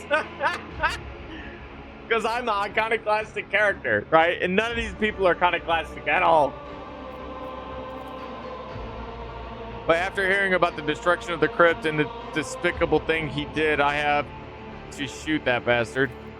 Most definitely, I say this as a seneschal, an officer, and a nobleman. Shoot that bastard. The blood-spun web would never have let you defile the remains of the Dome. Did you? Me, please. It was all your doing. My loyal assassin who was acquired a taste for blood. He tracked down and eviscerated every last spinner on my ship and became known as the Spider Queen, who spends her days relishing slaughter and pleasure. Join me while you can. I have much to offer you.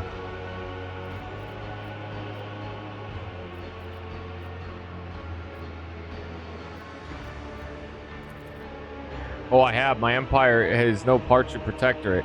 It stretches across Winterscale's domain in the worlds of Chorda, with my brother Kunrad as regent. Together we rule many planets. I deceived Uralon the fool and banished him from the expanse after subverting his cult.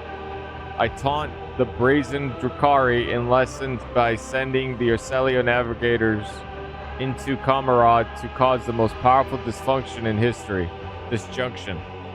On Quetzaltemer, I struck down the furious Caligios, a rival for the favor of the dark gods. And used his blood to make a pact with the edge of daybreak. My illustrious teacher. Talk about Zeech. Do you so rarely send me heretics who are this eager to confess? My job could be so much easier. House Roselli would never swear allegiance to someone like you. We follow his light, and you are twisted chaos incarnate. Now that I have seen the Assyrian has blessed my path, in this reality I met a human with a powerful and radiant soul, unyielding to corruption. They're all of them are like, oh my god, could you? You know, they don't realize how fucked up it could have been. That shit is funny. I remember you, little Xenos. I remember you and your kin begging for mercy as I sent you off, one after another, to the feast of the Lord of Pleasure. Oh, shit.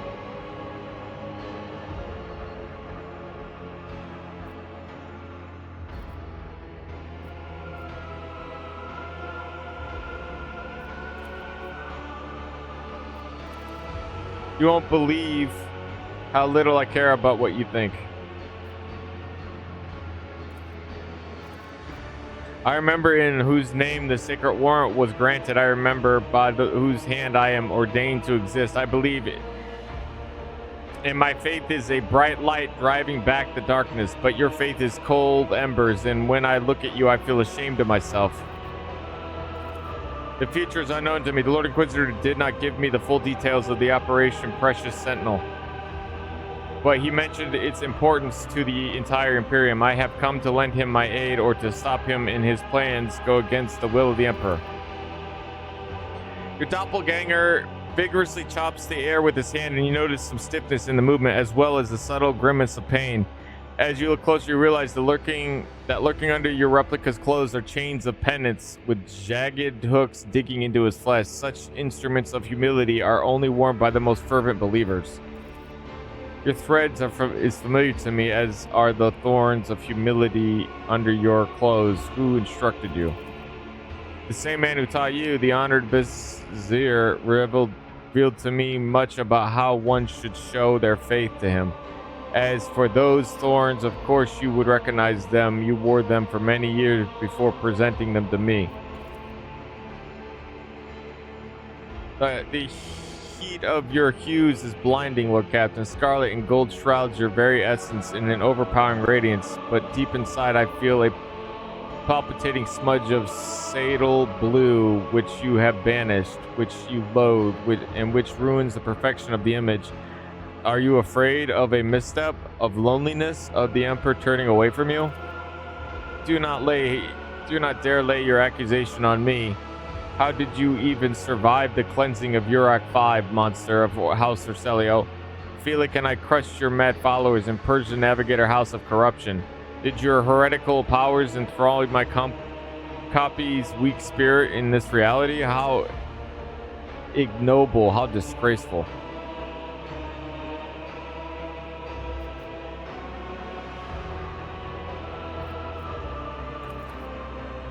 Vice always makes envy as contempt.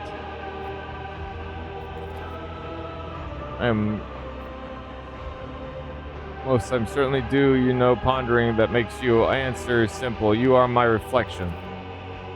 I am a blazing paragon of humanity, unbroken by tribulations, the first to venture into the darkness without fear, and the one who unites the brings. Speaking of me, I am the only vision of ourselves who chose the path of true power. I serve the master of changer of ways, and I already changed upon my reflections in his dreams. The only one without a dumbstruck expression on my face.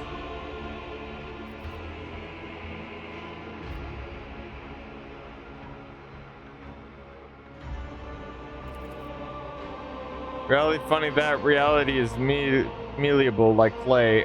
I feed it with the energies of the warp and shape it to much my whims. I am the master of realities, and you are the jumper up. You jumped up, interloper.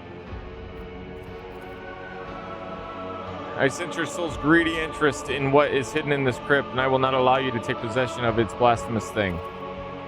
But I see what we are outnumbered compared to you, doppelganger. I think I would be wiser to join forces, topple you first, and then resolve the conflict between those who have survived. I concur. We will finish off the ones with the biggest retinue first, and then decide who is worthy of the prize. However, I already know who's going to be.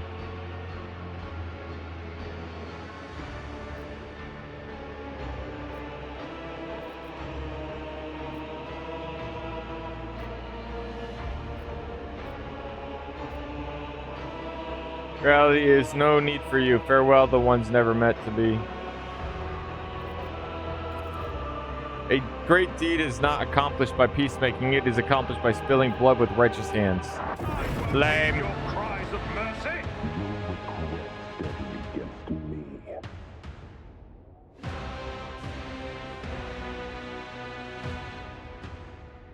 The glorious guy has nobody with him.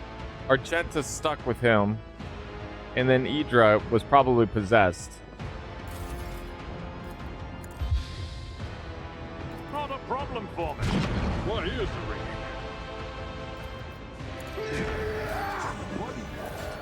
But still standing. Suits my purposes.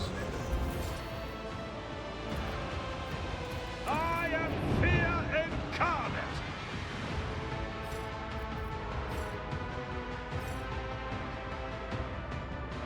I will leave footprints of scarlet. Trust me. Let your soul be purged. I shall not fail. An offering of blood. The Stop it!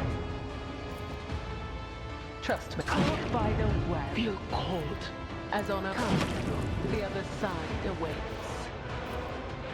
My blade whispers death is a blessing.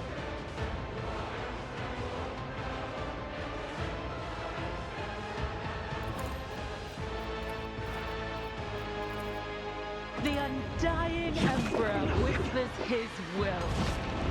Come, the other side awaits. Let your soul be purged. My blade whispers your killing brings me no pleasure. She is an absolute destruction.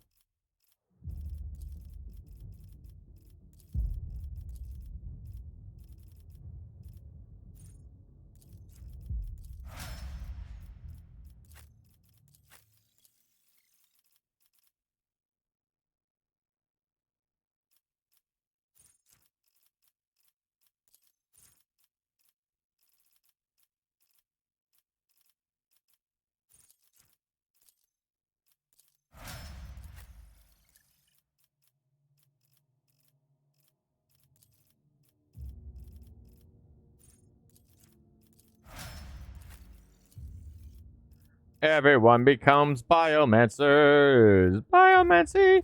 Oh, biomancy.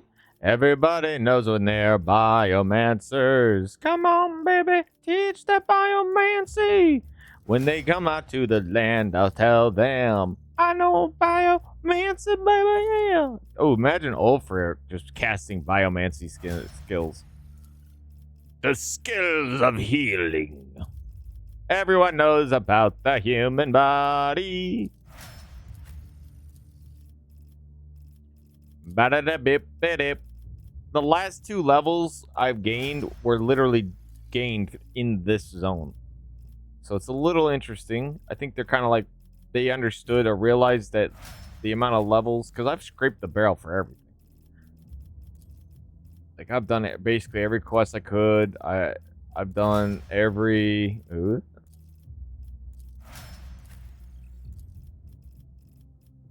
Meow.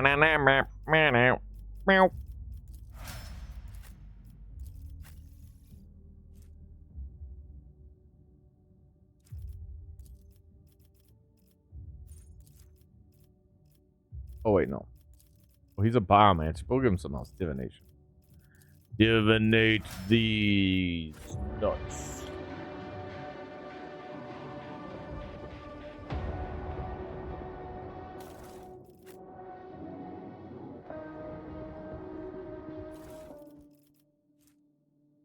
Anti-vehicle revolver. It's hilarious.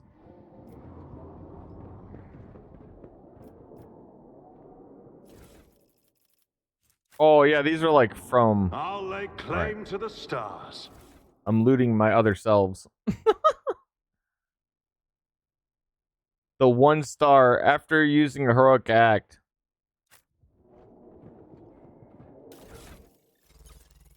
From newest to oldest. Aware does not lose the elusive effect if they are attacked from cover. Wait, oh, here we go.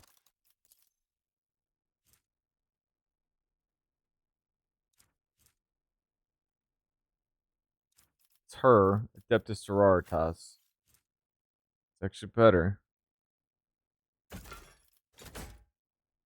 Dope.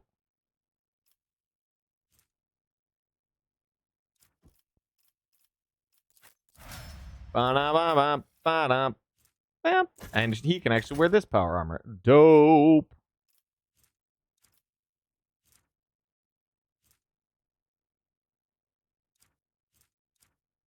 What about this one? The Exitus Longus.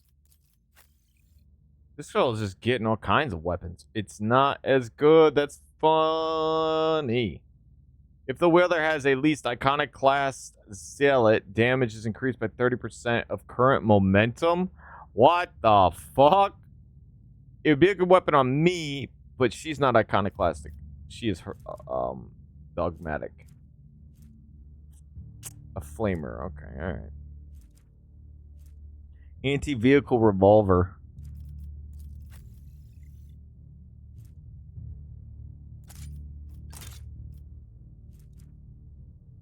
About time he got a replacement. Ancient Force Sword. Power Sword. Oh, this is a power sword? Where's the lightnings? Why no power stuff? If power, no, but no power things. And after I've defeated the others, I've combined their technological powers to be used as my technological power. I won't tolerate weakness. There's no weakness here, my guy. No weakness here.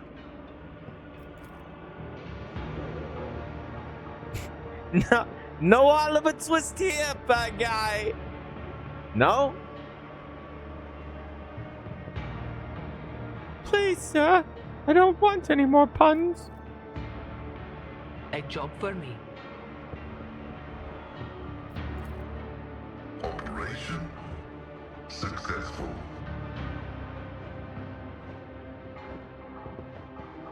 Calcazar, what a pussy. He's not even willing to fight himself. He's like, eliminate, and just walks away. Follow my That's right, I said it. I said it. And if you're watching this and you're like, he used foul language, I don't use it very often. I try not to. My bad. A plasma two-hander. Popo bat interested. Whoa, holy shit. I think she... Oh, no. She has a plasma. Because I gave her a weapon too. So I'll tell you, man, that actually is really strong. 45 to 52. I think, let me see what it's like to have her wield this big-ass plasma rifle. She has no weapons. She's not meant for melee, but that's okay. Right, let's give her this to give her some armor.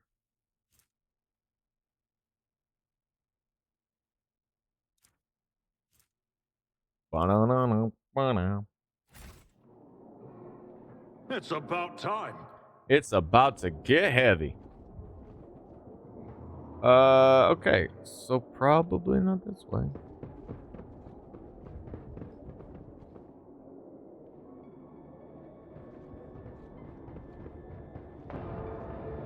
Here we go.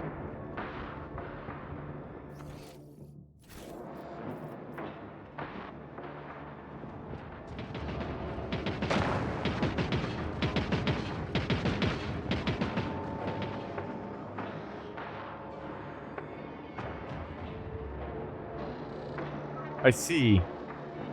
Victory awaits.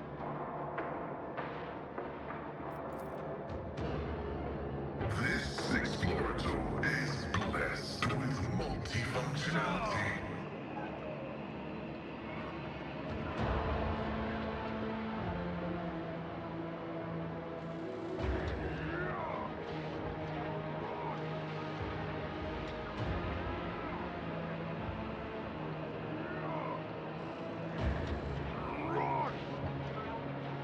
Well, whatever that is. Hearing noises. One and I'll lay claim to the stars. By informing your words, open the pocket repository. Natural energies torment the Xenos dead body, destroying the reconstructing it and reconstructing it over and over again. What? Woof. They're damaged. I did hear that some of them came out of slumber damaged. The Emperor favors me today.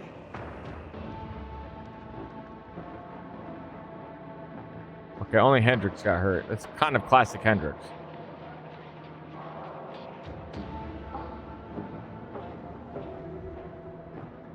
A new challenge for me? Hendrix is the most commonly known guy to not only run over the most mines, he is also the most likely to be injured and hit by anything. And I don't know why that's the case, but that's just Hendrix.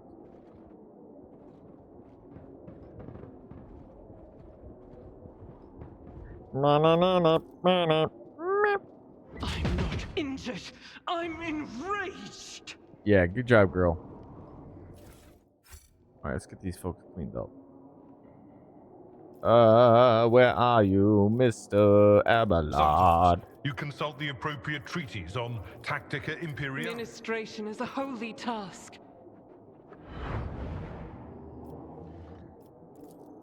Guess it only works on him. Back into the fray. Guess it doesn't work on him at all. Let me help. Thank you. Now where were we? Let's patch you up. Injuries will not slow me. Type. Oh, give me medical supplies, doctor.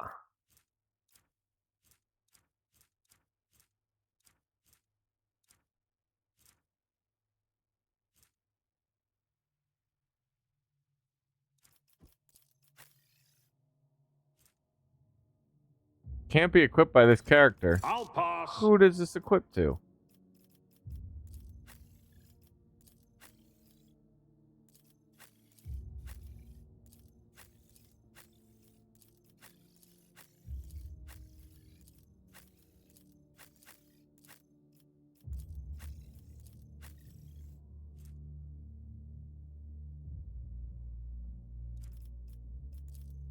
Supposed to equip to me. Oh, I see.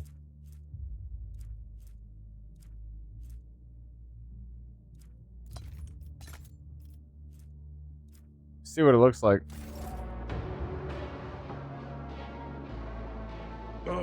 This master-crafted patella augment is not fit for a servitor. Follow my lead. Oh, there it is. Got the little person's face on it. Nah, we'll stick with the baby cherub. I don't have time for this. I'm alive, my brain. Here we go. Your seneschal is always there for you. Thanks, dude. This wound will make a fine scar. You have my thanks. It's about time.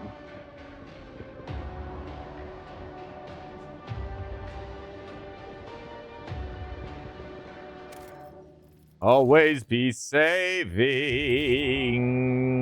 Yeah. Oh shit, it's his own. Fair enough. Probably a lot to be had in this new area.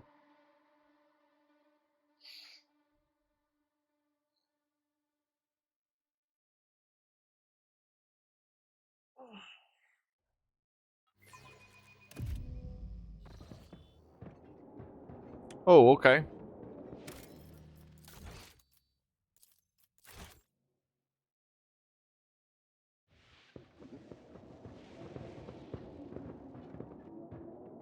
Holy shit. Excuse me. Happens. Classic. None shall stand in my way.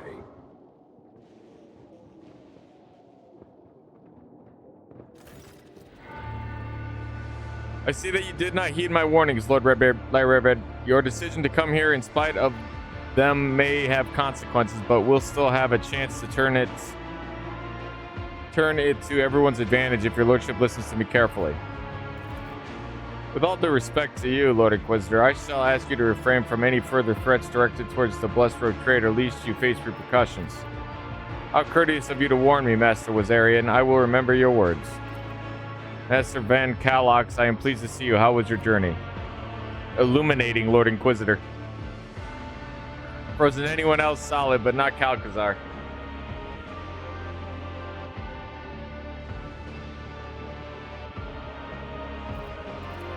Exactly what my duties dictate. Saving the Imperium, isn't it obvious?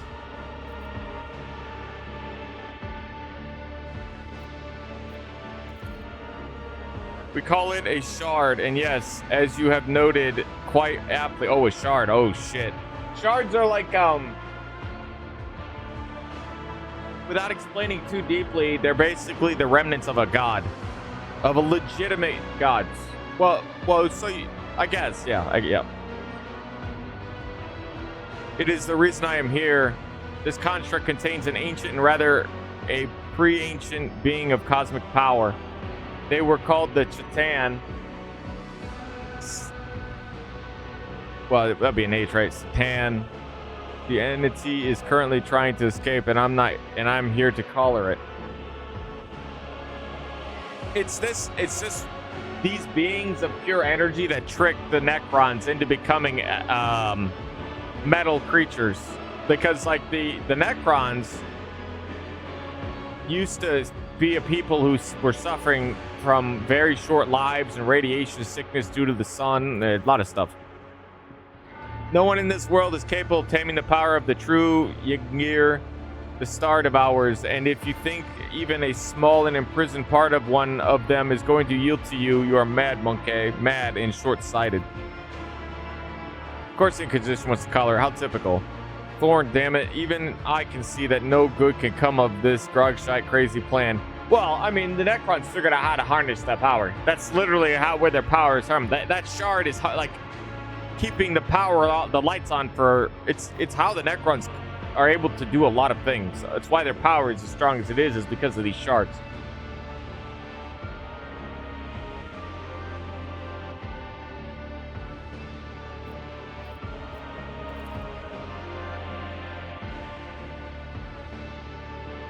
Pulsar, who feasted on stars or systems themselves, star systems. Reality itself bent to their power, but many millennia ago, an ancient Xeno race managed to defeat them, shatter them into pieces, and lock them away into prisons like the one you see before you. There's the Necrons who did that. Wait, is it? I think so, yeah.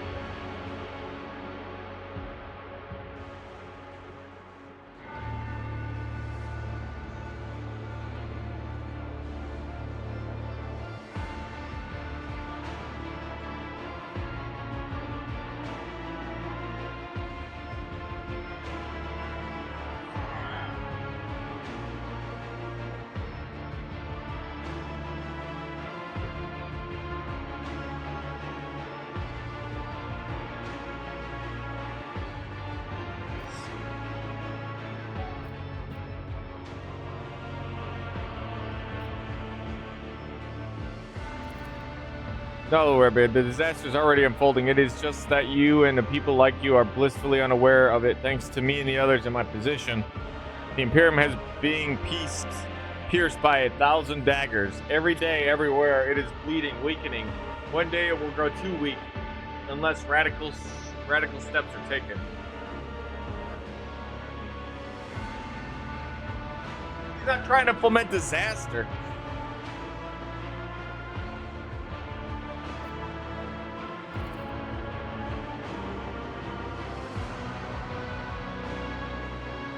Seriously doubt you will share this information with anyone else for one reason or another.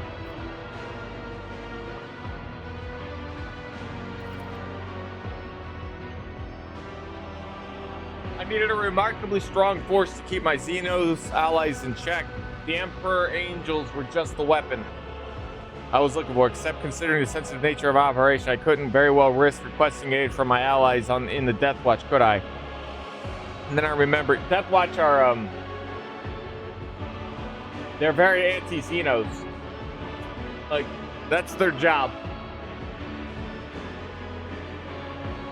And then I remembered, oh yeah, the Death Watch also fall under the Inquisition, but their job is to hunt Xenos and kill them. Like, the Grand Inquisitor could not ask the Death Watch to come over there and then work with Xenos. They would lose their shit and probably turn on him.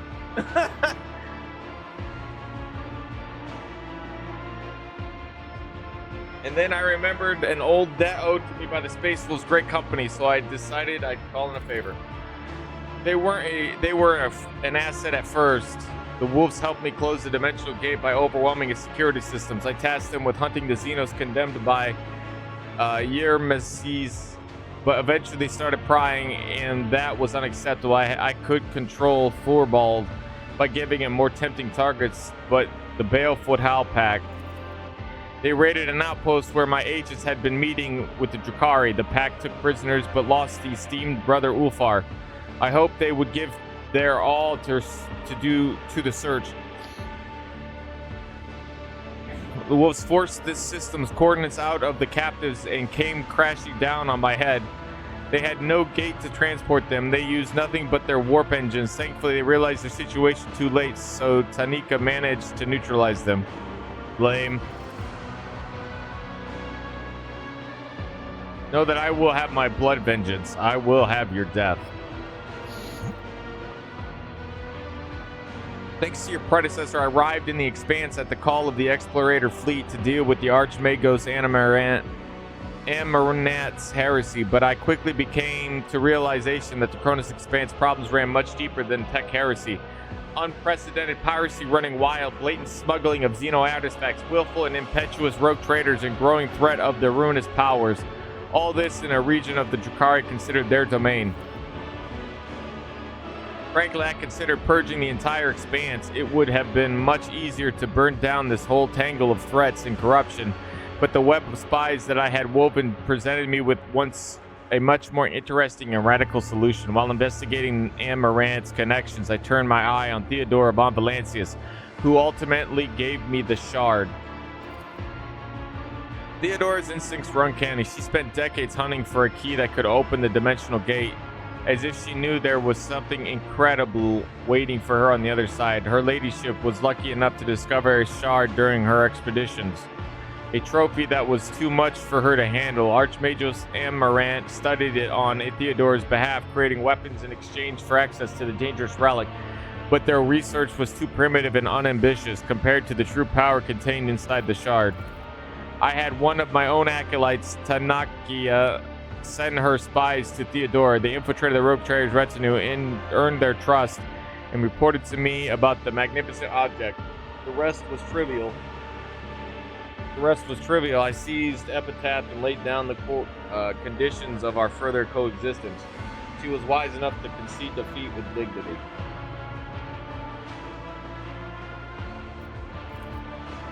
Commenced Operation Precious Sentinel. I left the garrison on Epitaph, took the key of the dimensional gate from Theodora, sealed the gate, and started the creation of the yoke. I kept Theodora and her heirs in my sights just in case. Not long after her death, I assigned Hendrix to her and ordered her to rendezvous with him on Rykard Manoris, but your lordship inherited him instead. I admit I wasn't aware of you. Theodora managed to keep her secret heir on her sleeve, up her sleeve. Details of this plan. So instead of eradicating Theodora's misdeeds, you chose to inherit them? In the old ways, House von Valancius would have declared war over something like this and fought until the offender was dead. A contaminant device similar to this one, except better. The yoke was devised by the brightest minds of two races using the ancient wisdom of the long-gone Xeno civilization, a prison capable not only of holding the Satan shard, but also of controlling it, while releasing fractions of its being, an instrument of obedience and destruction. A masterpiece whose creation required immense effort. It's true that Ekron's harnessed the shards. On Euphrates 2, I captured Amaranth's student, Exomantha, and she passed all of her mentor's drafts to me, and the one overseeing the process was none other than your acquaintance, the tech priest Cubus Delphum. His fall was regrettable. It seems that the unorthodox daring things he did at my behest drove him to break his vows and sink into heresy. But the human mind could never have comprehended the shard alone, and thus I appealed to the inhuman mind. I struck a deal with the Drukhari. What a fucking idiot. Theft of sacraments and secrets of the Adeptus Mechanicus registered, inciting a devout tech priest to commit heresy registered, blasphemous merging of sacred technologies which forbidden ones registered, further transgressions, registration discontinued. Last, the operation demanded it, though the agents of the one of my acolytes, Melina, I contacted Archon Yermeris and made a pact. I gave her access to technologies contained within the relic and destroyed her rivals in the Cabal. She would relay information on the raids to my spies, and I would solve the problem. In exchange, her homunculus Treventus forged the yoke for me. I did not let him near the shard itself, but rather set up a laboratory for him in Quetzaltemur. It was safer that way. All the pieces were contributing to my plan, but none had enough information to comprehend the entirety of it. You disposed of Emelina like unwanted rubbish, like waste material, after all her years of faithful service to the Golden Throne. Unfortunately, I had to send Emelina away and remove her from the board. A shrewd woman of principle, I used to value those qualities of hers, but suddenly they started to get in the way of my plan.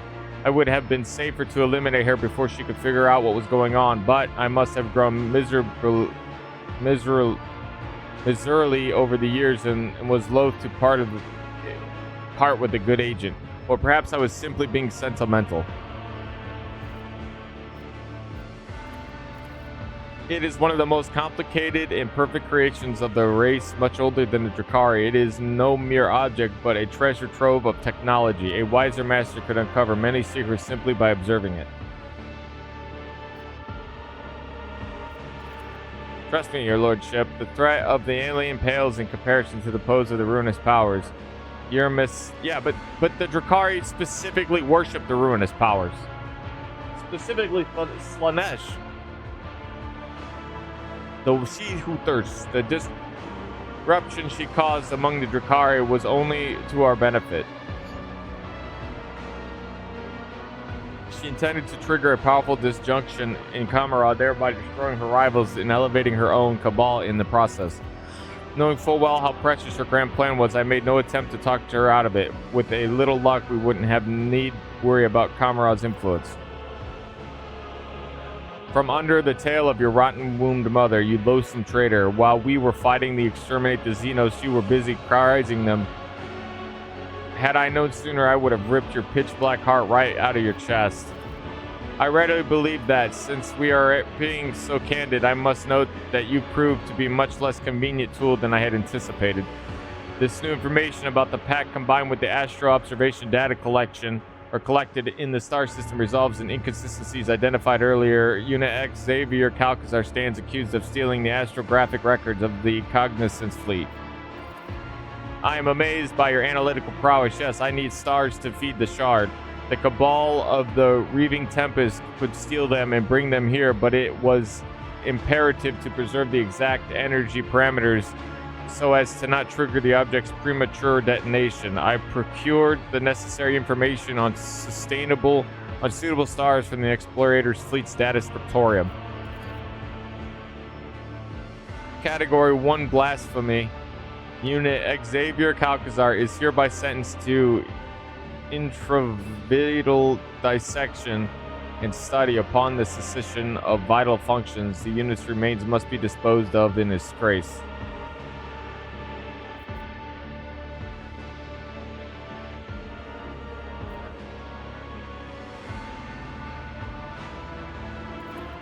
Well noted, yes, I acted as their executioner. As regrettable as their losses were, however, to overestimate their importance to the Imperium would have been folly. Every single day, humanity pays a far more terrible price, and that must be brought to an end. There was no more need for them, seeing as the yoke was almost complete and the situation was escalating out of control. Theodora was dead. The cult of the Final Dawn had reared its head and was preparing to strike. And Yermaris had forgotten her place. She was putting forward too many elimination requests, and when I told her to curb her appetite, she retaliated. The theft of the Reichid Star was timed to occur when Master von Kalox had been on the planet. The Archon wanted to rob me of one of my agents and send a message. Sun vanished because of me? I still failed to see the connection between the disappearing star and the cult of the Final Dawn. How could the Xenos catalyze the fulfillment of the archenemy's prophecy?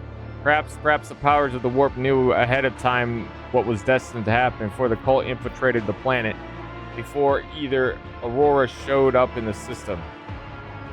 And then the Commodus expanse engulfed in flame. I had to rush the operation and declare sector-wide martial law. The webway gate that Yermaris warriors had been using was destroyed and the facility Quetzaltemur razed. I evacuated the half of the yoke that Trevantis had completed, but was too late to retrieve the second half from Euphrates II. Cubus Delphim revealed that Erlon the Cruel where he should strike, and that almost spelt the end of the operation.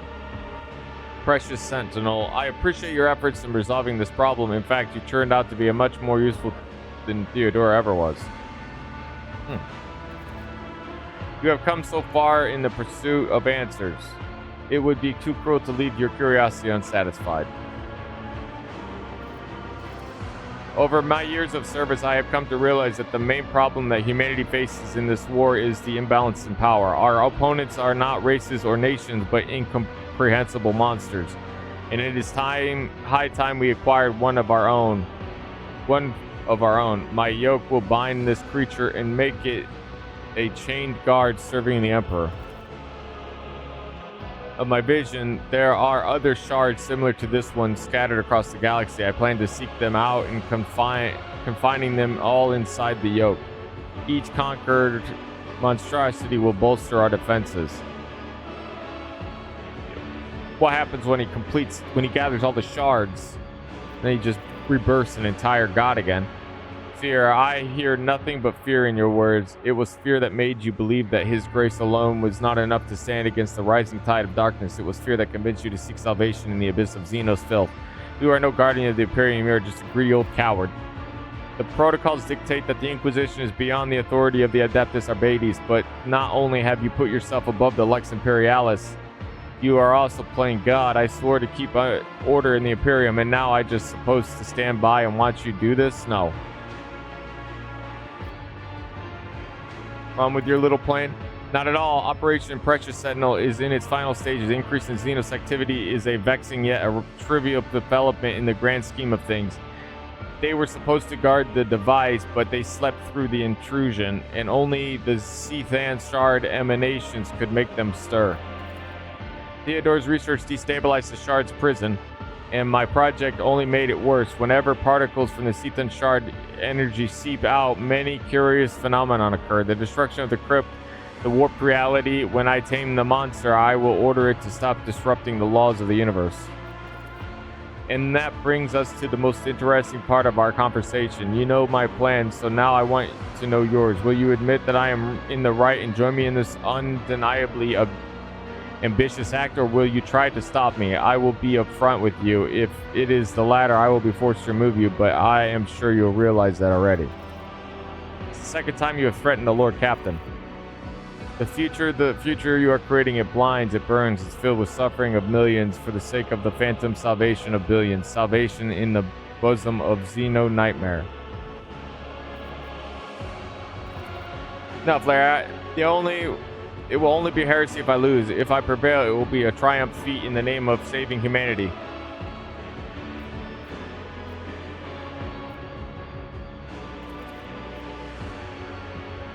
Nate the Rogue Trader.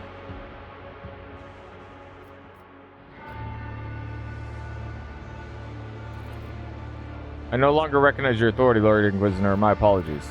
In that case, Hendrix von Calyx, in the name of the Emperor, I hereby revoke your inquisitional prisoners and declare you excommunicate Traitoris. The punishment of your heresy is death. I bid you farewell. Farewell, then. I am glad to have made your acquaintance. Despite everything, eliminate the Rogue Trader. Ah, shit, it's about to get all Maury up in here. Take a knee and bow before me. I'll turn you into corpse starch. I'll turn you into corpse starch. Already done. Nothing I can't do. Suits my purposes.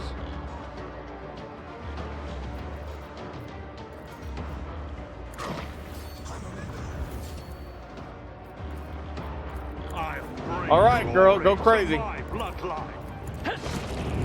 I am your blade and shield.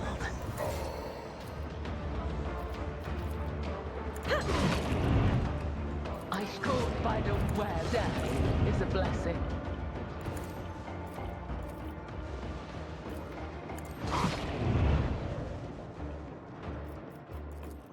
Let not the righteous be. May their blades be sharp. Let your soul be purged. Caught by the web. Let your soul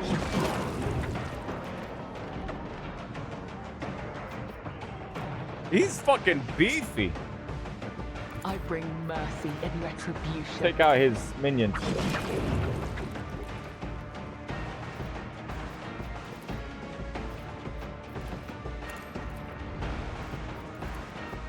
The shadows will. My blade whispers your name. Killing brings me no pleasure.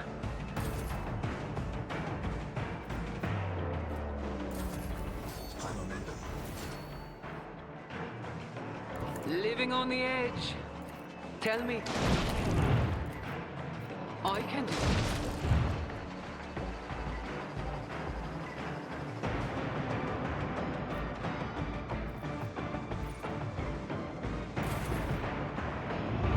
Break their morale. My faith strengthens.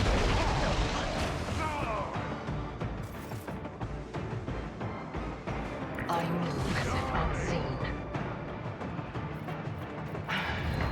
If I must, I deal death with my hands. This tedium is beneath me. I understand. No weakness is hidden from my sight. I'll do it.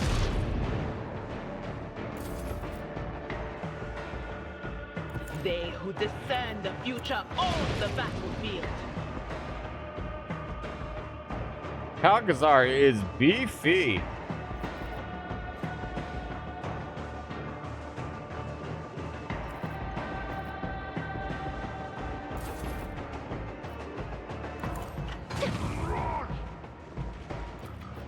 If I may.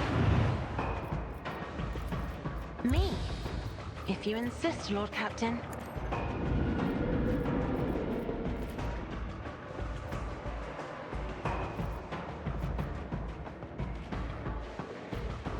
I'll paint your death in Death comes in silence. As honor ordains. As the trust as on a my blade whispers your name. The shadow. I shall not fail. Let your soul be purged. Caught by the web. As the tenets of my blade whispers your name. Let your soul be purged as honor ordained.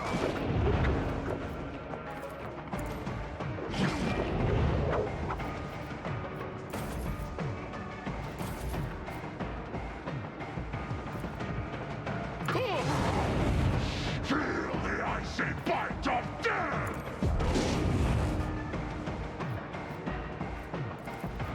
Give this task to someone lesser. See how the wolf succeeds! Wolf's reign! My blade whispers your name. You had a lot of fucking health, dude. No. It is too early. The yoke must be activated, or all is lost.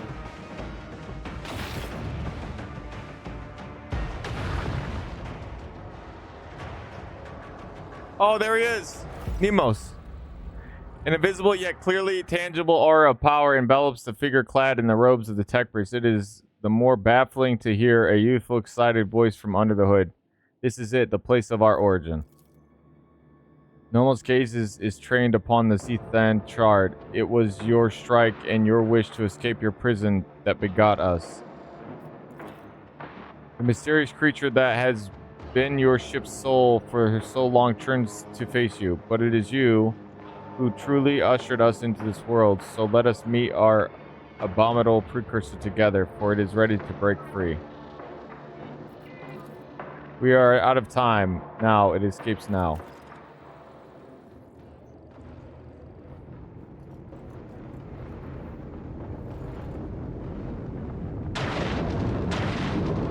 Oh, shit.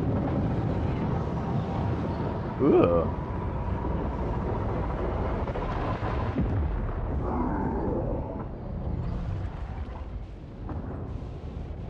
I don't think that's a full version of one. I think it's just a remnant of one.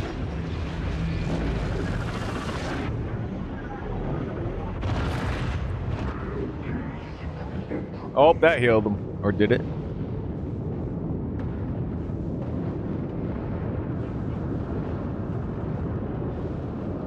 That is one big fucker.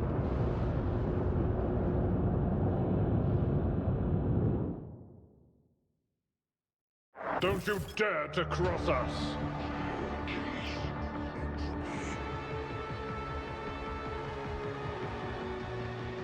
Yeah, he's just a shard, but he's still pretty badass.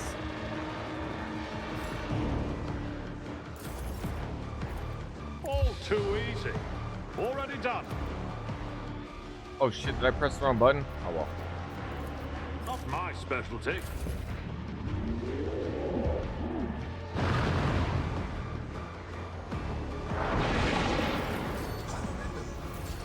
Okay. I know what I'm doing, usually. Jai Haydari. Remember the name. How about no? Me? Never in 1,000 sectors. You jest. Am I getting close? I want a medal for that one.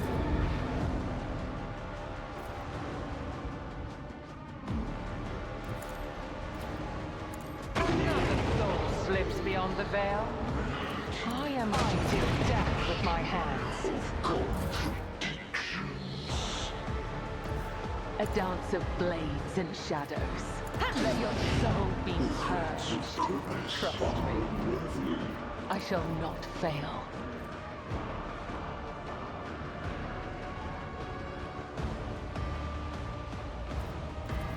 Let the blood of the wicked be shed as thou hast willed. Caught by the web, my blade whispers your name. Let your soul be purged. My blade whispers your name. As the tenants demand, let your soul be purged. The called by the web.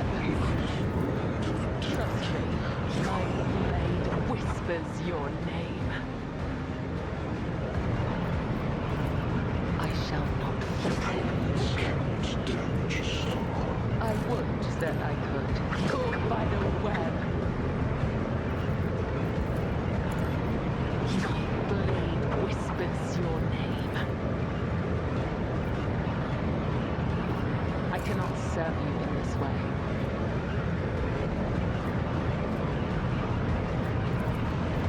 Let your soul be purged. Caught by the web. My blade whispers your name. Let your soul be purged. No. He immune.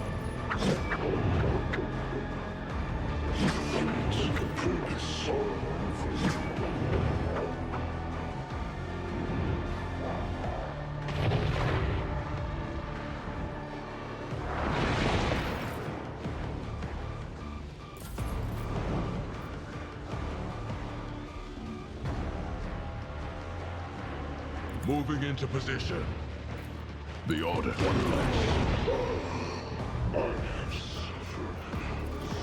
Waste of time.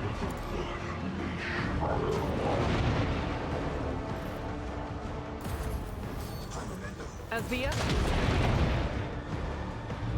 Doubt is for the weak. This is why I was chosen. Pathetically sound approach. It was an exemplary experience. Nothing matters more. Victory! Worthy instrument! At your target well unexpected.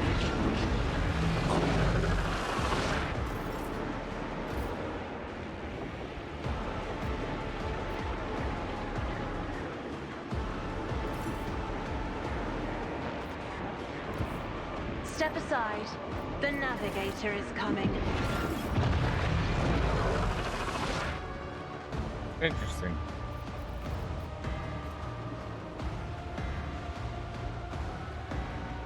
Final war sign!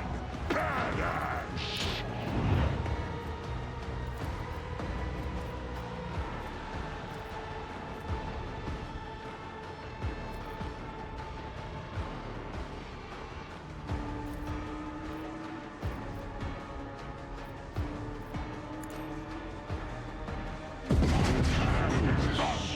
Holy shit.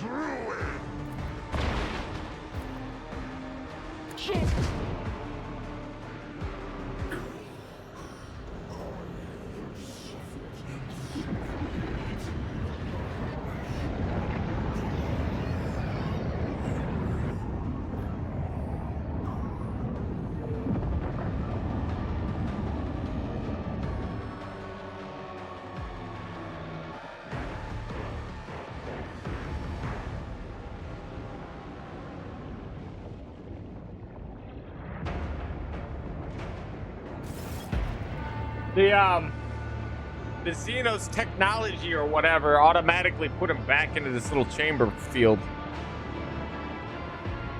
Its energy manacles of the yoke, its impossible powers that make reality itself burst at the seams are now being forced into a compact dungeon. Quark by quark, returning it to the cruel and painful non-existence in the moment. It could struggle harder, but something is hindering it. You are the cause of its hindrance. Only now does the Citan shard turn its force focus to you. For the battle was nothing more than the reflective resistance of an alien mind absorbed in a completely different range of thoughts and responses.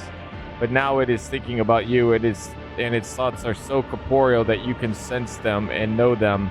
It seeks to end an end to the confrontation. It is capable of resolving it in a way that would befit all.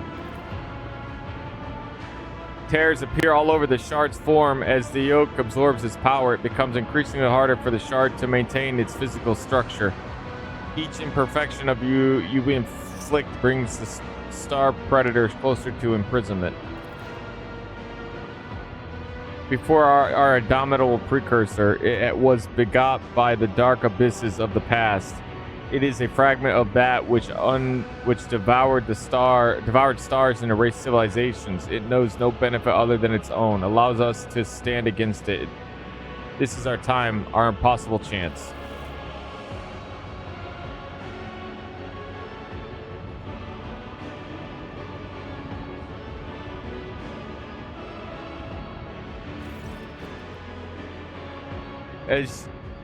As yet another layer of reality cracks, a figure appears before you.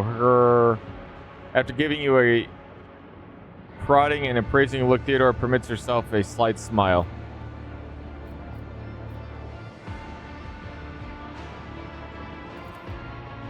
If our birth ever had a purpose, then it is here and now.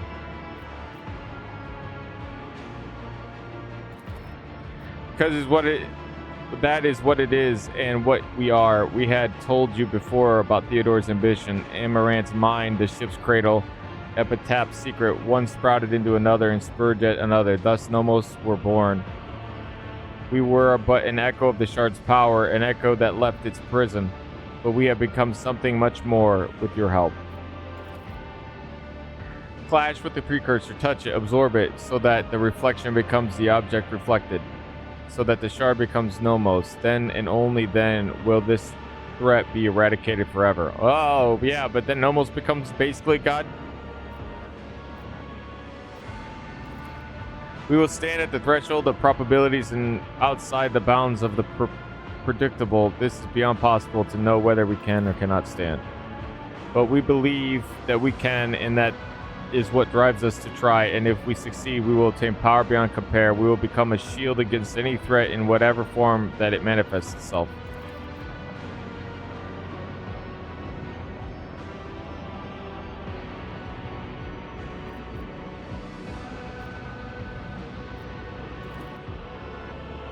Particles of reality around you begin to boil, trying to heal the wound upon existing.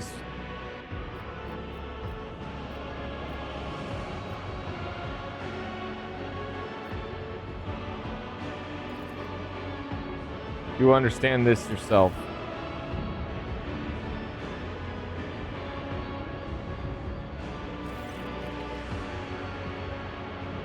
Whatever fate you choose, one can only hope it will be better than mine.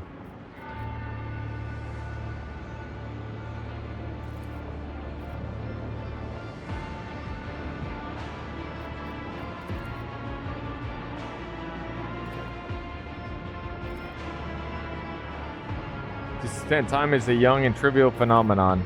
Currently it is not whole, it was shattered into lesser pieces, and so were its thoughts and powers. A feeling of emptiness is oppressive, and it yearns to become one again.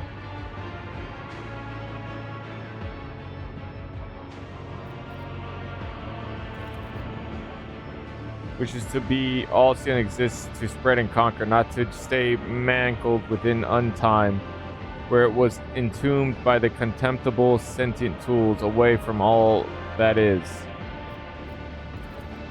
Power, eternity, comprehension system once chose to reign over the short-lived races and forged a new and glorious fate for them.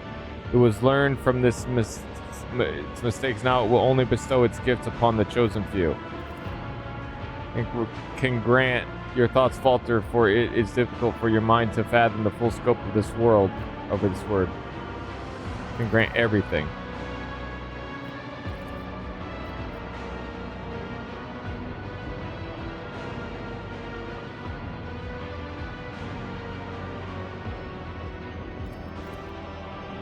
We are ready for the most important battle of our life. Wish us luck. Nomos step towards the shard, and the whole world explodes into terrifying whirlwind. You can hear the colors and see the touches.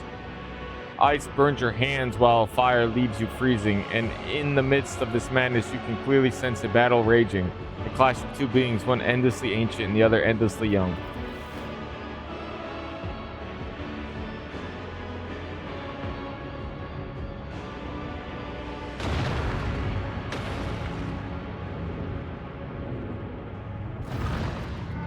Piracy then started.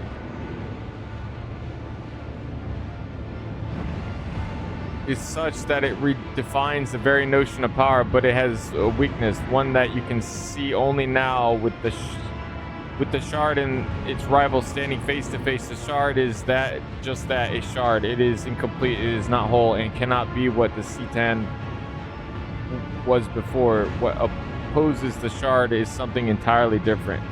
An undivided sentient being with a clear purpose in mind, akin to the well-aimed arrow, and to the one who fletched a loose like this arrow. You do not need the gift of clairvoyance to know who will emerge victorious.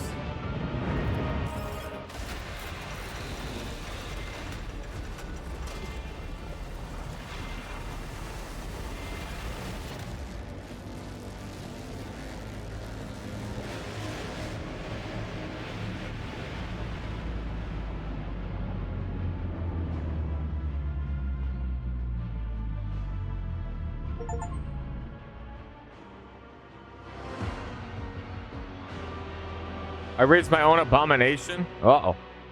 The Citan shard was transmuted into a new form, and their name was Nomos. Possessing the power of an ancient being and nurtured by the rogue trader, the young star god watched over the Cronus expanse, their new domain, with curiosity. Gathering its bleeding worlds together again, the rogue trader dared to build something more noble and civilized than the expanse. A haven for those drifting and unprotected in the strict hierarchy of the Imperium. It would be an unbound frontier where freedom and compassion were not wholly extinct. Nice! The shackled monster under Von Valance's control ensured the survival of the fledgling utopia. The Star God destroyed all who threatened its peaceful civilians and instilled fear in those with little faith. The Expanse tasted the sweet fruit of freedom and tolerance with reverent fear. The Imperium could not forgive such insolent deviation from the order described by Holy Terra. The Von Valance's dynasty was accused of seditious formation of their own empire. An invasion fleet gathered in the Calaxis sector, and the lifespan of the young utopia was short as its creators. Fuck! Protecting the young kingdom from freedom, Nomos created dimensional barriers that cut the Cronus Expanse off from the Imperium more soundly than the Great Rift. The humanity of the Expanse was left in isolation, relying only on themselves. They either had to build something new and different from the Imperium, or fall to the horrors lurking in the darkness. The ideals that Larry Redbeard von Valancius was committed to were alien to the Imperium, but close to the hearts of many in the Expanse. Nice. Anyone who could not resolve a dispute or who was denied justice rushed to the palace of the rogue trader in search of mercy. Rumors and stories of his humanitarian rule formed the foundation of the Valancian school of philosophy. The sect united commoners and aristocrats in the belief that for the Imperium to flourish, it should not stop seeing its subjects as mere tools. It should stop. This dangerous heresy was denounced in many systems, but persecutions only hardened and multiplied its followers. Incendia Chorda continued her merciless fight against the heresies plaguing the Expanse, not concerning herself with notions of just jurisdiction. She brought the Imperium's justice everywhere she went, killing heretics by the thousands. Stained glass windows of her likeness, illuminated by bonfires, graced the sector's chapels. With her tightening grip of fear, the prayers of the pious became ever more fervent in the reverence of the gracious chastiser. Resisting the temptations of that besieged him, Caligula's Winterscale returned to his domain and began to piece together the shattered remains of the Protectorate. Until his dying day, his actions and thoughts were dedicated to saving abandoned worlds and protecting survivors. Alas, he was not able to achieve much in the time that he was allotted. He breathed his last breath on the same throne that he refused to leave for decades, adamantly refusing augmentics that would restore mobility and power to his legs. Thanks to the patron of Von Valancius dynasty, the cult of St. Drusus was successfully spreading its influence across the Expanse. Overshadowed, the cultists of other saints lost their followers and faced harsh choice: slip into obscurity or wear allegiance to the ideals of Drusus the warrior. Harmonius Doloroso remained the most revered priest in the cult of St. Drusus. He turned no one away, hearing confessions from pirates, bilge rats, deserters, and beggars alike. It might have been one of the most undeserving wretches who infected him. It might have been with the rare form of leprosy that robbed him of his sight, yet his heart could always see the corruption in the souls of his repenting children. The deal struck by the Cognizance fleet and the Von Valancius dynasty replenishes the explorators' dwindling supplies and allowed them to re-embark on a rapid and unrelenting expansion campaign.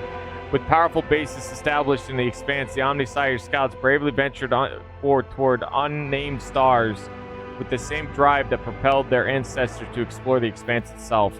The schism of discontinuing the cycle engulfed the entire Cognizance fleet, and soon the Civil War was over. Disregarding the commandments of their forefathers, the explorators started down a dangerous path of new comprehension, creation and revision of procedures and algorithms. The fleet was united once more, and in its unity, it was ready to stare down any horror standing in the way of the catechism of maintenance and operation.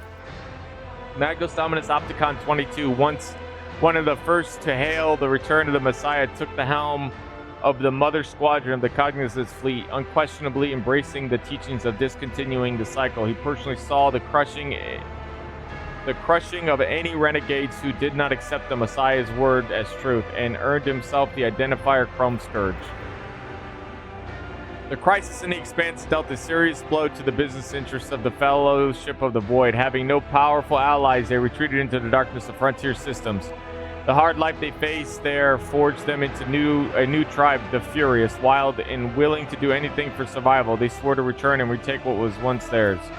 After Rise's death, her place was taken by a quiet man who simply called himself a useful acquaintance and was prone to coming his own nonsensical words, coining. Few guessed that this scrawny fellow had been Risen's first mate, who possessed an iron will and truly monstrous nature. On his quiet orders, the pirates conducted brazen and violent raids.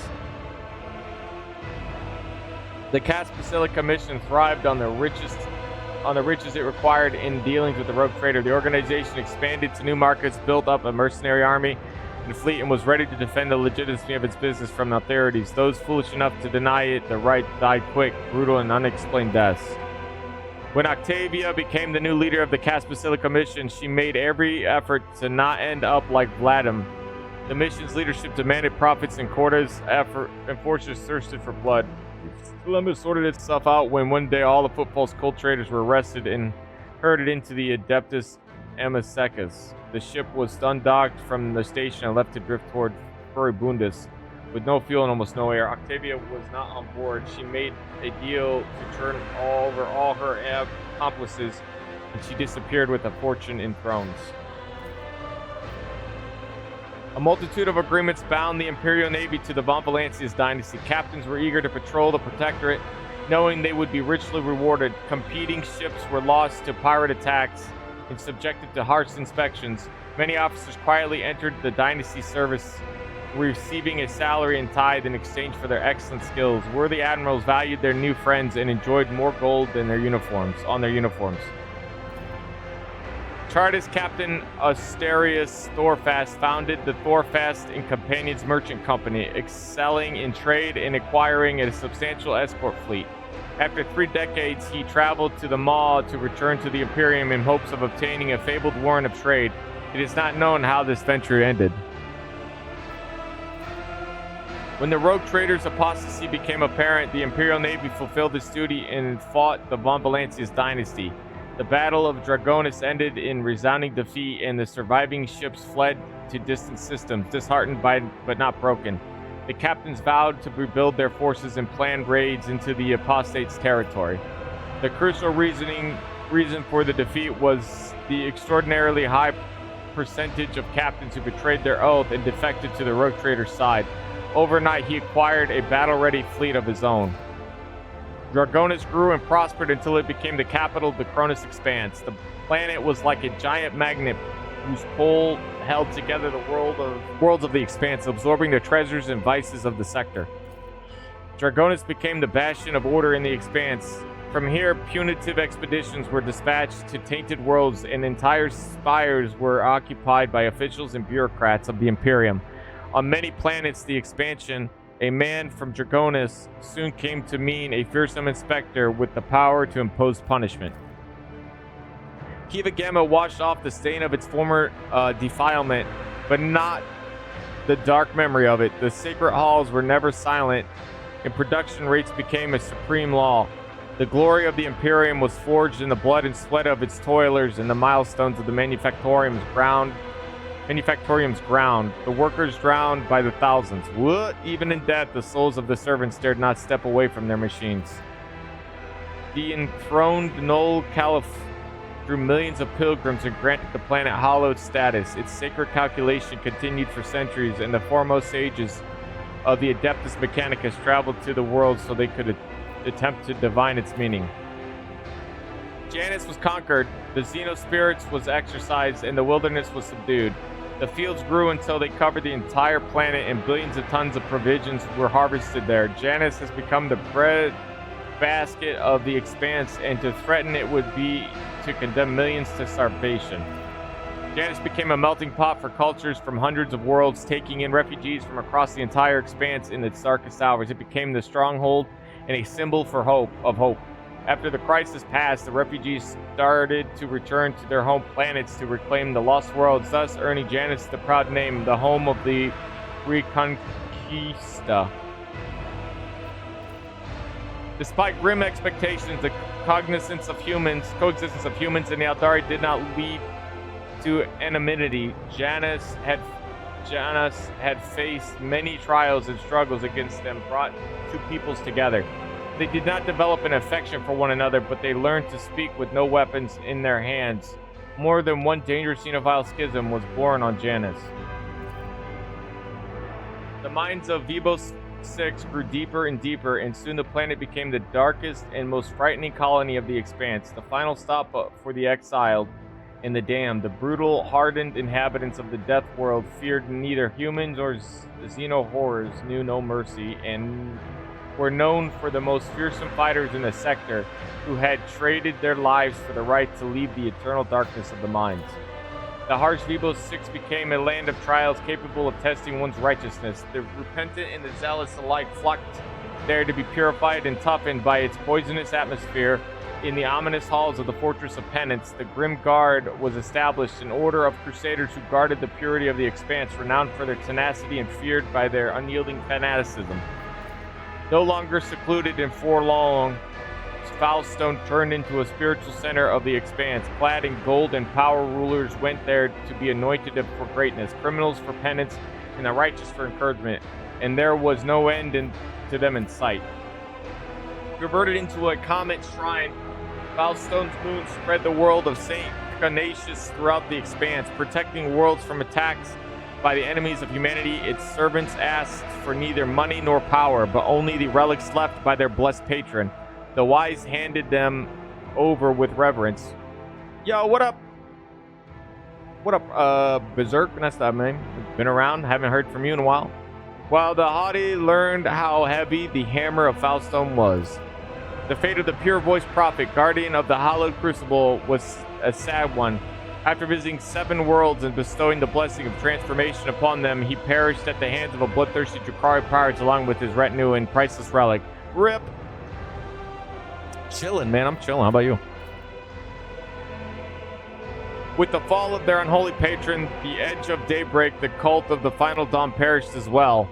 Every cell of the cult was turned down and eliminated. Rumors that some worshippers of the ruinous power had managed to get away, hiding and writhing in their warp-banished lord under their robes, were baseless. That dude in the photo looks a lot like me. Are you talking about this guy? This guy looks like me? Classic. Red guy. Yeah, that's me. That's my character. Not him, the other guy. Left without a mission or a leader, the word bearers. Yeah, the previous guy, yeah. The word bearers retreated to the depths of the Immaterium. Their last act of vengeance was a bloody assault on Footfall. The populace of several asteroids were exterminated or enslaved, and the statue of the God Emperor was badly damaged. The great judgment of Ascendia Cordia and the atrocities committed by her confessional units bled Footfall dry. The station soon faced a labor shortage, and few survivors of the religious purges could handle the increased workloads. Without thrones from the cult trade, the station fell into decay. Footfall entered an era of piety, hunger, and hardships. Oh, Chorda, yeah, this is your character. This is my character. That's you have a choice of picking a bunch of images, and this one I felt looked the most like me. The Raiken system turned into a purulent wound of corruption. Oh, that's important. Poisoning the expanse. The surreal energies of the yawning warp lesion held its planets together, even in the absence of the gravitational pull of the stars, defying the very laws of existence. Immense depravity took root in Rykad Minoris, and it poured out onto other systems with vile glee. Put an end to the existence of this corrupted place. With heavy losses, her fleet broke into the system, defeated a warp spawn there, and bombed every world to ash with cyclonic torpedoes. A decade later, the warp tear in real space closed. Oh, okay. The people of the Rykad Minoris, saved by the rogue trader, eventually found a new home. The colony of the new Rykad was founded at the edge of the Von Valancia's demise. Bro, they were like, so these species called the Drakari come into this sector, into this system, and takes the sun. Just dips out with the sun. And now everything is left without a sun. And so the planet that I was on that planet, Rykad Minoris, people were going to die real quickly because there's no heat. And so against everyone's like opposition, they were like, don't bring on these heretics. They deserve to die. Blah, blah, blah, blah, blah, blah, blah. And I was like, no, bring the guys onto our ship. We'll save them. That's what these people are. For a short time, the world was a palace of equality, as there were almost no aristocrats left to enforce any kind of hierarchy.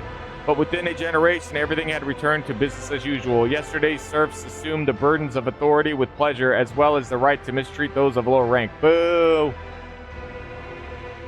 In memory of the world and all who perished on its surface, or met a fate worse than death, construction began on the orbital spillways of Footfall of a glorious cathedral ship to be called Rykad's Sacrifice. The miraculous fusion reactor powered its engine cannons, fueling them with the fierce power of a motive force, which is electricity. All the best minds in the service of House Von Valancius took up the study of Thessertium. Numeros uses were soon found for the natural psych focus, but the jubilation was short-lived as a series of major warp breaches in Thessertium export destinations put an end to any and all goodwill towards the research. People began zealously destroying anything that remotely resembled. Oh yeah, Thessertium is a warp stone. It's warp energy infused stone. It's no bueno. However, a few exceptionally strong psychers managed to bend the sinister rock to their will, magnifying their sorcerous powers several-fold and turning them into a force the Expanse has had to reckon with ever since. Uh-oh. Rumors of the rotting remains of the Aldari craft world spread around the Expanse. Explorator, privateers, Caste Basilica agents, and anyone hungry for easy money all rushed to frontier systems to vie for a piece of the prize. Some were swallowed by the warp, while others perished in skirmishes with their rivals. The most skilled and fortunate returned empty-handed after decades of searching. The colossal ship, as big as the Imperium world, simply vanished as it had never existed, but the legend of the forbidden treasure lived on and continued to bring daring souls to ruin. Aldari from the fallen craft world Crudarak, who's once traveled through the darkness of the Expanse in a desperate attempt to gather the remains of their kind, were becoming a rare sight. Even the most skillful Caste Basilica agent and audacious bounty hunters with knowledge of Xeno settlements on the edge of the Expanse could no longer find their trail. Squads of Aldari Rangers suddenly appeared on different worlds and disappeared abruptly without sending a drop of blood. Their purpose remained an enigma. There was a time frame. There was a situation where you end up coming around and you hear that another craft world is coming to the Expanse to not only pick up the people from the Kudarak craft world, but also to enact revenge, to come and attack the Expanse. And I negotiated that. I said, let's not do this, because it was actually the humans who were the reason for the first craft world, for the destruction of the first craft world. And I was like, this is not going to be good for either one of us. So they agreed that the craft world would come, but it would not cause any problems, they would just come pick up the Eldari and fuck off. And that's what I'm reading right here. The news of Xenos appearing in the Expanse was followed by a report from the Agri-World Giants about a strange flash in the night sky where the light disappeared. Authorities sent out patrols that located a Xenos camp among ancient ruins. Their trail ended near the White Monument, a webway gate. Where this path led the Eldari, only the Farseers know. So the people left off Jonas too. Time spent on the same world as Monkey pushed the Farseer Miraman towards the reflection. When the webway gate awoke on Janus and squads of Eldari Rangers stepped onto their ancestors' world, he averted a bloodbath, granting the Lithuanian and its new and native citizens his blessing. He disappeared through the shining portal, departing for a new home. I think I save him. He's like one of the guys he gets found in the Dark City, getting tortured, and you help him. The spirit monolith purified by the Harlequin troop on the Chrome world was hidden from the insatiable eyes of Monkey by raging warp storms. Ships started going missing more frequently in the systems close to the planet. Even the most courageous captains gave region a wide berth, and it was named the Damned Reefs. Somewhere in the underside of reality lay Komarog, woven by manifold of other dimensions and illuminated as always with the light of the swollen suns. Its streets were ever filled with screams and agony. Any misfortune experienced by the Dark City became another scar on its appalling face.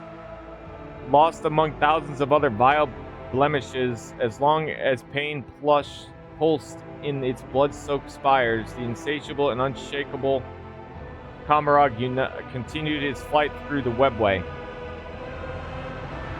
Along with its unchanging ruler, the leader of the Cabal of the Black Heart and the most dangerous of all Drakari, Asdrubal Vex. The fall of the Cabal of the Reaving Tempest united Komarog for a brief and bloody moment. The elites of the Dark City set their squabbles aside and founded a new game in tearing apart the domain of Archon Yemeris. The fate of the Reaving Tempest reminded the other Cabals that nothing lasts forever in the Dark City save the city itself. As they were leaving the Necron system, Nomos destroyed every tomb world of the ancient Xenos. Some eternal strife had awakened within the young deity, demanding that the planets of the undead be obliterated. Following the destruction of Lethus, Rogue Trader Von Blancis directed part of the tide towards restoring Cronus Expanse. Cronus Expanse worlds that had suffered from Xenos heretics and the horrors of the void. Many of them only survived thanks to the aid, although the broad gesture was meant with scant understanding by aristocrats. Some years later, the worlds to which the tithe had been distributed were struck by a ghastly disease that came to be known as the Lethus Curse.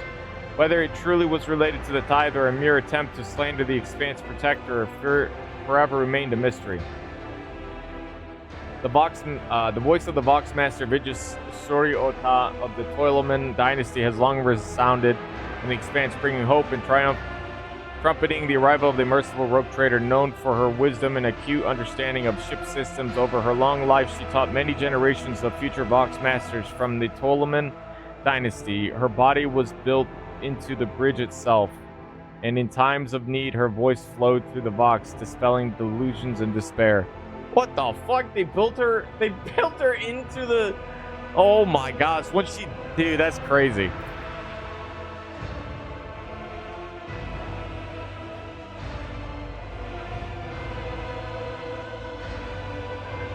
A privileged to rest, the wise servants of the Omnisite implanted an augment into his brain that restored his ability to sleep. Soon afterwards, something unprecedented happened. Aboard the ship, the master helmsman overslept and missed the start of his watch, but his temper did become more agreeable from then on. First time ever, he missed his first shift. That's funny. Many years later, High Factorium Janus Danrock sought permission to retire. He said that age had softened his heart and that a more worthy young and assertive successor should take over his position. There was no shortage of candidates under all that fat, Danrock had it. Under all that fat, Danrock had sentimental heart. He spared nothing for the orphans of those who had died serving the Rogue Trader. The children were given an excellent education and were eager to serve the Von Valancius dynasty. Jocasta Sourback served as the Master at Arms for years, but eventually her zeal faded. It appeared that having tried every form of violence in existence, she no longer derived out of any of them the joy it had once held. Jocasta humbly submitted a resignation and went back to her home on the capital world. She took up the position of the warden of one of the capital's world's hives and reconciled with her cousin, Marcarius, albeit only after a while. The reconciliation was, at any rate, easy to overlook during the gatherings of capital world nobility, where Jocasta and Marcarius would waste no opportunity to have a ferocious row. After many years, Zachary Wise mustered the courage to take personal apprentices again. He searched throughout the expanse for astropaths whose masters were harsh and cruel to them and recruited them into his choir. He gathered a cast of talented men and women by his side and was their guardian and mentor. Wise died defending his wards from cursed words spewed by the Immaterium. Sealing the sound of those words in his mind, he preferred a horrible death to a repetition of his shameful past mistakes.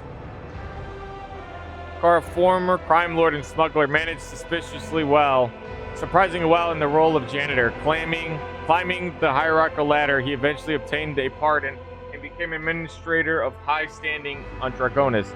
His business acumen, shrewdness, and willingness to get his hands dirty brought success to his operations, but he was unable to enjoy the fruits of his labor. Until the end of his days, he resided in modest quarters and avoided any luxuries, afraid of being accused of corruption and, in his own words, thrown for a loop.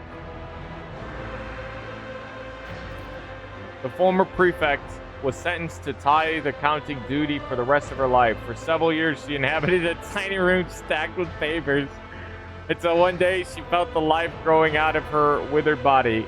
She assembled her few subordinates and meticulously handed over her various responsibilities.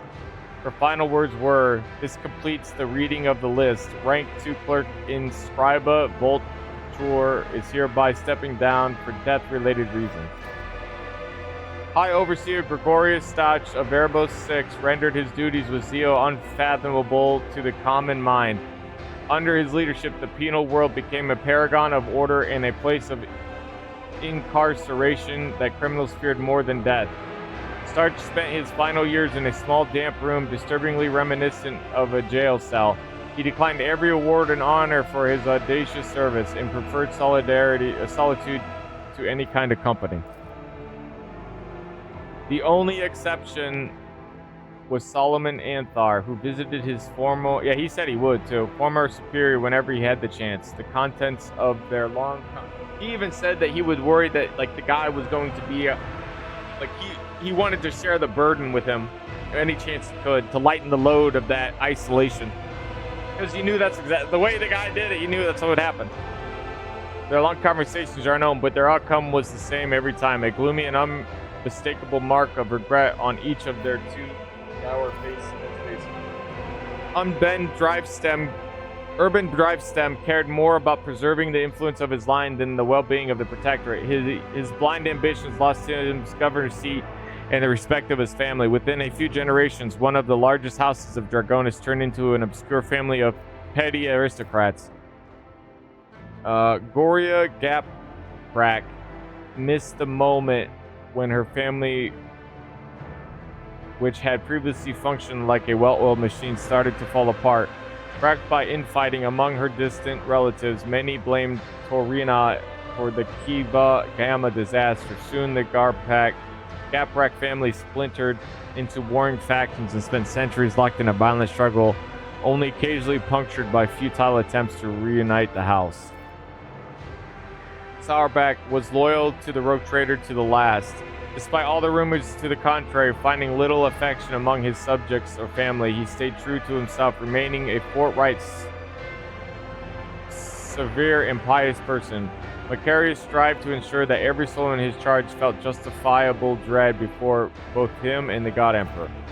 Members of the House Viserion served the dynasty faithfully and loyally, amassing more and more power. A century later, they had finally gained the respect enjoyed by the other noble houses, yet power and luxury can dull any blade. And now, pampered and idle aristocrats were scarcely recognizable as the descendants of the formidable Central Viserion. Oh shit, man. He would be disappointed, wouldn't he? Clementina Viserion, granddaughter of Abelard and Chancellor Dragonus, executed her duties irreproachably and even found time to school the younger generations of her family. She was an equally skilled mentor and chancellor and political operative. After a century of immaculate service, she surprised everyone by leaving her position and becoming the first mate on a trade ship. She would later admit, like a true Viserion, that she had always had a passion for ships and voidfaring. Branches of House Gaprak and Viserion became intertwined for a time after the marriage of Astartia and Vincent. To the great sadness of the couple and the great amusement of the spiteful Dragonus nobility, their marriage produced no children. Just like her ancestors, Astartia dedicated her life to service, crushed by the events that shook the stability of his house and his inability to provide an heir. Vincent lived in his wife's shadow. When his time came, he passed away without notice. The Harlequin known as Nocturnal Oblivion visited the Expanse once again. Sneaking into Dragonus, he came to the Rogue Trader's palace and left him a special gift, a case of Eldari crafting, unmistakably ancient and precious, adorned with a rune of the eye inside a triangle. Only the Lord Captain knew what it contained. The Harlequin candidly warned him that he was drawing the Von Valance's dynasty into a deadly dance, a shaking doom, and all will freeze within the threads of the terror's loom. When he promptly departed, and not without reason, a few hours later, assassins from the Dark City appeared following his trail and were mercilessly killed. Their armor bore the sign of the Cabal of the Black Heart. After months of searching, Dragonus wardens found the remains of Achilles Scalander on the lowest levels of the hive. Drakari artifacts and records discovered beside him indicate that the Angel of the Inquisition had been compromised and was working for the Xenos. Maeve settled into a life aboard the flagship surprisingly quickly, and her kindness and gentle... Yo, what up, dude? Oh, what up? Bro, Maeve, I feel bad for Maeve. She was living in a world where she was living on a planet where the nobility would cut people's faces off and wear it, right? And she wasn't high enough to do it, but she was just low enough to be threatened to basically be one of those people who could get their face cut off. And when I saved her and put her, she just makes coffee. That's all she would do, is just make coffee for you. You either had her make coffee for you, or you basically condemn her to a life of suffering. And I was not willing to do that. This game was 140 hour long. Let's see. Yeah, this is a single player game, and it has taken me 144 hours. One of dashing. Let's see. Quickly, and her kindness and gentle nature touched the hearts of the crew. One dashing officer made his romantic interest known, but Maeve spurred his advances, hiding behind high collars and shawls that disfiguring marks of the dark ritual that had taken place on Thessera. When Maeve's suitor had last secured her consent to marry, little did he know that he was walking into a blood-soaked nightmare. Just before the ceremony, his bride-to-be transformed into a chaos spawn. To the cries and horror and despair, the creature gorged itself in the shattered hopes until it was slain by the arrival. What? Wait, what? Hiding behind high collars and shawls, disfiguring marks of the dark ritual that had taken place on Thessera. Yeah, that's right. I remember. Like, there was a you actually end up. The other thing too is, like, there's a ritual that occurs, and you and Maeve switch bodies. So you actually end up having to walk around as Maeve for a period of time. That's also why I saved her from the certain circumstance. But she was forever, like, condemned and tainted by this dark ritual. Just before the ceremony, his bride-to-be... Oh, man, Maeve turned into a chaos spawn. Of course, it is said that as the creature lay bleeding, it tried to sing a surprisingly tender tune and called out to someone named Dean. That's her brother. her brother became corrupted, took over. Oh no, her brother, yeah, her brother used to exist. The place was like a medieval area, and he used to, yeah, it's a lot to explain, but Dean was her brother. He died. I killed him. But he was the one that also had that dark ritual. The old Slith Malice did not risk returning to Kamara. Yeah, Malice, I remember him. Where the cult of the Fatal Thirst were exacting revenge on everyone who had helped the rogue trader. He took to piracy, forming a crew from the remnants of the Reaving Tempest. Rekindling his old thirst for battle, he seemed to shed a good 100 years off his age like a snakeskin. The savage deeds that Gordy Skatov witnessed on footfall traumatized him forever. His architectural genius was shattered. Only the rare collections of true connoisseurs held his work. Written in a shaky hand, footfall, the ultimate void station in mortuary. Adela Bellardo, the granddaughter of the pirate Jerry Can Denz Bellardo, grew up to be quick-witted and energetic captain. Since her guardian, who went simply by the name Chaplain, knew only faith, slaughter, and voidfaring. He advised her to invest in her inheritance in a void ship. Her trade, clipper, and snake. The snake traveled all the settled worlds of the expanse, into many uncharted ones as well. In all the time that Abdella Bellardo was captain, her ship never once fired on civilian vessels. Oh, that's nice. Void Pharaohs shared grim tales about the Bombalance's flagship. Monsters dwelt in the bowels of the vessel. Wait, what? They whispered, and from time to time the servants of those monsters descended to worlds and stations to spread corruption. Wait, what? These rumors were suppressed as criminal slander, but that made them no less true. Many generations later, a great rebellion of genetic abominations shook the expanse. Mutants born of the profane Xeno disease revolted at the call of their fearsome four-armed angel. Four-armed? Holy shit. Cronus, the glorious capital of Bombalance's dynasty, was lost. What? Cleansed of genetic abomination once before, it was now tainted by it again. This time forever. After becoming a breeding ground for mutants, Dragonis proclaimed its faith in the many-armed emperor. On a high throne in the Rogue Trader's palace, a scaled saint from the distant stars slumbered. In his dreams, he spoke to his progenitor and sensed that he was approaching. Having completed his last journey with his Lord Captain, so I lost Dragonis. Shit, I thought I was doing good. Not so good. Abelard Wasarian, with the gracious permission of the Rogue Trader, left his post as Seneschal and took over the helm of his large family, whilst Wasarian rose above its rivals and was never again the target of persecution. Even after their esteemed patriarch died, decades later in his bed surrounded by his grieving loved ones.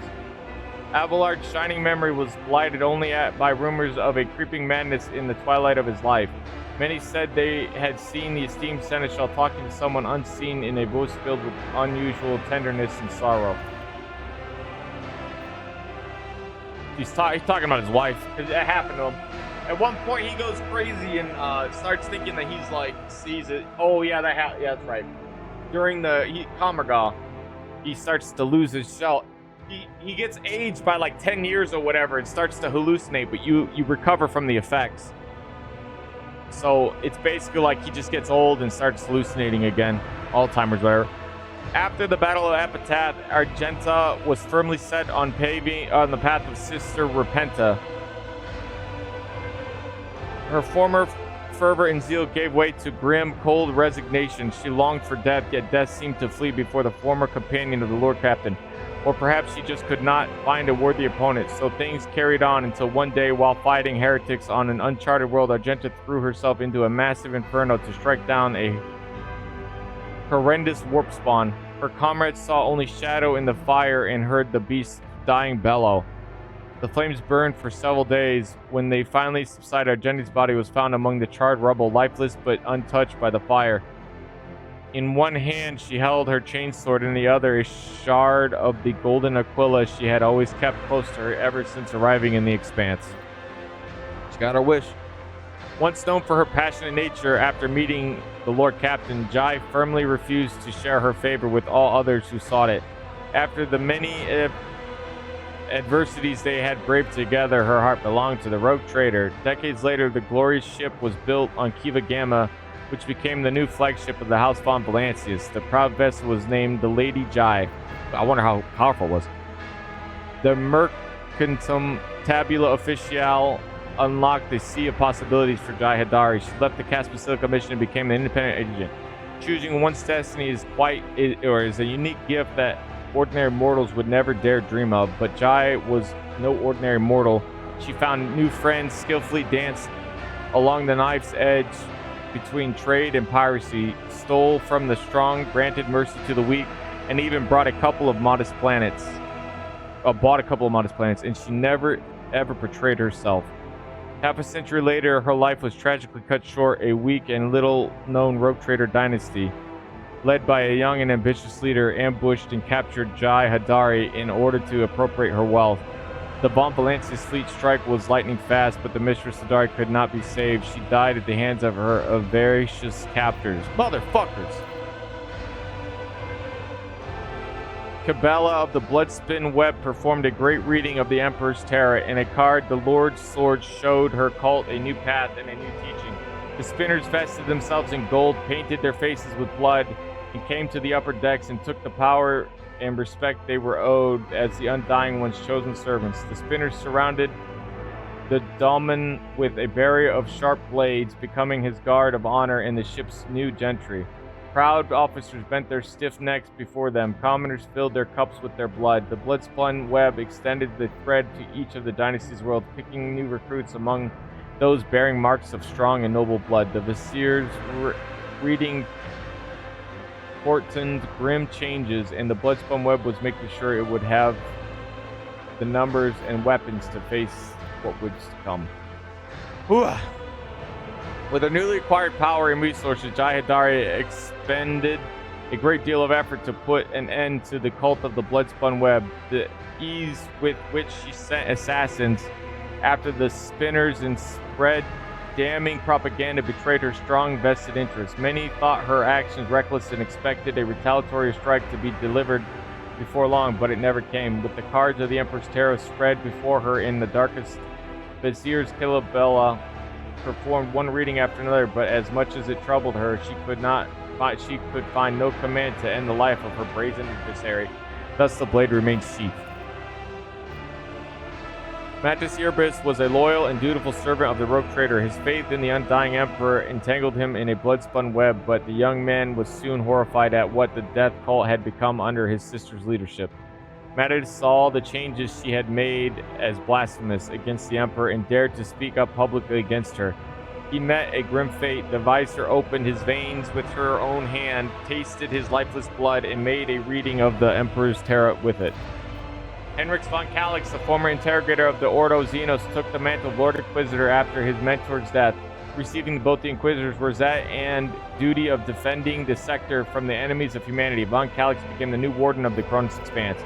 Von Calix declared a relentless war against the enemies of humanity, be the Xenos servants of chaos or heretics in the Imperium's own ranks. The Inquisitor fearlessly eliminated numerous nests of corruption in the Expanse. A few decades later, he was assassinated by a criminal cartel. Some say the Cas Basilica mission, sick of the unrelenting servants of law, was involved in the Inquisition's killing. Despite the scandalous rumors of about a love affair with the rogue trader, Lady Navigator Cassie continued accompanying her lover among the stars of the Expanse for a time. Their love was like a candle flame, warm, tumultuous, insatiable, and quickly extinguished. When Cassia took the throne of Novator, love gave way to duty. Some praised their doomed love over glasses of Amasek, cursed and spat in disgust. Yet, even after entering an arranged dynastic marriage and passing on her precious genes, Cassia kept in contact with the only person she had ever fully loved until her dying day. Novator, Cassio, Orselio, and the rogue trader von Valancius joined in matrimony, securing a powerful line. Sadly, their countless concerns and responsibilities prevented their spouse the spouses from seeing much of each other, keeping them apart for months, sometimes years at a time. Although no passion or love kindled in their union, they held one another in genuine esteem. In her journeys with the rogue trader, Cassio experienced all the hardships and delights of the galaxy. The invaluable experience that new knowledge helped her to finally conquer her fears and accept herself and her powers. The lady navigator became novator of her house, tasked with addressing the consequences of Tisophone's rule and the chaos that followed her disappearance. For the duration of her reign, she patiently worked on reuniting the feuding branches of the house, forging alliances and expanding the influence of House of Celio. Goddamn!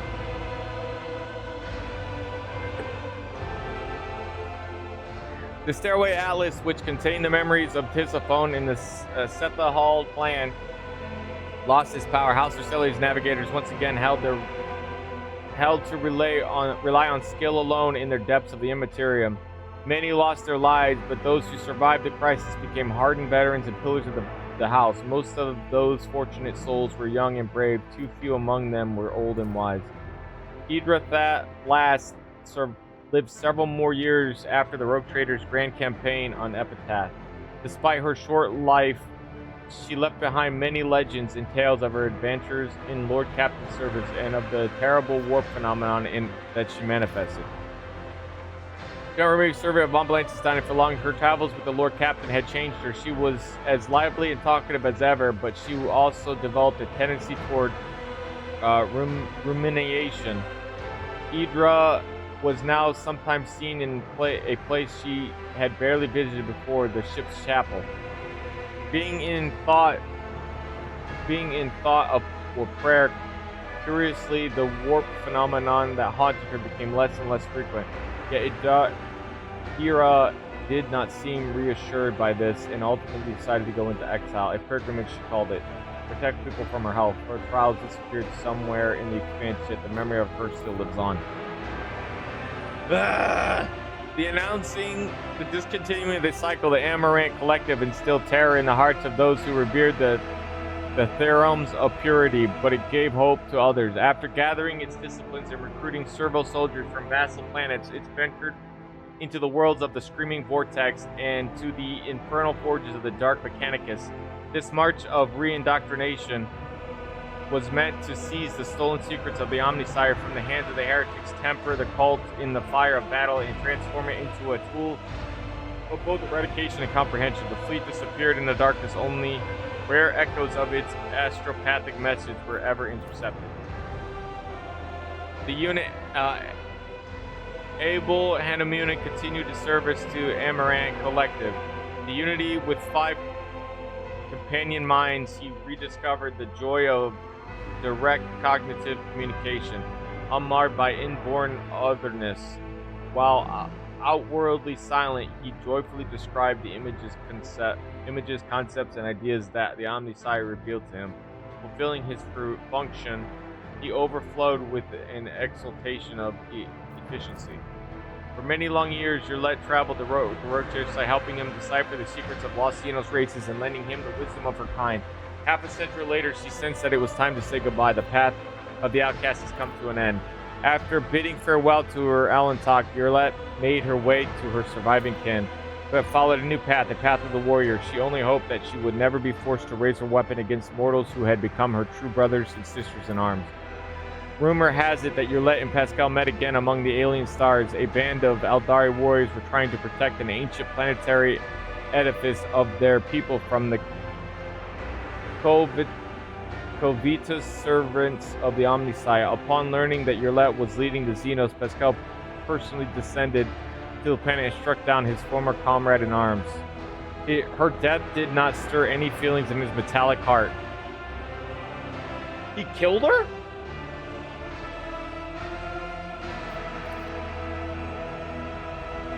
After becoming marshal, several years later, Solemn-born Anthar began to reform the laws of the Expanse.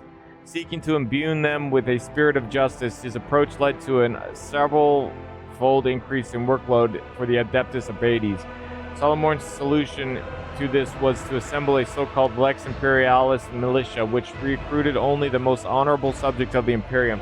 This in turn resulted in a conflict between the original Arbades and Marshal Anthar, which escalated into a war that went on for decades and claimed hundreds of lives. Abelard, Wasarian, and Solomorn Anthar spent most of their infrequent meetings playing Retrocide, that's chess, to which the Seneschal had introduced a protector. Meticulously recorded by Abelard's adjutant, their games soon found their way into collections of the best ones ever played in the Expanse, and were later referenced by many a noble Retrocide aficionado. When First Officer Wasarian passed away before he could finish the last match in a long series of draws, Solomon attended his funeral in full dress and regalia and placed a Retrocide piece on his grave. Duty demanded that Magos, Henemunin, and Marshal Anthar part ways. During their last meeting, Pascal made a few final modifications to GLaDOS' design, increasing the Cybermassive service life sevenfold. Whether the gift had an impact on Solomon is uncertain, but on more than one occasion, having his faithful dog at his side would turn out to be his salvation even in the darkest of days. After witnessing the deeds of Marshal Anthar, Viscere Cabela asked the cards about his fate. The very next day, a spinner was assigned to him, tasked solely with protecting Solomon from any and all assassination attempts. These were not long in coming, and the spinner's blade soon tasted the blood of heretics. For his part, the Marshal, after accidentally discovering that he had an invisible protector, had the spinner arrested and executed for multiple counts of murder. Classic. After joining the Stormbiters, he made it to Stormbiters. Nice. Ulfar Thunderlung soon became the pack leader, taking the place of Thorvald, who met an honorable end. The new leader sent a message to Fenris stating his intentions to remain in the Expanse. There were too many enemies yet lurking in these haunting grounds that deserved the Allfather's wrath. Legends paved the formidable pack's path to gold. Years later, Ulfar found a battle in which he could meet his honorable death, but the warp was suddenly torn asunder, and ships from Fenris bearing the mark of his loyal companion Halbrand. Ulfar accepted the honors of the Dreadnought and was entombed in sacred armor. During the blessed ritual, he cursed and